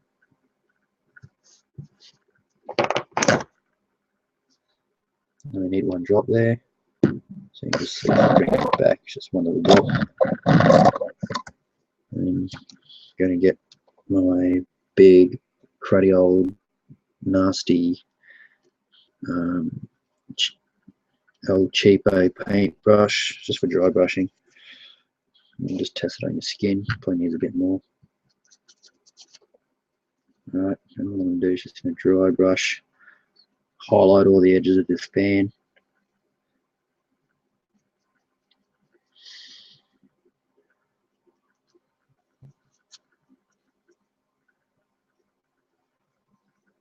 So just using the side of your brush.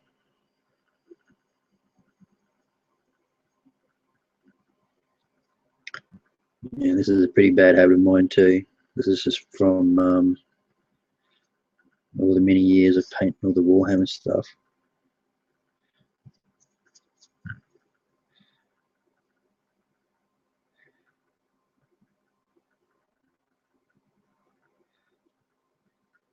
brings out more detail as well. Instead of just having just a plain old buff or the one color, you put sort of multiple shades of color in one on a piece. Yeah, it just makes it more look more realistic. And also depends too, like you wouldn't highlight a aircraft outside of an aircraft. You do all the cockpit and all the seats and everything like that. There's just certain things. I mean, you wouldn't highlight a car either, or a truck. So you've just got to really pick what you want to highlight. Small things like this in the engine. Okay, so I'm just going to flip her over and just quickly brush around.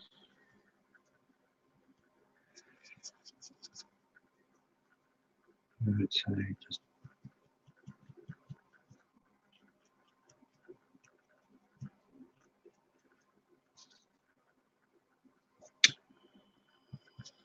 I hope this video is not too boring, guys. It is just me building.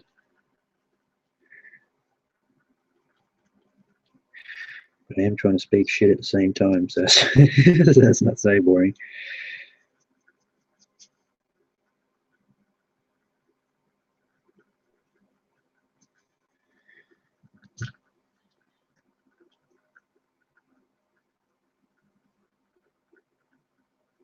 Just in there. It's only very subtle, like it's not. If I was to use white, plain white, the contrast would just be, I don't know, it'd be too much, I think. Using this ivory, it's still got a slight browny tinge to it, or a creamy color, so it's not straight white, which I think works with this.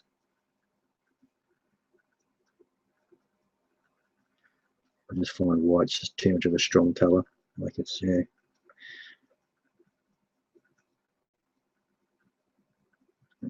The only time white really works is if you're using light grey or something like that.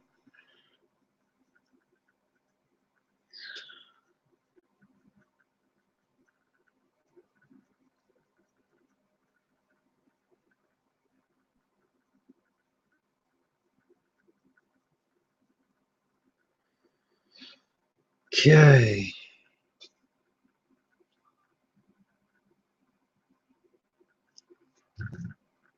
So that's that.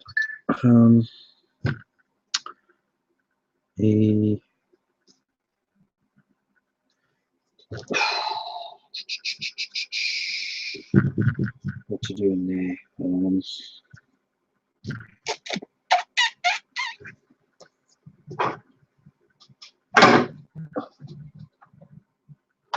Flash. Where do I put it?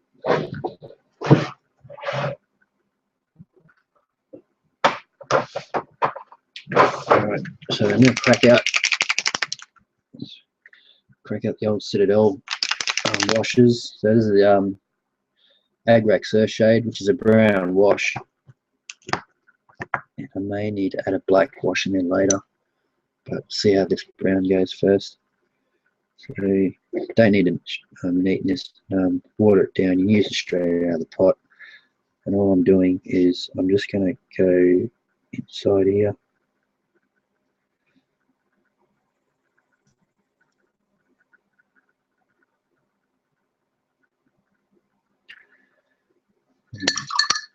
Anything that you sort of clean up a bit of water.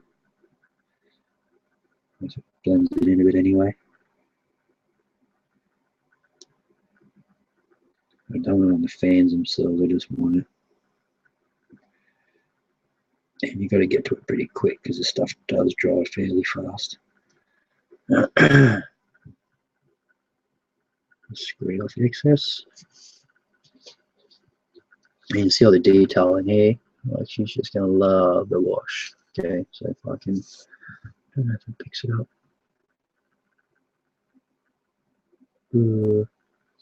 No, but you can kind of see it in there. Once I've painted it, I'll manually refocus the camera. It's the only way I can get a decent shot out of this thing.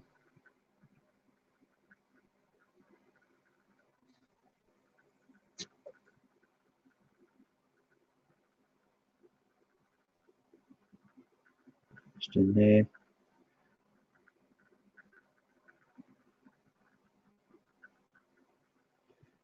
Alright, so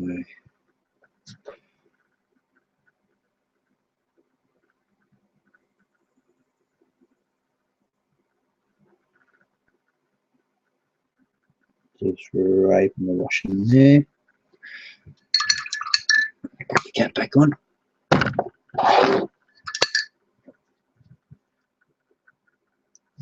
And I'll try and focus in here because you probably will want to see this part.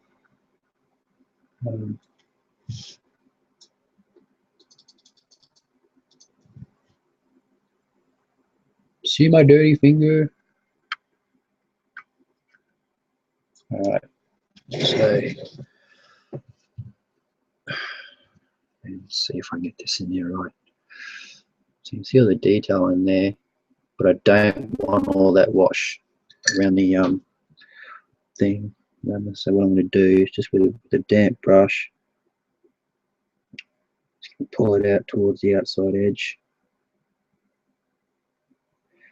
Like I said, I didn't get to it quick enough because it is starting to dry already. But with a bit of water, you sort of blend it out a bit.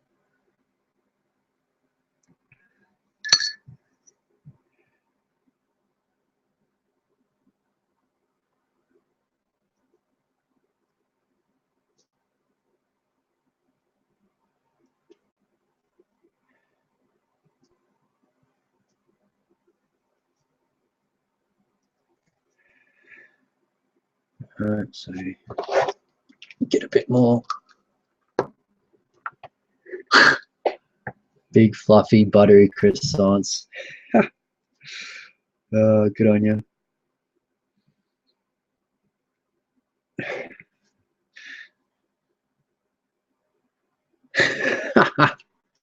Oh, that's funny.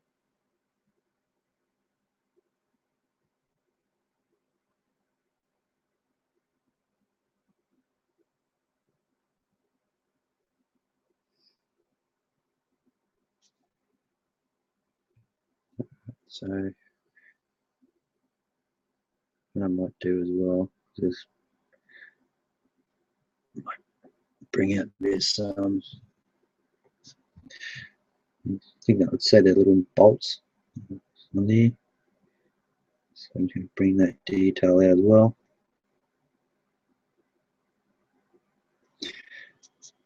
Just to clean it up a bit. Get some water again.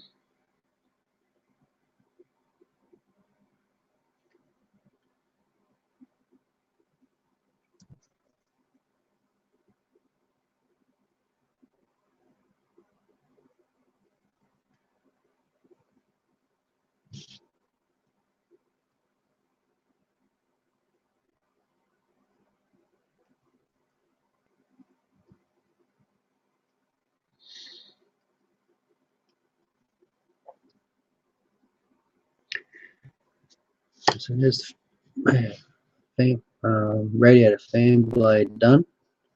It's all I'm going to do to it. So it's just enough in there, just so there's a bit of detail in it. It looks like there's a bit of dirt, dust, you know, just in there. So put that back to dry.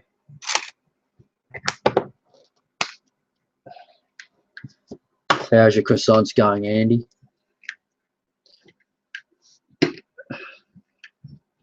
Excuse me.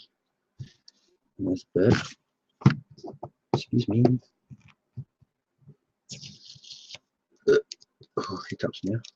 Great.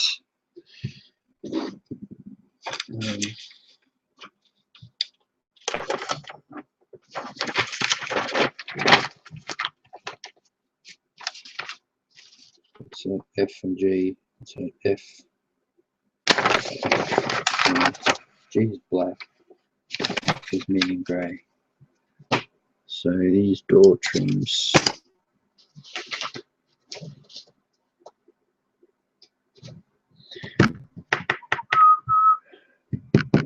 Medium grey. I'm sure that's something in here.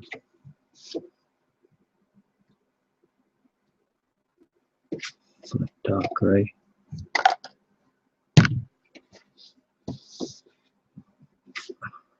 flat medium grey.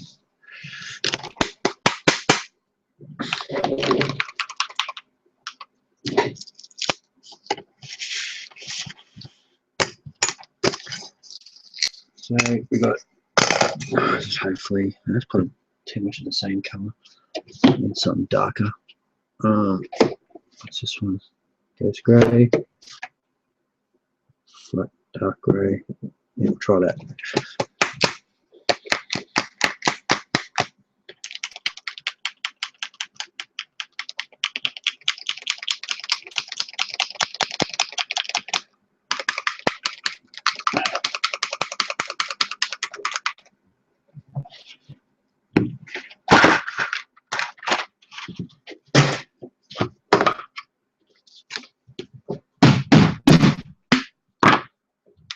So got my good old painting palette out. And just got some Metallery acrylics flat dark grey. And what I'm going to do is I'm just going to paint along this top panel here. So just along the top there, and around where the door handle is, or the door release, power windows panel switch. I think that's going to be all black. So I guess just from where that crease is in there, between the hand or the armrest and all the way up to the top here, it's just going to be this dark grey. I'm going to do the grey first because that way the black is going to be easy to cover it. Try and do it the other way around, it's going to be a lot trickier. And same deal again, just going to get some pledge and the fine and drop in there.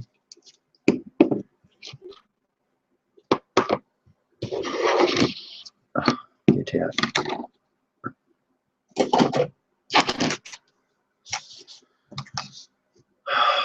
Making sure I've got the right one.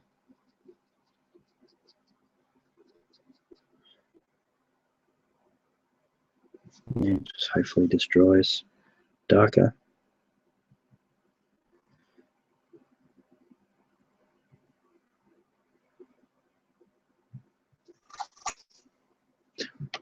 Yeah, I just want to be slightly darker than the actual.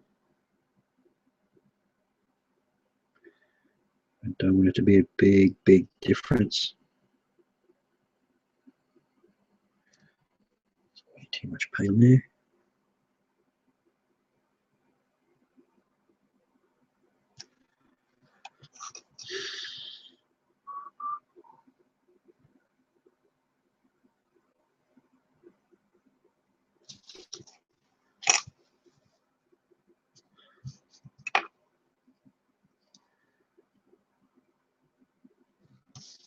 Oops. It's pretty hard to start painting, you sort of get into it. You're not really concentrating where it is because you keep forgetting there's a camera there.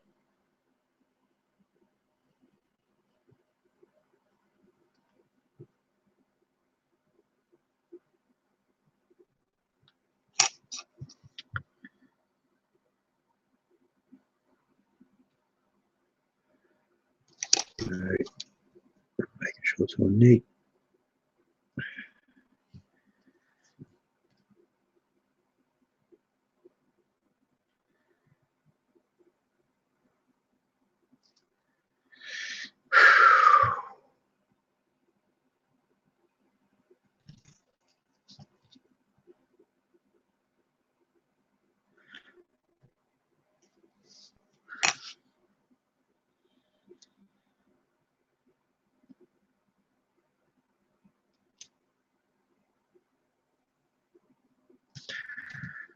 So as it starts to dry, I'll just leave this here because as it starts to dry, you'll slowly be able to see that the colour.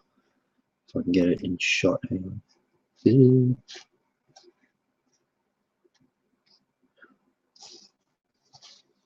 Yeah, I'll just leave that there for you, and you'll be able to see that it's starting to. It'll go a lot darker than that. So.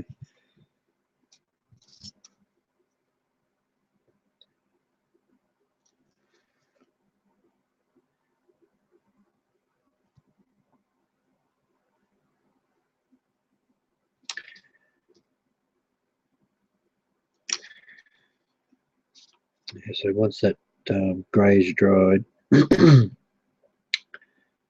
get the old black out, and I will start doing all the trims. Also the speakers, where the speakers are on the door, that's going to have to take a wash as well. Alright, so not worrying about how near I am around the door handle, the door release.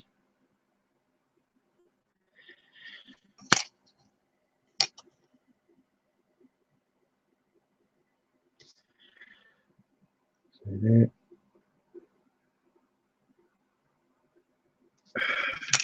Righto. So they're drying, and now with that pledge in there acting as a thinner, it's going to be, it actually brings out the paint. Instead of being a matte, it's going to be a semi-gloss now too, which is what I want. So that's another tip if you guys haven't even tried that. Just instead of using thinners, as long as you make sure you do a test run with it, with your pledge, just mix it in there, mix it in as you would, because as you guys know, pledge is pretty watery, pretty thin. So as long as you do a test prior to putting it through your airbrush, or even just mix it, and if it doesn't clag up, doesn't go all goopy and stuff, then you know it's going to work. But I've only been using this technique now for a couple of days now, and I like it a lot.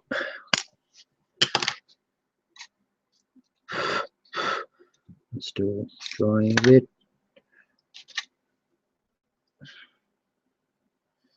And what I'm going to do here is I might just spray this down with a bit of pledge as well. So that's definitely dry. That should be dry. So what I might do, just while I'm waiting for things to dry and whatever, just I might use Chrome's, that's a bit too strong. So I'm just going to use Model Color Natural Steel. There. I'm just going to use it to dry brush the engine block itself.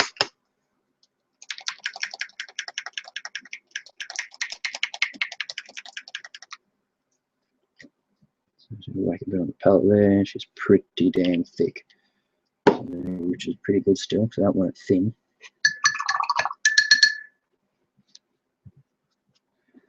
Get any water off the brush so that I don't want to thin down this paint.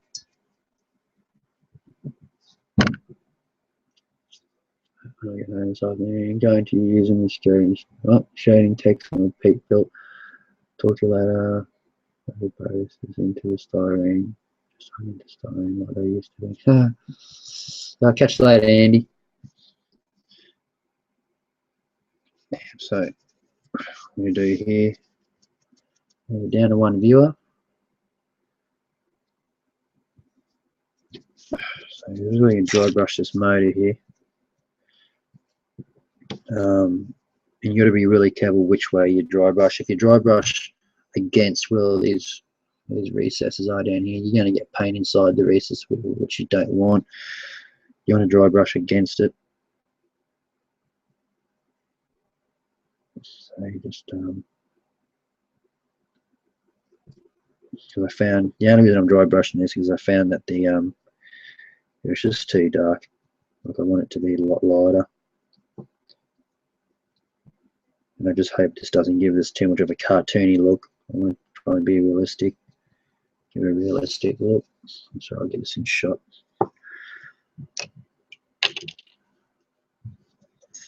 Get this white out because it's just killing it.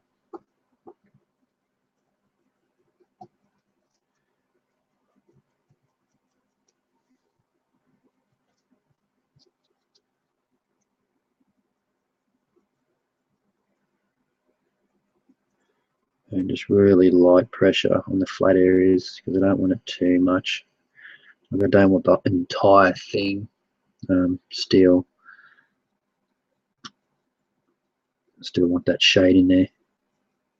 Some parts darker, some parts lighter.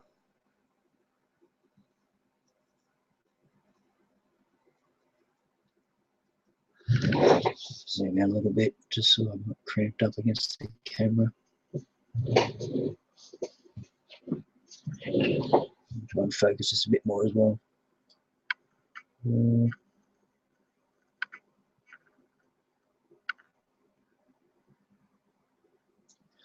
That's probably the best I can get with this camera. So remember, always remember with dry brushing, always go against the grain, don't go with it.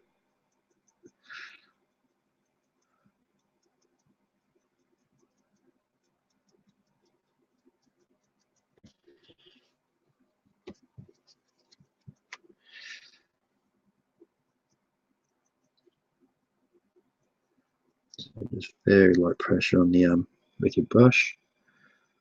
You're just trying to touch the raised parts of the model. You're not trying to push the bristles deep inside where the recesses are.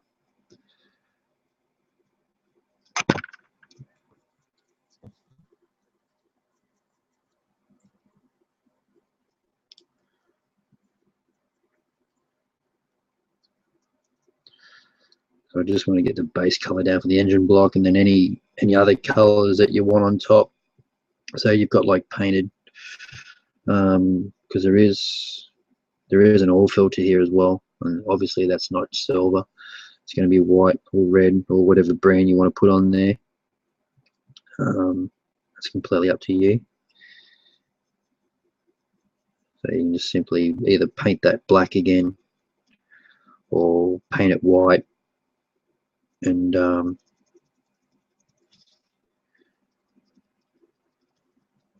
then put your color down on top. So what you will find is if you use a black and you try and paint something like a white or a red or a yellow or even a blue, it's going to take a lot of layers of paint to bring that color up to where you want it, because you're basically trying to work from black. But if you want that color to be very bright and vibrant, start off with either a very light gray, or a white base.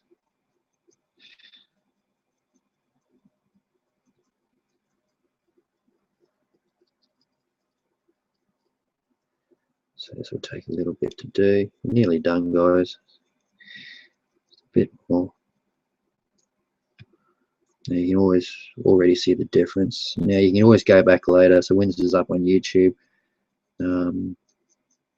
go back to the start of the video where I actually pull this motor out, or even just go back 5 minutes, and you'll see the difference that the dry brush has made it. It looks like metal. And like you won't get this effect if you just paint it metal and wash it. It's because you're getting all the different shades of grey. And if you really want to be fancy, you can highlight it again carefully with the lighter shade of metal. So you want to use chrome or something. It's depending on what kind of build you're doing. If you're doing a show car, this thing's got heaps and heaps of chrome on the engine block, then yeah, by all means go for it. But I'm not trying to go for that effect. I'm just trying to go for a normal, everyday looking motor, if that makes any sense.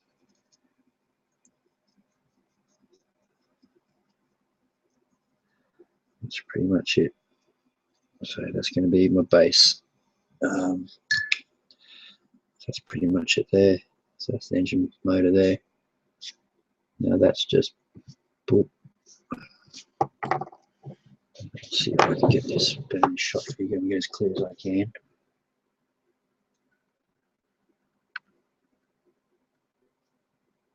Okay. Yeah, so you can see that's what I'm trying to achieve.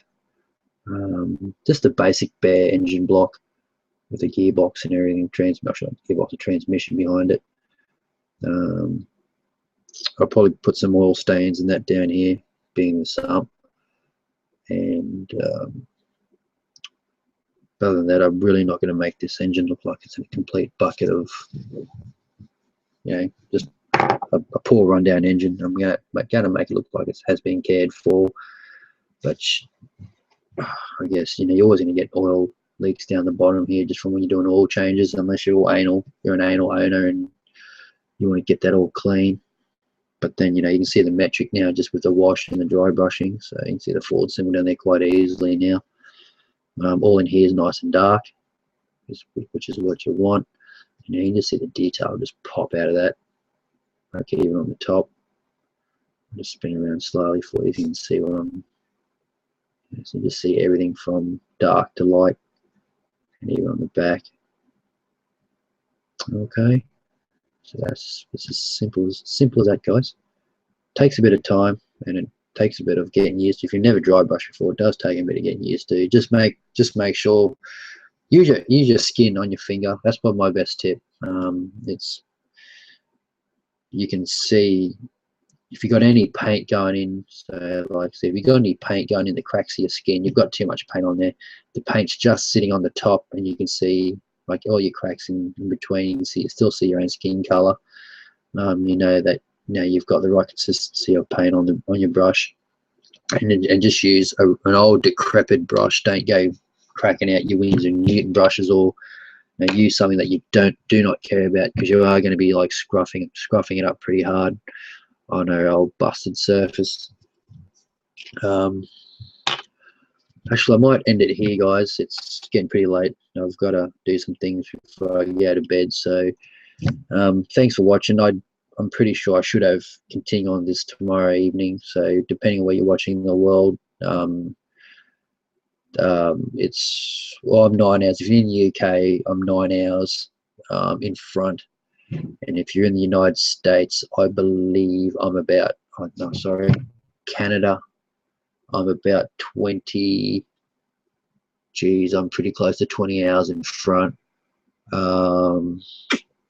Yeah, so thanks for watching, guys, and I'll see you on the next live build. Catch you later. Outback Mini Models signing out.